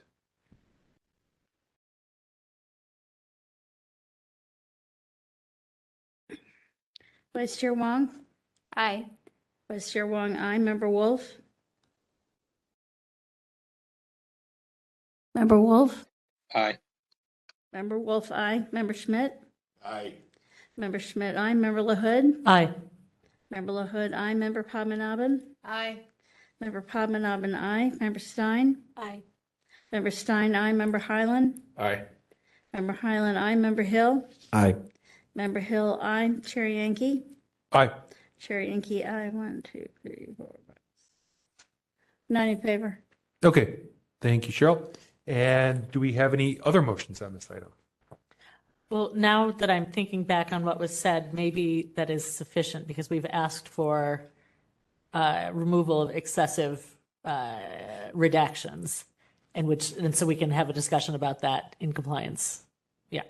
Okay, sounds good. And Wolf, did you have one? Yes, I have a motion. I move to require under 6726 that the attorney or other staff member conducting the exemption review identify themselves by signing the key for the redactions.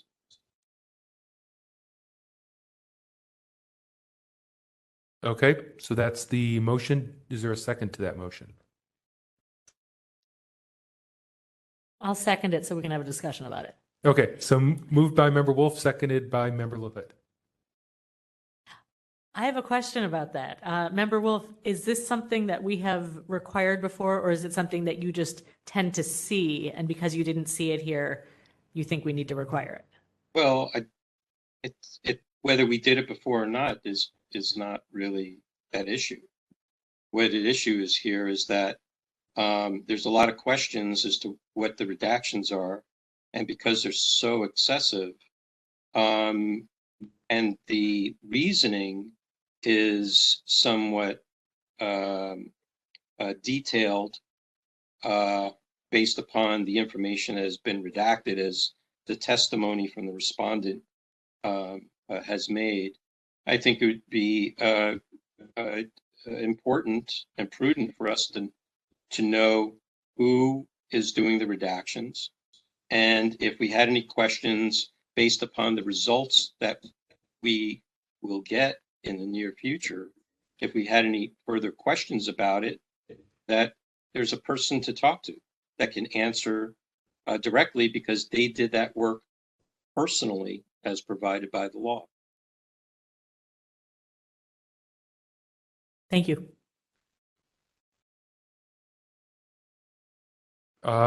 This is Chair Yankee.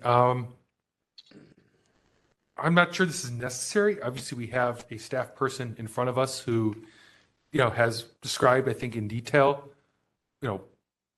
why certain things were redacted. I mean, obviously, we just voted that we disagreed with that, but nonetheless, I think, she was able to provide that information to us.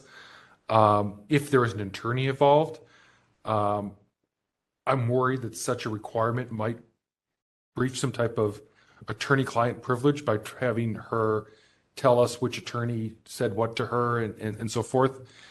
And I think it was clear from the evidence that, her name was clear to the individual who made the request, right? They knew who the person was. I think that was all fairly well documented. So I personally am not inclined to support this motion unless there's something I'm missing here.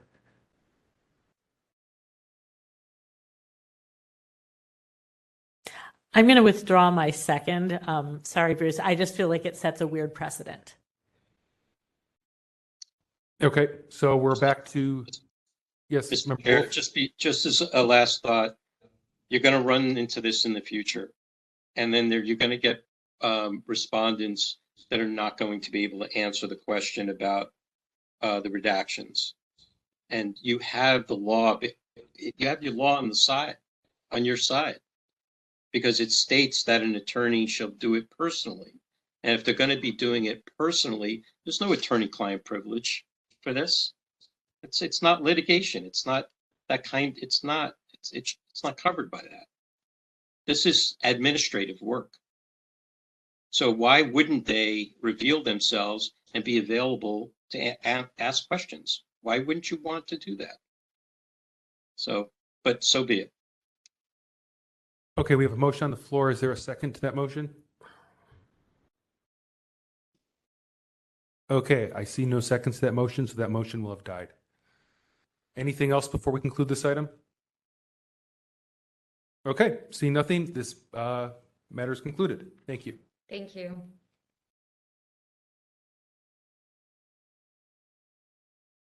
Item number 10, Chair Yankee. Item number 10, yes.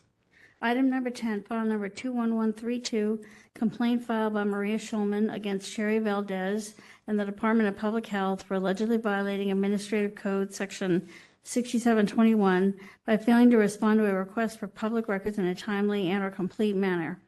On September 20th, 2022, the Complaint Committee moved by Member Stein, seconded by Chair Schmidt, to find that the task force has jurisdiction, the requested records are public, and refer the matter to the task force for hearing. Okay, thank you, Cheryl. And I believe, Ms. Shulman, are you still with us? Yes, I am. Excellent. Okay. And then do we have Ms. Valdez or someone from DPH available? I'm assuming that they would have to be online since I see no one here in the room. Muted them. Okay. Yes, my name is Adaku Ude. I am representing the Department of Public Health.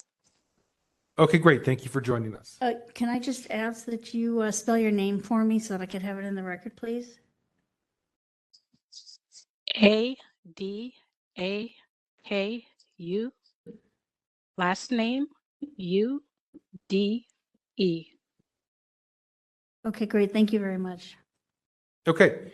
And this looks like it's another one that went to the complaint committee, so I'll turn it over to Member Schmidt to give us a summary of this.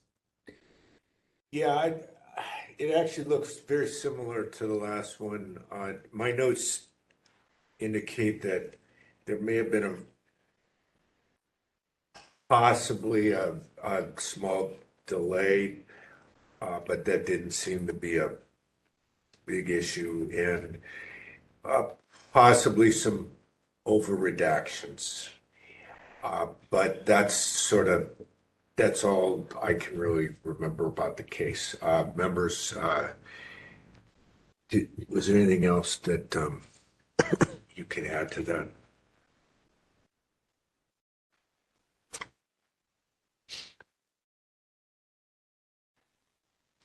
No. Okay. So I think that's where we're at. And Cheryl, when you're ready, I'll let you tell our petitioner when they can begin. Ms. Schulman, are you ready to begin speaking? Yes, I am. Good, you have 5 minutes. Okay, thank you so much. So yeah, there was a small timeliness issue. I made the request in September of 2021, and the records were not provided within 10 days. But the real reason I brought this to the Sunshine Task Force is because the respondent initially said that the records that I requested were part of an open investigation and that therefore they would not release the records until that investigation was closed. And I was told that that was DPH's policy. And I believe that this policy violates Section 6736. Sunshine Ordinance supersedes other local laws. And I kind of pushed back at them and filed a Sunshine complaint. And only after I filed the Sunshine complaint did they give me the records.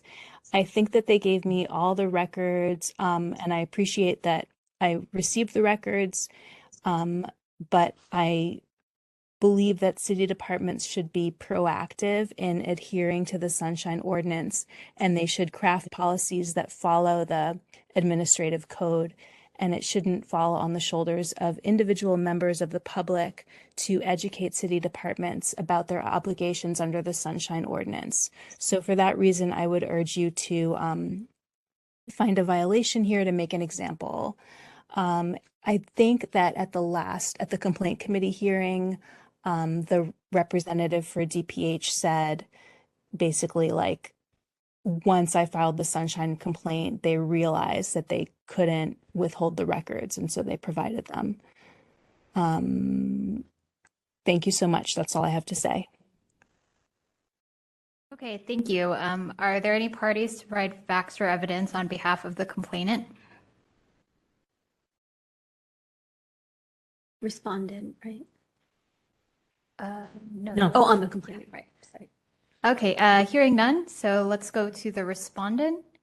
You'll have 5 minutes to provide your case. Whenever you're ready, Ms. Leger. Ms. Uday, you ready to begin? Yes, I am. Thank you. Go ahead. Thank you, Ms. Showman. She is absolutely correct. Once this Sunshine Task Force request or investigation was brought to my attention, I did have the records immediately released. I believe they were released on the 14th day, and that is according to the next request that we used to do our redactions and submit documentation to. I appreciate her bringing that to our attention because unfortunately, the custodian of your records did provide untrue information regarding the policy. That is not our policy. We do not have a policy, and we do follow the Sunshine Ordinance. Unfortunately, I do not believe the custodian of record was aware at that time. And since that has occurred, I have made sure that myself, including other custodians of records, all reviewed the Sunshine Ordinance policy regarding redactions and record request. Also reviewed the next request policy on receiving and redacting reports or documents for the public. And I look forward to continuing to work with the public and for the public to provide information in a timely manner. Thank you. Okay, thank you. And are there any parties to provide facts or evidence on behalf of the respondent? Okay, seeing none.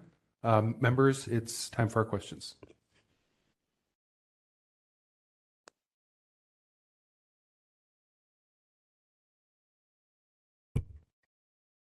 No questions?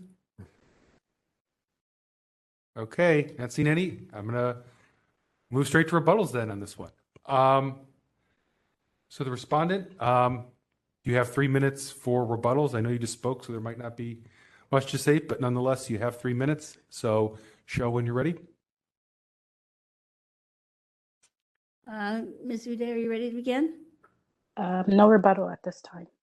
No rebuttal, okay. Okay, thank you. And then 3 minutes for the petitioner. Ms. Shillman, are you ready to begin? Yes.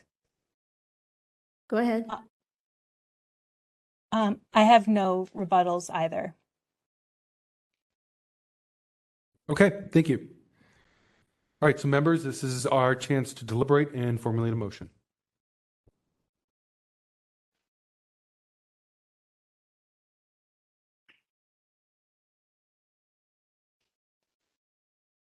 So this is Member Stein. I mean, I could definitely support a violation of 67.21 for timeliness.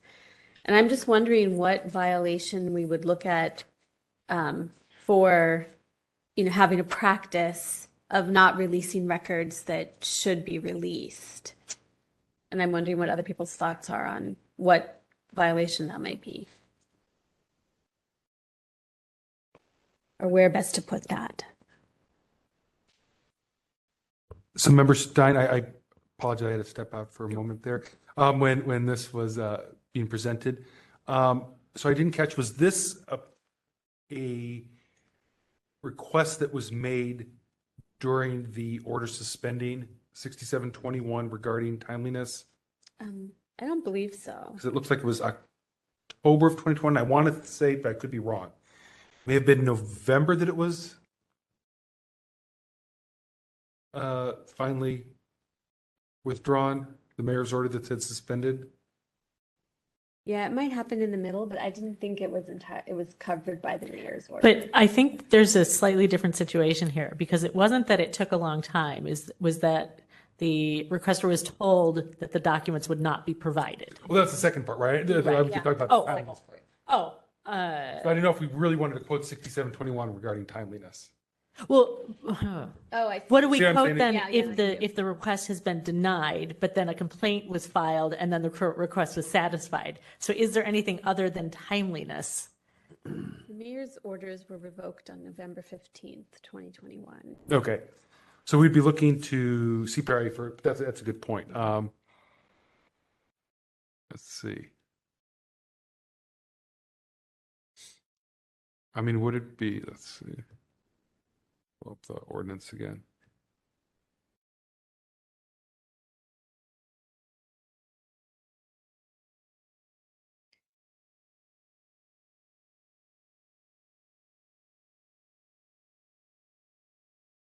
Oh, we could say 6253C instead if we wanted.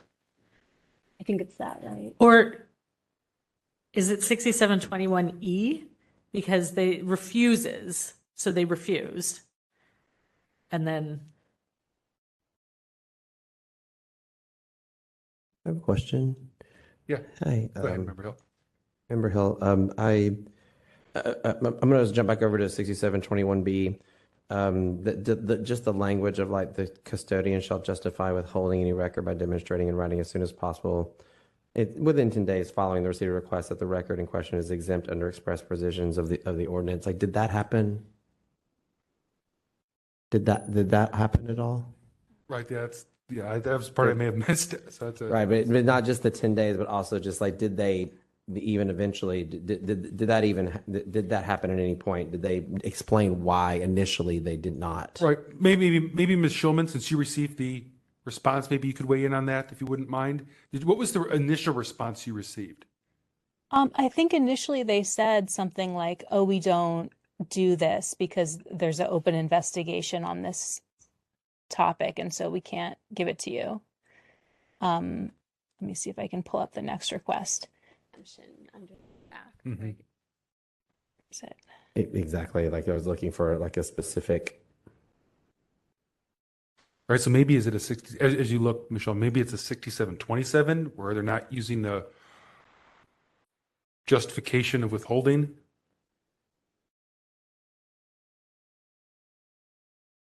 Like a 6727B, it says withholding on the basis that disclosure is prohibited by law. Shall cite the specific statutory authority. So Okay. just, yeah, see maybe how we want to do this.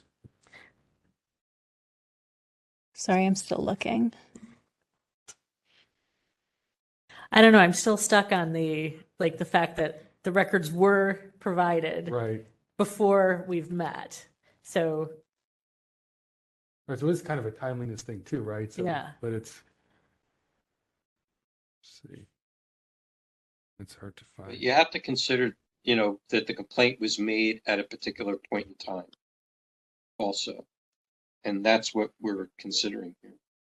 right, but what do we, so regardless of that, a decision was made in the negative Mhm.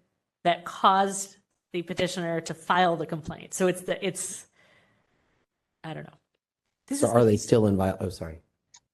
They're not still, so they've provided the records. So they've provided the records, but the problem is that they said no inappropriately. Mhm.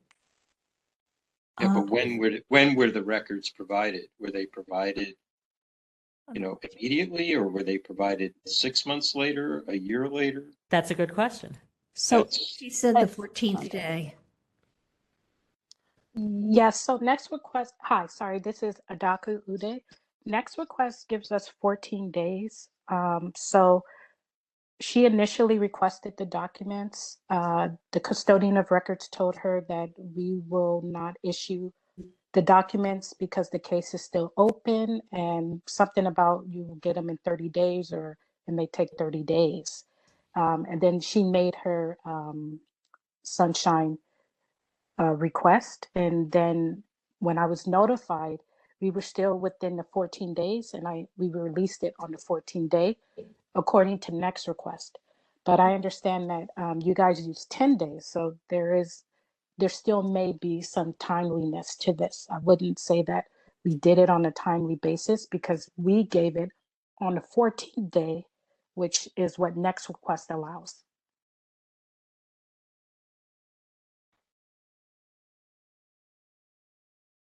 I'm looking here at, and I think, thank you, Member Stein, I think found 6253C, which is no longer 6253C, but I found the old version of it. It took a while. So this is kind of the part that says each agency, upon a request for copy of records, so that's what happened here, shall within 10 days from receipt of the request determine whether the request in whole or in part seeks copies of disclosable public records in the possession of the agency, and so promptly notify the person making the request of the determination and the reasons thereof. In unusual circumstances, the time prescribed in the section may be extended and talks about that. So it sounds like they did respond in 10 days. It just was a bad response, the incorrect response, right? So how do we want to do that? I mean, then getting the records within 14 days, it doesn't sound like they asked for a 14-day extension. So, which is what would be required under 62, the old 6253C. So seems like the request was November 12th and the documents were provided October 14th, over a month later. So it still seems like there would be, to me, some form of timeliness violation under 6253C, because they didn't get them within 10 days and they got a bad answer the first time. Except, as Member Wolf said, was it still within the emergency order? In which case, that doesn't count. Well, CPRA is This still is, in effect. So I was reading actually Okay. the CPRA, which would it would defaulted to. So it says they have to, make the determination within 10 days, what they did, and then they can ask for a 14-day extension. But I'm not sure they asked for the 14-day extension within the 10 days. Next request, the testimony was next request gives them 14 days. That's programmed in. Yeah, that's problematic because that's not the right. Yeah, except the good government guide says 14 days. It doesn't even speak of 10 days and then 14 days. They just say 14 days. Yeah, that's problematic as well.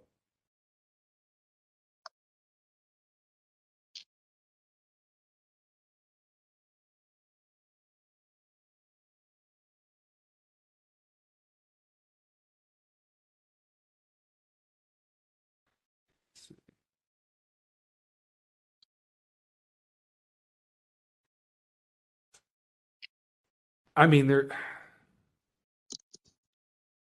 could potentially consider maybe 6253A, which is kind of the preamble to it all, but nonetheless, I think applies to the initial response. And it says public records are open to inspections at all times during the office hours of the state or local agency. And every person has the right to inspect any public record except as hereafter provided. Any reasonable segregable portion of a record shall be available for inspection by any person requesting the record at deletion of the portions that are exempted by law. So, I mean, it's kind of broadly that they didn't let them inspect them. There was just, this is something we don't see too often where it's such a blatant no.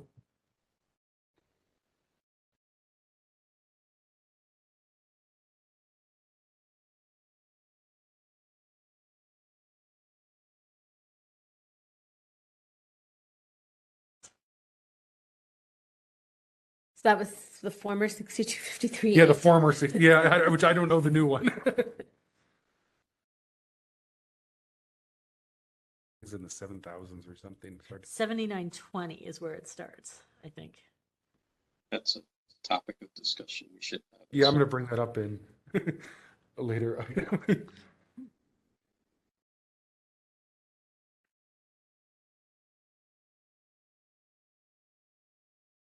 Sorry, which one was that, Member LaHood? I saw something at 7920, but now I Okay. can't find it again. What's the title of the? What's the title of that section that you're looking Hang on, at? 62. It says short titles 7920, 7920.005, Article 1, added by, I don't even know exactly what I'm looking at. Is that what you're asking for? No, I was asking for the old number. Oh, it says General Division 7 Miscellaneous, Chapter 3.5 Inspection of Public Records, Article 1 General Provisions, Section 6253. Of general provisions.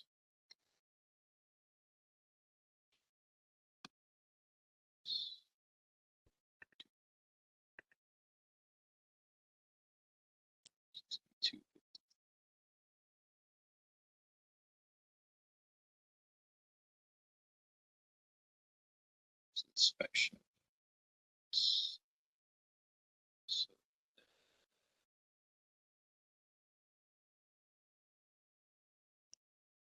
And know that there were amendments to the CPRA also.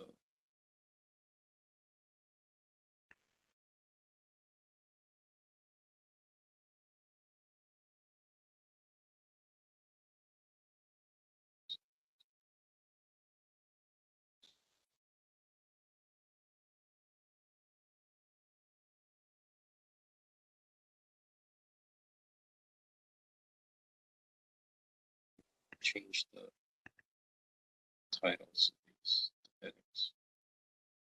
Doesn't exist.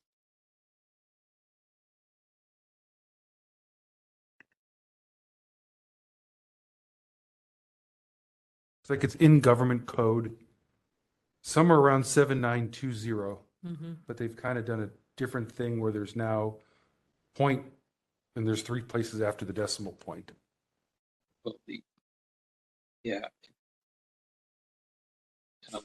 It begins on 7920 is where the new CPRA begins.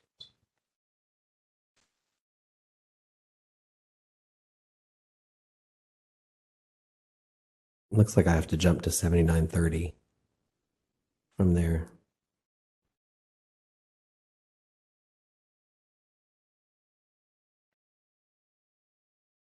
Procedures. Yeah, they really, because they added like a whole enforcement section there, which they didn't have before. So it's not, I don't think it can correlate. Yeah, and I'm not sure we can even look at this because this wasn't the law at the time. Right. So there is, I found a website that has the old code. If you want to look for it, it's at casetext.com/statute/California codes.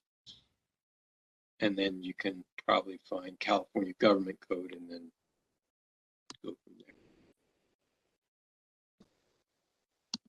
So we're saying to cite the old code. Yeah, I'm thinking that might be a way to do it because that's what the code was in effect at the time. Yeah. And I'm afraid that the new one doesn't correlate, right? It doesn't. Yeah, it doesn't. So casetext, casetext.com/statute/California-codes, plural, /California-government-code. And then you'll have the old, you'll see the old one and it'll be under General Title I. And then you can go down to 60.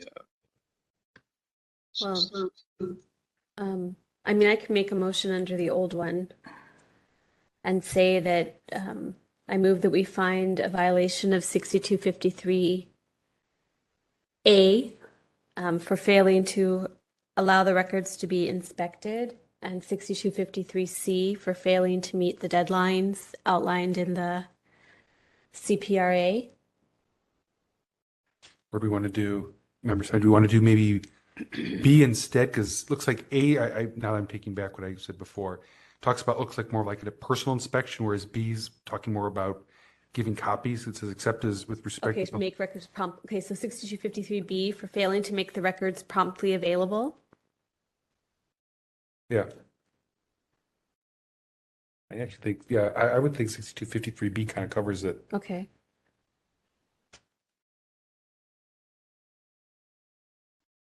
Yeah, that sounds good.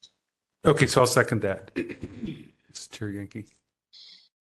So it looks So like, it's just 6253B, that's it? yes, for failing to make the requested records promptly available.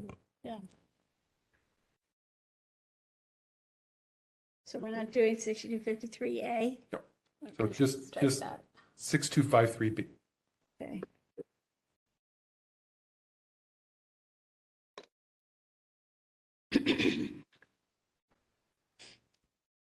Are we opening it for public comment? Any discussion before we, okay, yeah, let's go ahead and open up to public comment. And Victor, there's no one here, so. Okay, we only have one other person here on the line with us. If you'd like to make public comment, you can raise your hand at this time. I'm not getting any response from that caller at this time. Okay, so we'll go ahead and close public comment, and I think we're ready for a vote.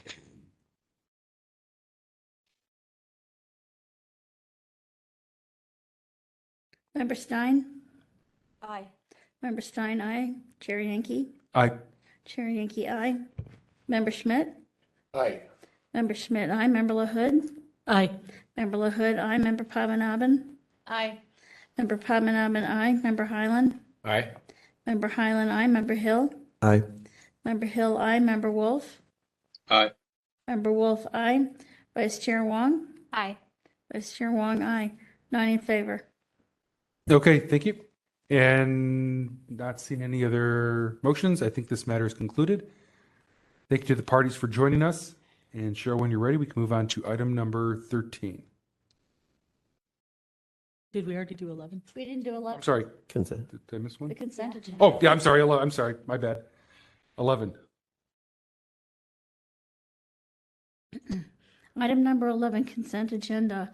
The Sunshine Ordinance Task Force shall review file number 22130 to affirm that the Sunshine Ordinance Task Force has jurisdiction, that the noted violations of Sunshine Ordinance, Brown Act, or California Public Records Act occurred, and, if applicable, to issue an order of determination and refer the matters to a committee for monitoring. The complainant respondent, excuse me, are not required to attend the April 5, 2023 Sunshine Task Force meeting, but may attend to provide testimony during the public comment period for this item related to the above listed determinations. File number 22130, complaint filed by Michael Petrellis against Supervisor Catherine Stephanie, Board of Supervisors, for allegedly violating Administrative Code Section 67.29-5 by failing to respond to a request for Proposition G calendar in a timely and/or complete manner. On January 17, 2023, the complaint committee moved by Member Stein, seconded by Member Wolf, to find that the task force has jurisdiction, refer the complaint to the task force consent calendar to find a violation of 67.29-5. Okay, thank you, Cheryl. Is there any discussion on this, or do we want to just move to a motion to adopt the suggestion from the complaint committee? Motion. Can I make a motion? Go for it. Unless there's discussion. Yeah, because there was admission on this. So I move to find a violation of 67.295. Member Stein, if I may, I think you just have to move to adopt the. I move to adopt the consent agenda. And the microphone. I move to adopt the consent agenda. There you go. I'll second that. This is Member Hill. Member Hill? Okay, so moved by Member Stein, seconded by Member Hill to adopt the consent agenda. Do we have any public comment, Victor?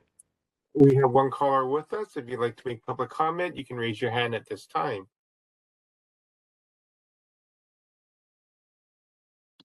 I'm not seeing any response. I believe we can close public comment. Okay, we'll go ahead and close public comment then. And Cheryl, when you're ready, we could take a vote on that. Second.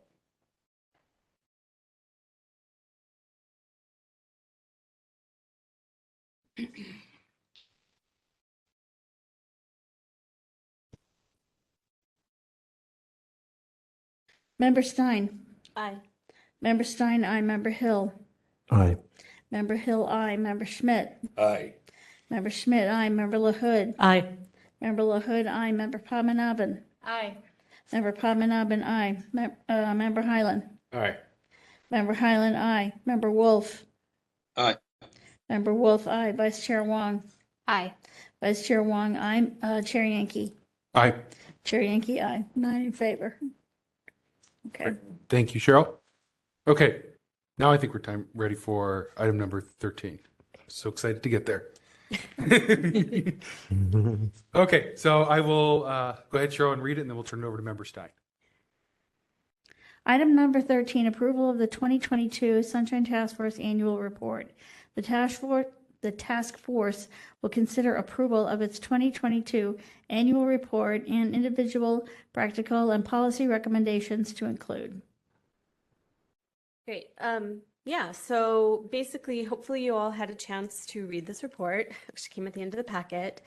And, we could approve it as one thing, as a whole, or we could go individually through, for instance, the practical and policy items, or discuss any issues that we might have or exceptions that we might want to make to what we approve in this report, or any changes that we want to make at this point. But I'll just say in general, I thought the process of doing the report went pretty well.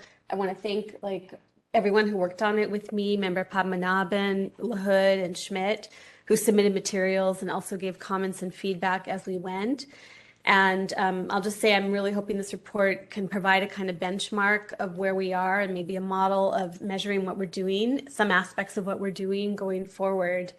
I know that I just tried to follow the data, and I feel like I learned a lot, was able to put a lot into perspective that wasn't necessarily obvious in just being part of the day-to-day workings of the task force.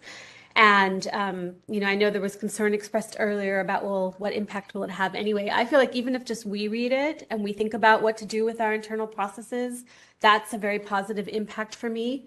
But we are also hoping to distribute it to the various stakeholders who participated and other stakeholders who might be interested. And we've also talked about trying to do a press release.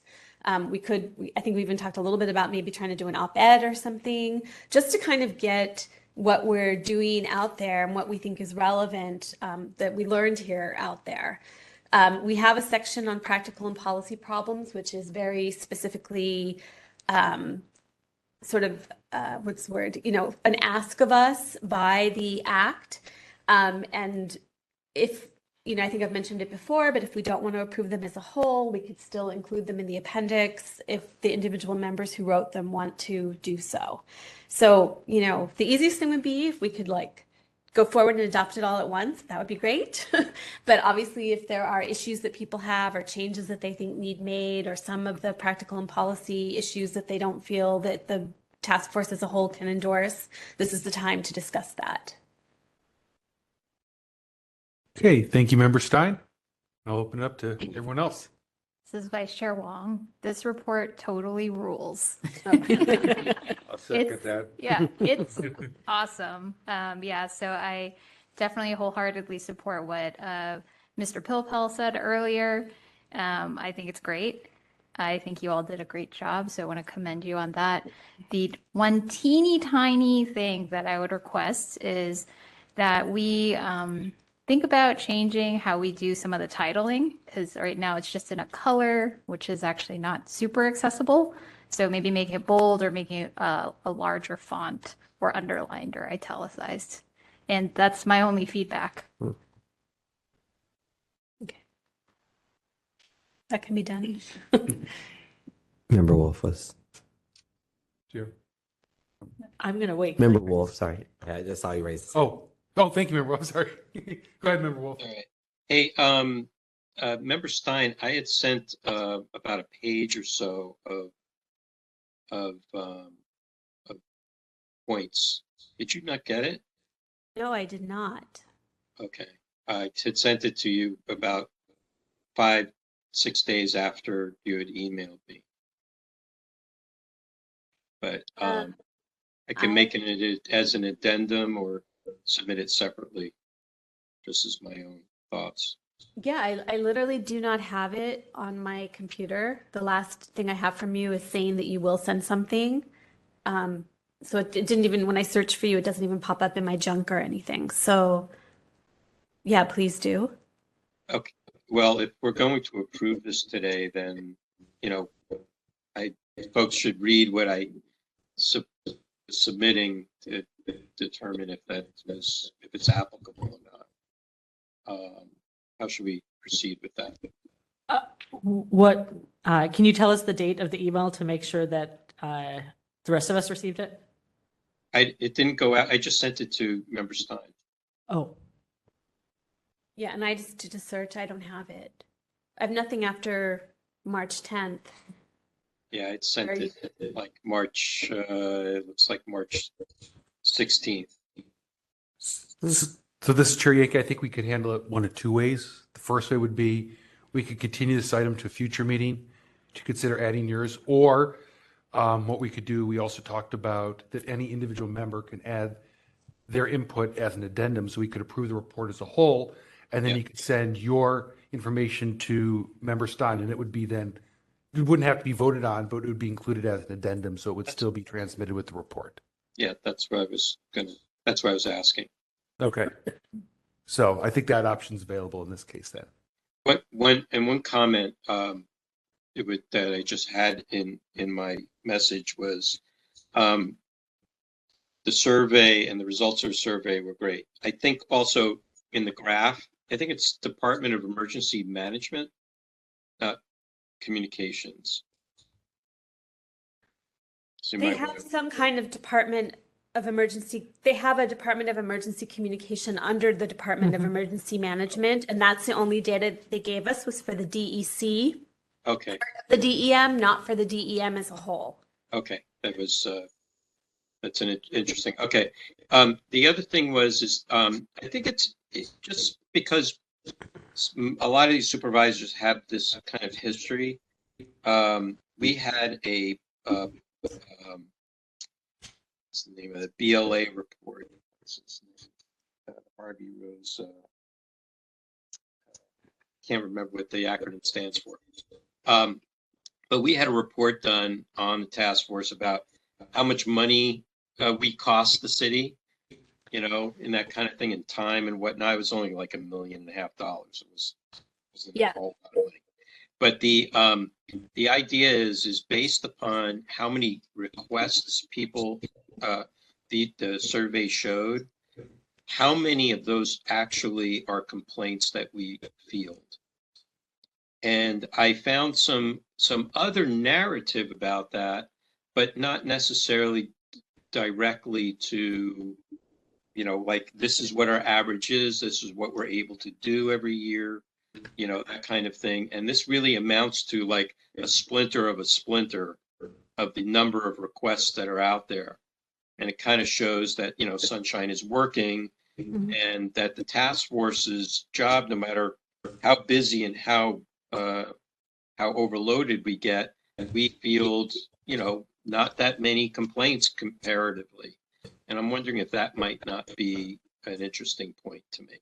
It's made in the report. It is made. That was one of the reasons, in fact, originally that I wanted to do the survey was to just get a sense of how many requests are there every year compared to like what we're actually seeing. And I think it's like 0.88% or less, you know, and I mentioned it in the report. It's definitely discussed. Okay. And it wasn't pronounced enough as I was reading it. I'm wondering if there might not be, I don't know, maybe in the executive summary. Yeah, might be highlighted. I could see that going into the executive summary. Yeah. Because that's what's going to be on the concern of Board of Supervisors. Actually, I think I just found it. There's a line on page 10, the bottom of the top paragraph. Although the 13,999 records requests identified through our survey do not account for all public records requests made, this number does suggest that the 128 complaints filed with the Sunshine Ordinance Task Force in 2022 likely represent 0.9% or less of all requests filed. Yeah. But you're saying highlight it in the executive summary. Yeah. Yeah, I mean, I think that's fine. Yep. Yeah. I mean, taking from, you know, David Pilpel's experience, you know, he's got some experience with these things. Most folks aren't going to get past page 3. Or past the executive summary, yeah. Yeah, that's page 3, at least. What I'm reading. I think you're saying David Pilpel can't read past page 3. No, I did not say that. I'm just joking. The record, folks. I know you. But we're on the record here. And I hope Dave is listening. I know he would appreciate that. Public comment. Thank you. That's all. Yeah, and I will just say, I mean, I do welcome any other feedback about what to include in the executive summary, because I wasn't sure, and I was, about what is really like the most newsworthy information here or the most salient information here. And you have to have a kind of broader, local political context in mind to know that. So if there's any other suggestions about that, I'm happy to hear them. Well, Member LaHood is a newspaper publisher. No, I know. Wait, what does that have to do with what you said? No, I mean, and I did, my journalists who were on this committee did look at it and. Oh, yeah, very closely. Yeah. And we're asked that same question.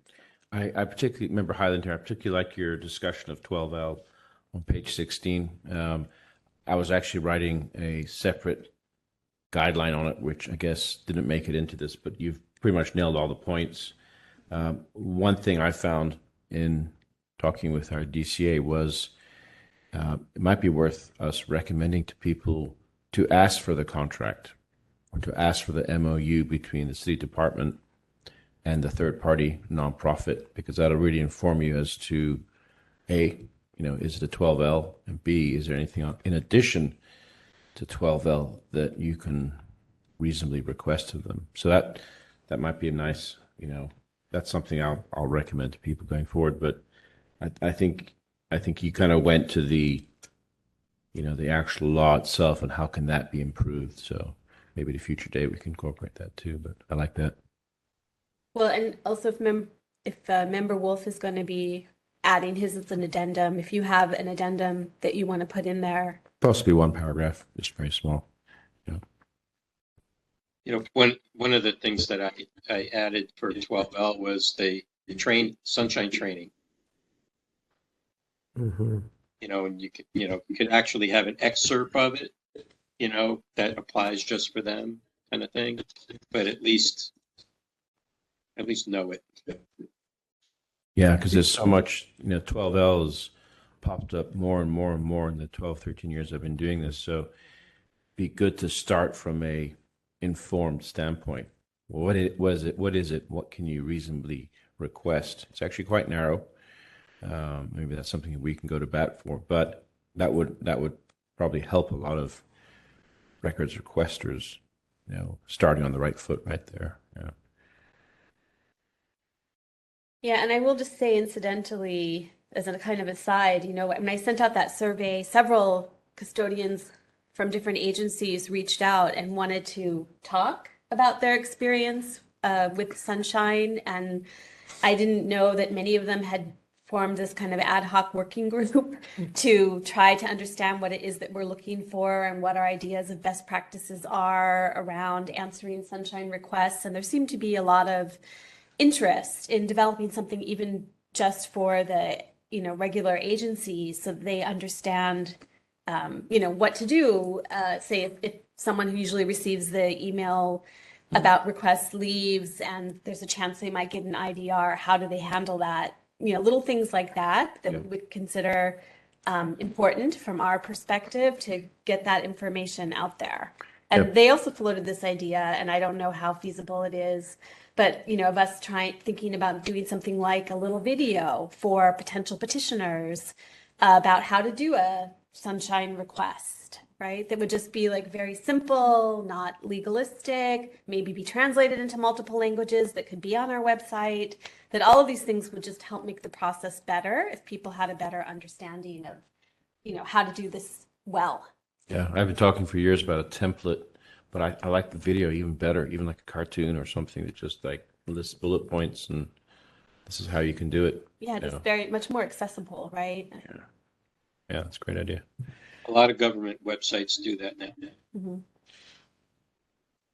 I think it was so great that you're able to have that interaction with the various departments in a way that's not as adversarial potentially as these hearings tend to be. And so I always thought it was great that you received some positive feedback and that we're having those types of dialogues, and this report opened that up. And so I hope that we can work more collaboratively with the departments instead of, coming across, potentially in their eyes as scolding or something along those lines. And so I think for this to work better for the citizens, everyone has to be on board. And I think this report just goes such a positive step in that direction. So I think it was terrific, and I'm so impressed by it. Yeah, and I also wanted to add a few words. Thank you for your leadership on this project. It was really great. I learned a lot, especially as I dug into next request. And I think I'm leaving the task force with a great project. So thank you. Sure. And I should also say, really one of the main impetus for this was Lori Jones Neighbors really, saying to me, we have to do this. We have to do this. When is it going to be due? When can I expect this? This was her baby, wasn't Yeah. it? Yeah. Very cool. I hope she's smiling down on us from above. Here she is. One other thing was that I had in mind that I don't think I didn't find it. It may be in here, but maybe I skipped it, missed it. Was the requirement for the task force to work with the city attorney on training. And that's been lost forever.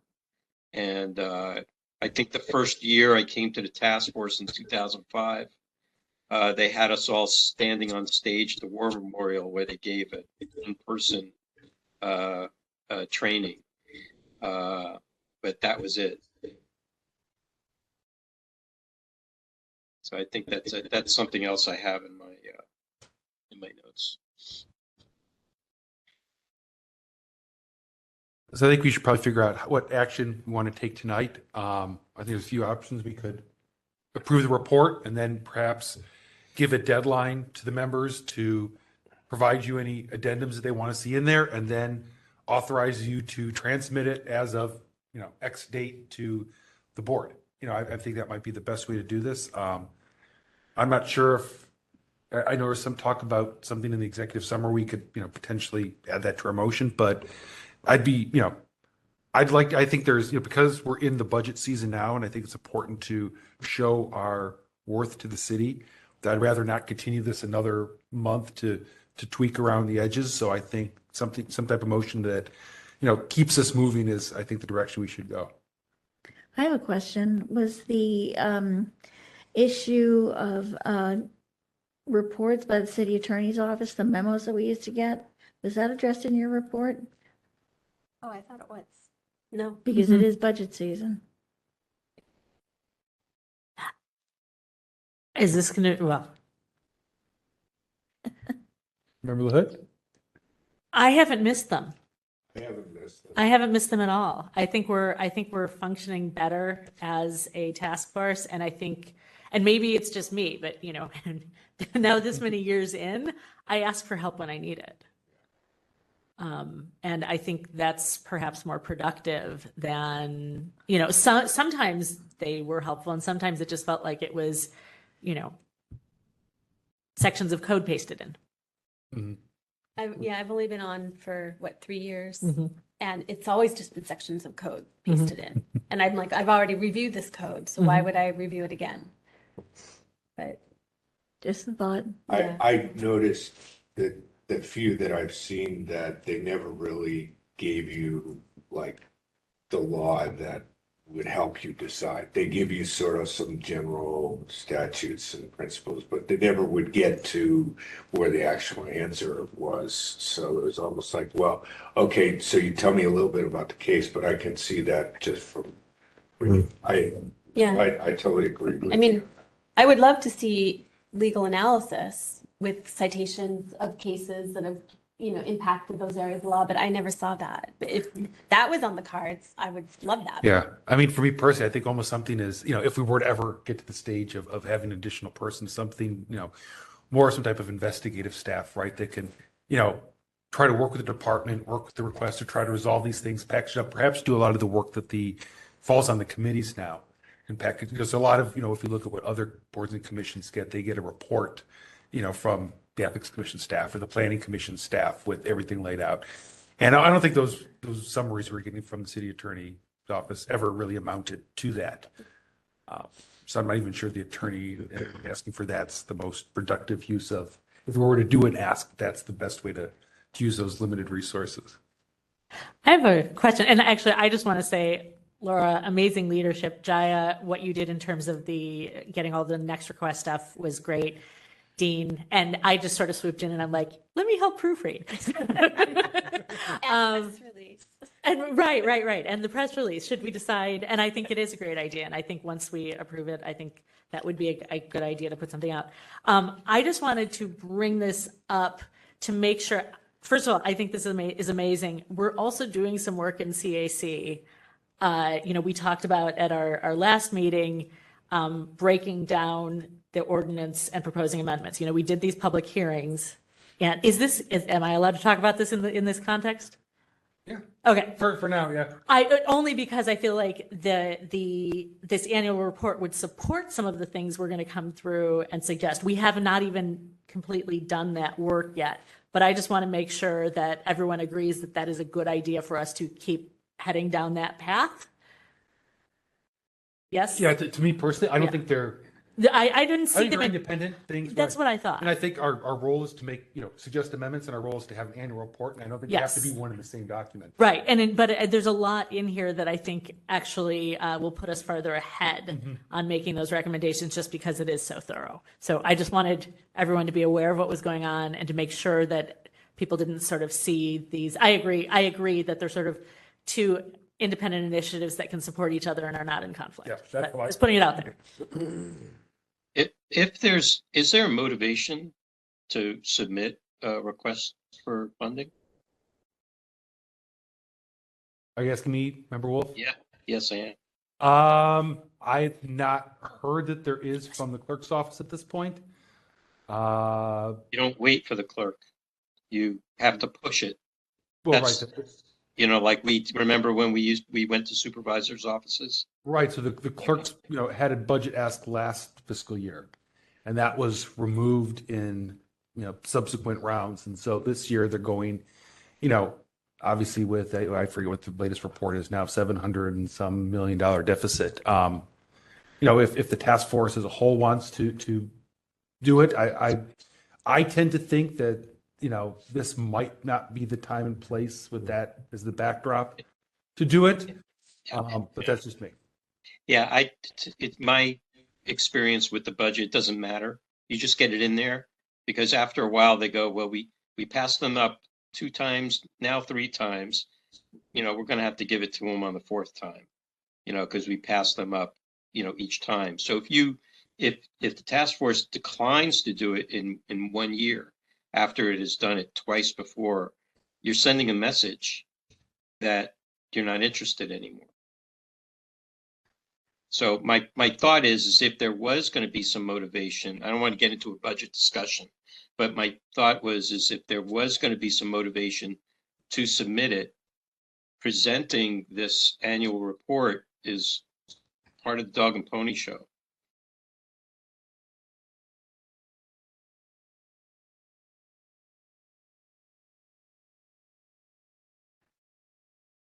Okay.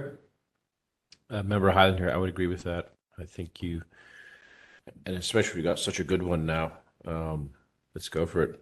I think all we can do is but ask. I think we've sort of asked in the past, but to tie it with an ask and a presentation, I think is a great idea. Now, to that point, if that's going to be part of the report, then we not approve the report tonight? See, that's what I'm trying to keep in mind. If we're going to do a supplemental, part of the report, we can still approve the report for us, but we don't have to broadcast it until we send it to them with a budget ask. I don't think the budget ask needs to be part of the report. No. Okay. It's just a strategy. You submit your budget report, it goes in one direction, and then you make this presentation before the Board of Supervisors, And then all of a sudden the budget shows up in front of them. They go, wow, task force gave a great presentation on there. Now I understand them a little better. Maybe we should, throw them a few bucks. Okay, so it's not really, I don't want to get off track with this agenda item, which is approval of the report. This sounds more like a topic for a future agenda. I could put, as we get to the next agenda item, maybe we want to talk about, do we want to agendize a budget ask as on the next agenda, that we can vote on that as a separate thing. I agree. Yeah. But unless we're actually talking about including in the report, I think we should not have the discussion as part of this agenda item. I have one last. Go ahead. Sorry, if this is Member Hood. One last question. Member Stein, on page 15, kind of in the middle, you have bolded Appendix TBA. Is that because we don't currently have items? No, that was that was because we don't currently have items. I didn't know if we were going to reject some of the practical and policy recommendations and put them into an appendix. Got it. So and then the other question is, if members are submitting their own sort of suggestions as addenda, do we need to approve those separately? No. So we don't need to approve them at all. No, I think when we went back to, I forget which meeting it was, we kind of laid this all out. We talked about that we'll approve the report, and then as the redistricting task force did, that each individual member could, as an addendum, just in their own name, in their own name, submit it, and it would be included as an addendum, but not as the actual full approved report. Got it. So that's why my suggestion was we approve the report tonight, and then if we want, based on now that everyone's had a chance to read it, give X amount of days for us all if we want to submit, an addenda or addendum, whichever one it is, and then we can transmit the whole thing together. So I just want to ask Member Highland, are you definitely going to submit something related to 12L, or you're not sure? No, it doesn't have to go in there. I think it reads great the way it is in the interests of speed. It's really just more advice to people. That's something we can work in to that video, maybe, down the road. It doesn't have to go in this right now. Okay. Then I would argue for maybe approving the report as a whole, giving Member Wolf 1 day to turn in the materials because they're already written. He already turned them in, except for that I just didn't get them. And then we're ready to look at any, sending it out to stakeholders and potentially doing a press release if all of this is agreed to. Sure. So do you want to make that a motion? That's my motion. Wait, forgive me. Are you saying send the press release out as soon as it's approved or after we have the? No, I'm saying we're just ready to start working on it and get it done because we will have approved the report. So we know that not much is going to change. And just giving a 1 day, Member Wolf, you can send it to me right now because you already sent it, right? You just sending it again. It's true, but having some of this discussion is also wants me to read what it is. Tomorrow I have a medical treatment, but I'd appreciate if you give me till Friday. Okay, I can give you to Friday. So that will be, I can give you till Monday. Do you want Monday? Okay, so we can say Monday, April 10th for the agenda. Okay. Oh, and by the way, both addendum is one. Addenda and addendums are acceptable plurals. Yeah, it is true. Addenda is professional. Yes. Well, technically it's going to be an appendix, isn't it? It's just going to be or is it going to really be an addenda? Or is it appenda? It's too late. It's an addendum. I think it's YouTube appendix. Yes. All right, Laura, you are moving to approve the report as a whole, and that it is ready to send out to stakeholders. Is that it? Ready to be sent out as of April 10th, I guess. Pending the submission of Member Wolf's contribution. And I will make the other little changes that we talked about, like changing the way the headings are done and all of that. And this is Member Padmanabhan, and I'll second that. Lila, your second? No, Member Padmanabhan. Oh, Jay? I was just applauding. Maybe her last motion. Second. Second. Okay, sure. When you're ready, go ahead and read the motion back to us just to make sure it's. Moved by Member Stein, seconded by Member Padmanabhan to approve the report as a whole and that it is ready to send out as of April 10, pending the submission of Member Wolf's contribution. Okay. So go ahead and open that up to public comment. Victor, and we still have that same one caller who's probably not listening. But if you'd like to make public comment, you can raise your hand at this time.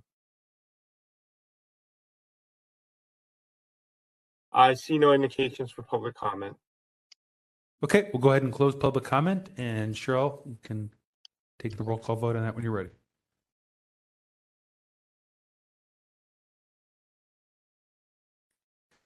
Member Stein? Aye. Member Stein, aye. Member Wolf? No. Not me. Oh, Jaya, I'm sorry. You're absolutely right. Aye. Member Padmanabhan? Member Schmidt? Aye. Member Schmidt, aye. Member LaHood? Aye. Member LaHood, aye. Member Highland? Aye. Member Highland, aye. Member Hill? Aye. Member Hill, aye. Member Wolf? Aye. Member Wolf, aye. Vice Chair Wong?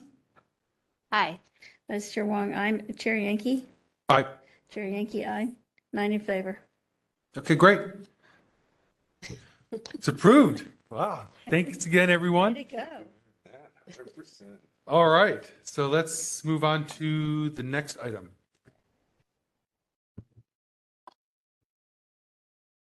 Item number 14, announcements, comments, questions, and future agenda items by members of the Sunshine Ordinance Task Force. Okay, thank you, Cheryl. So do we have any future agenda items that anyone would like to see on a agenda? Budget. Speak about. So budget. So budget I will put on the next agenda to discuss the budget ask, which I think is very timely after we get the transmission of the annual reports. That'll be on there next. Then we've already struggled through it. So the item I'm going to put on the agenda for next time, and hopefully we can get something from the DCA, would be some type of analysis of the recodifying of the Public Records Act so that we know what the differences are, and what the new, codes are to look at. And I think more broadly, what we're going to have to do, and perhaps this will tie into the work that you're doing in compliance and amendments, is the Sunshine Ordinance refers to the old code numbers. Oh my goodness. And oftentimes I think does so without an actual reference to what like the title was. It just says like they can't use 6255. Well, that's meaningless now, right? So I think to even on a very technical level, there's going to have to be some type of revision to the Sunshine Ordinance, right? And I think that that's probably something that the board can do.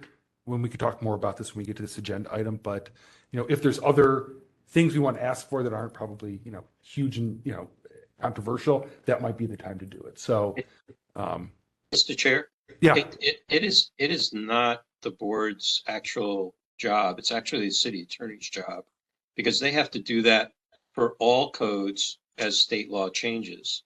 If there are references, it's just editing and updating. They can go in and change the Sunshine Ordinance references without it going back to the board. As long as they reference to the same thing. If it's different, if state law is different, then that's a whole nother story. If they really amended it to hell, right? That's a different story. But in this case, for some of the items I read through, they're just in a different place. So it just needs to be a different number. Okay. And they want to make sure that, because I think we were struggling with that a little bit earlier in one of the cases where we couldn't necessarily find that apples to apples comparison with the codes. And so, to the point, that I think the city attorney at a minimum needs to analyze that, make sure there is an apples to apples comparison. And then it sounds like, okay, great. If they can do that themselves, then we need to request that they do that. And if that doesn't exist, and there are sections now of state law that differ from what the old section said, then I think we're going to have a broader discussion about that. I have a question. Is Bruce saying that this is happening automatically, or do we need to ask for it? No, the question is it happening automatically, and when will it be done? Because this law got passed last year, and it went into effect January 1st. So they should have had it done already. The city. So, right. So I think the answer I would infer from that is no, it's not automatic since it hasn't been done. Matthew, Right. can I provide yeah, my experience at the city attorney's office, I worked with one of the attorneys who revised a lot of laws, made changes to the code, and it's not automatic. You have to cross out what is no longer justifiable or it has changed and insert new language. And Right, I think the question was whether or not the city attorney's office was going to do that without direction from the task force telling them to do that. well, Do we we got still a lot have of a- directions from the MTA about actually how to do the law. I mean, it was a real huge process. It would take like 3 months to get done. Do we have our DCA still on the line? I believe he was unable to attend due to Passover. Oh, okay. So he's not, unfortunately. Okay. So that's one to put on a future agenda. Which I'm doing. But he's also got new people coming in too, so somebody He does, yes. should have been here to represent the city attorneys. So I don't want to get too much into the detail. We can talk about that when it's an agenda item, but if you have anything related to that you want to see on that particular agenda item, let me know and I'll put it on there. That's all I had. Anybody else? I just have a question because you had said, are we getting those handouts that were? Yeah. They're right up there. Oh, can you I just grabbed mine. pass them down? And if Cheryl, if you can send me one of those, I'd appreciate it. Yeah, anybody got one for me? I think we're taking one of each page. Yeah. Okay. Cool. There's 2 separate pages, so you have to take. Okay, well, go ahead. If there's anything else on this topic, if not, we'll open the public comment as we. I'll pass this to Cheryl. Okay. You know what, if I get one, I can just email it to everybody so you'll get it tomorrow. How about that? That's what I prefer. I can just do that. She's like, Cheryl. nah. I want both. I want paper and I want. Don't you need more? Because you're smart. Okay. So Matthew, was that it on item 14? Yeah, unless anyone else has anything else for that agenda item, we'll open up to public comment. All right, seeing no one, public comment on that final item. And there's no one here, so Victor, is there anyone online for that one? Again, we have the same person. If you want to raise your hand, you can do so at this time. No comments at this time. Okay, so we'll go ahead and move on to close public comment, and we'll move on to the final item. Item number 15, adjournment. We have someone it's their last meeting. Do they want to take the honors? Yes, I'll do that. I'll make a motion to adjourn. Okay, moved by Member Padmanabhan, seconded by Member Wolf. All in favor, say aye. I have a comment. Thank you, Jaya. It's been great working with you. Thank you. Thank you. And it's likewise, I've enjoyed my time here. Thank you all so much. And it's been great to actually come in person too. And we'll see you next month. Yeah. Despite the hour-and-a-half drive. Yeah. Fortunately, health conditions don't allow me to be there. Sorry. Who was second in the closure? Me, Bruce. Bruce. Okay, all in favor, say aye. Aye. Any opposed? Hearing none, we are adjourned at 9:46. Good week, folks.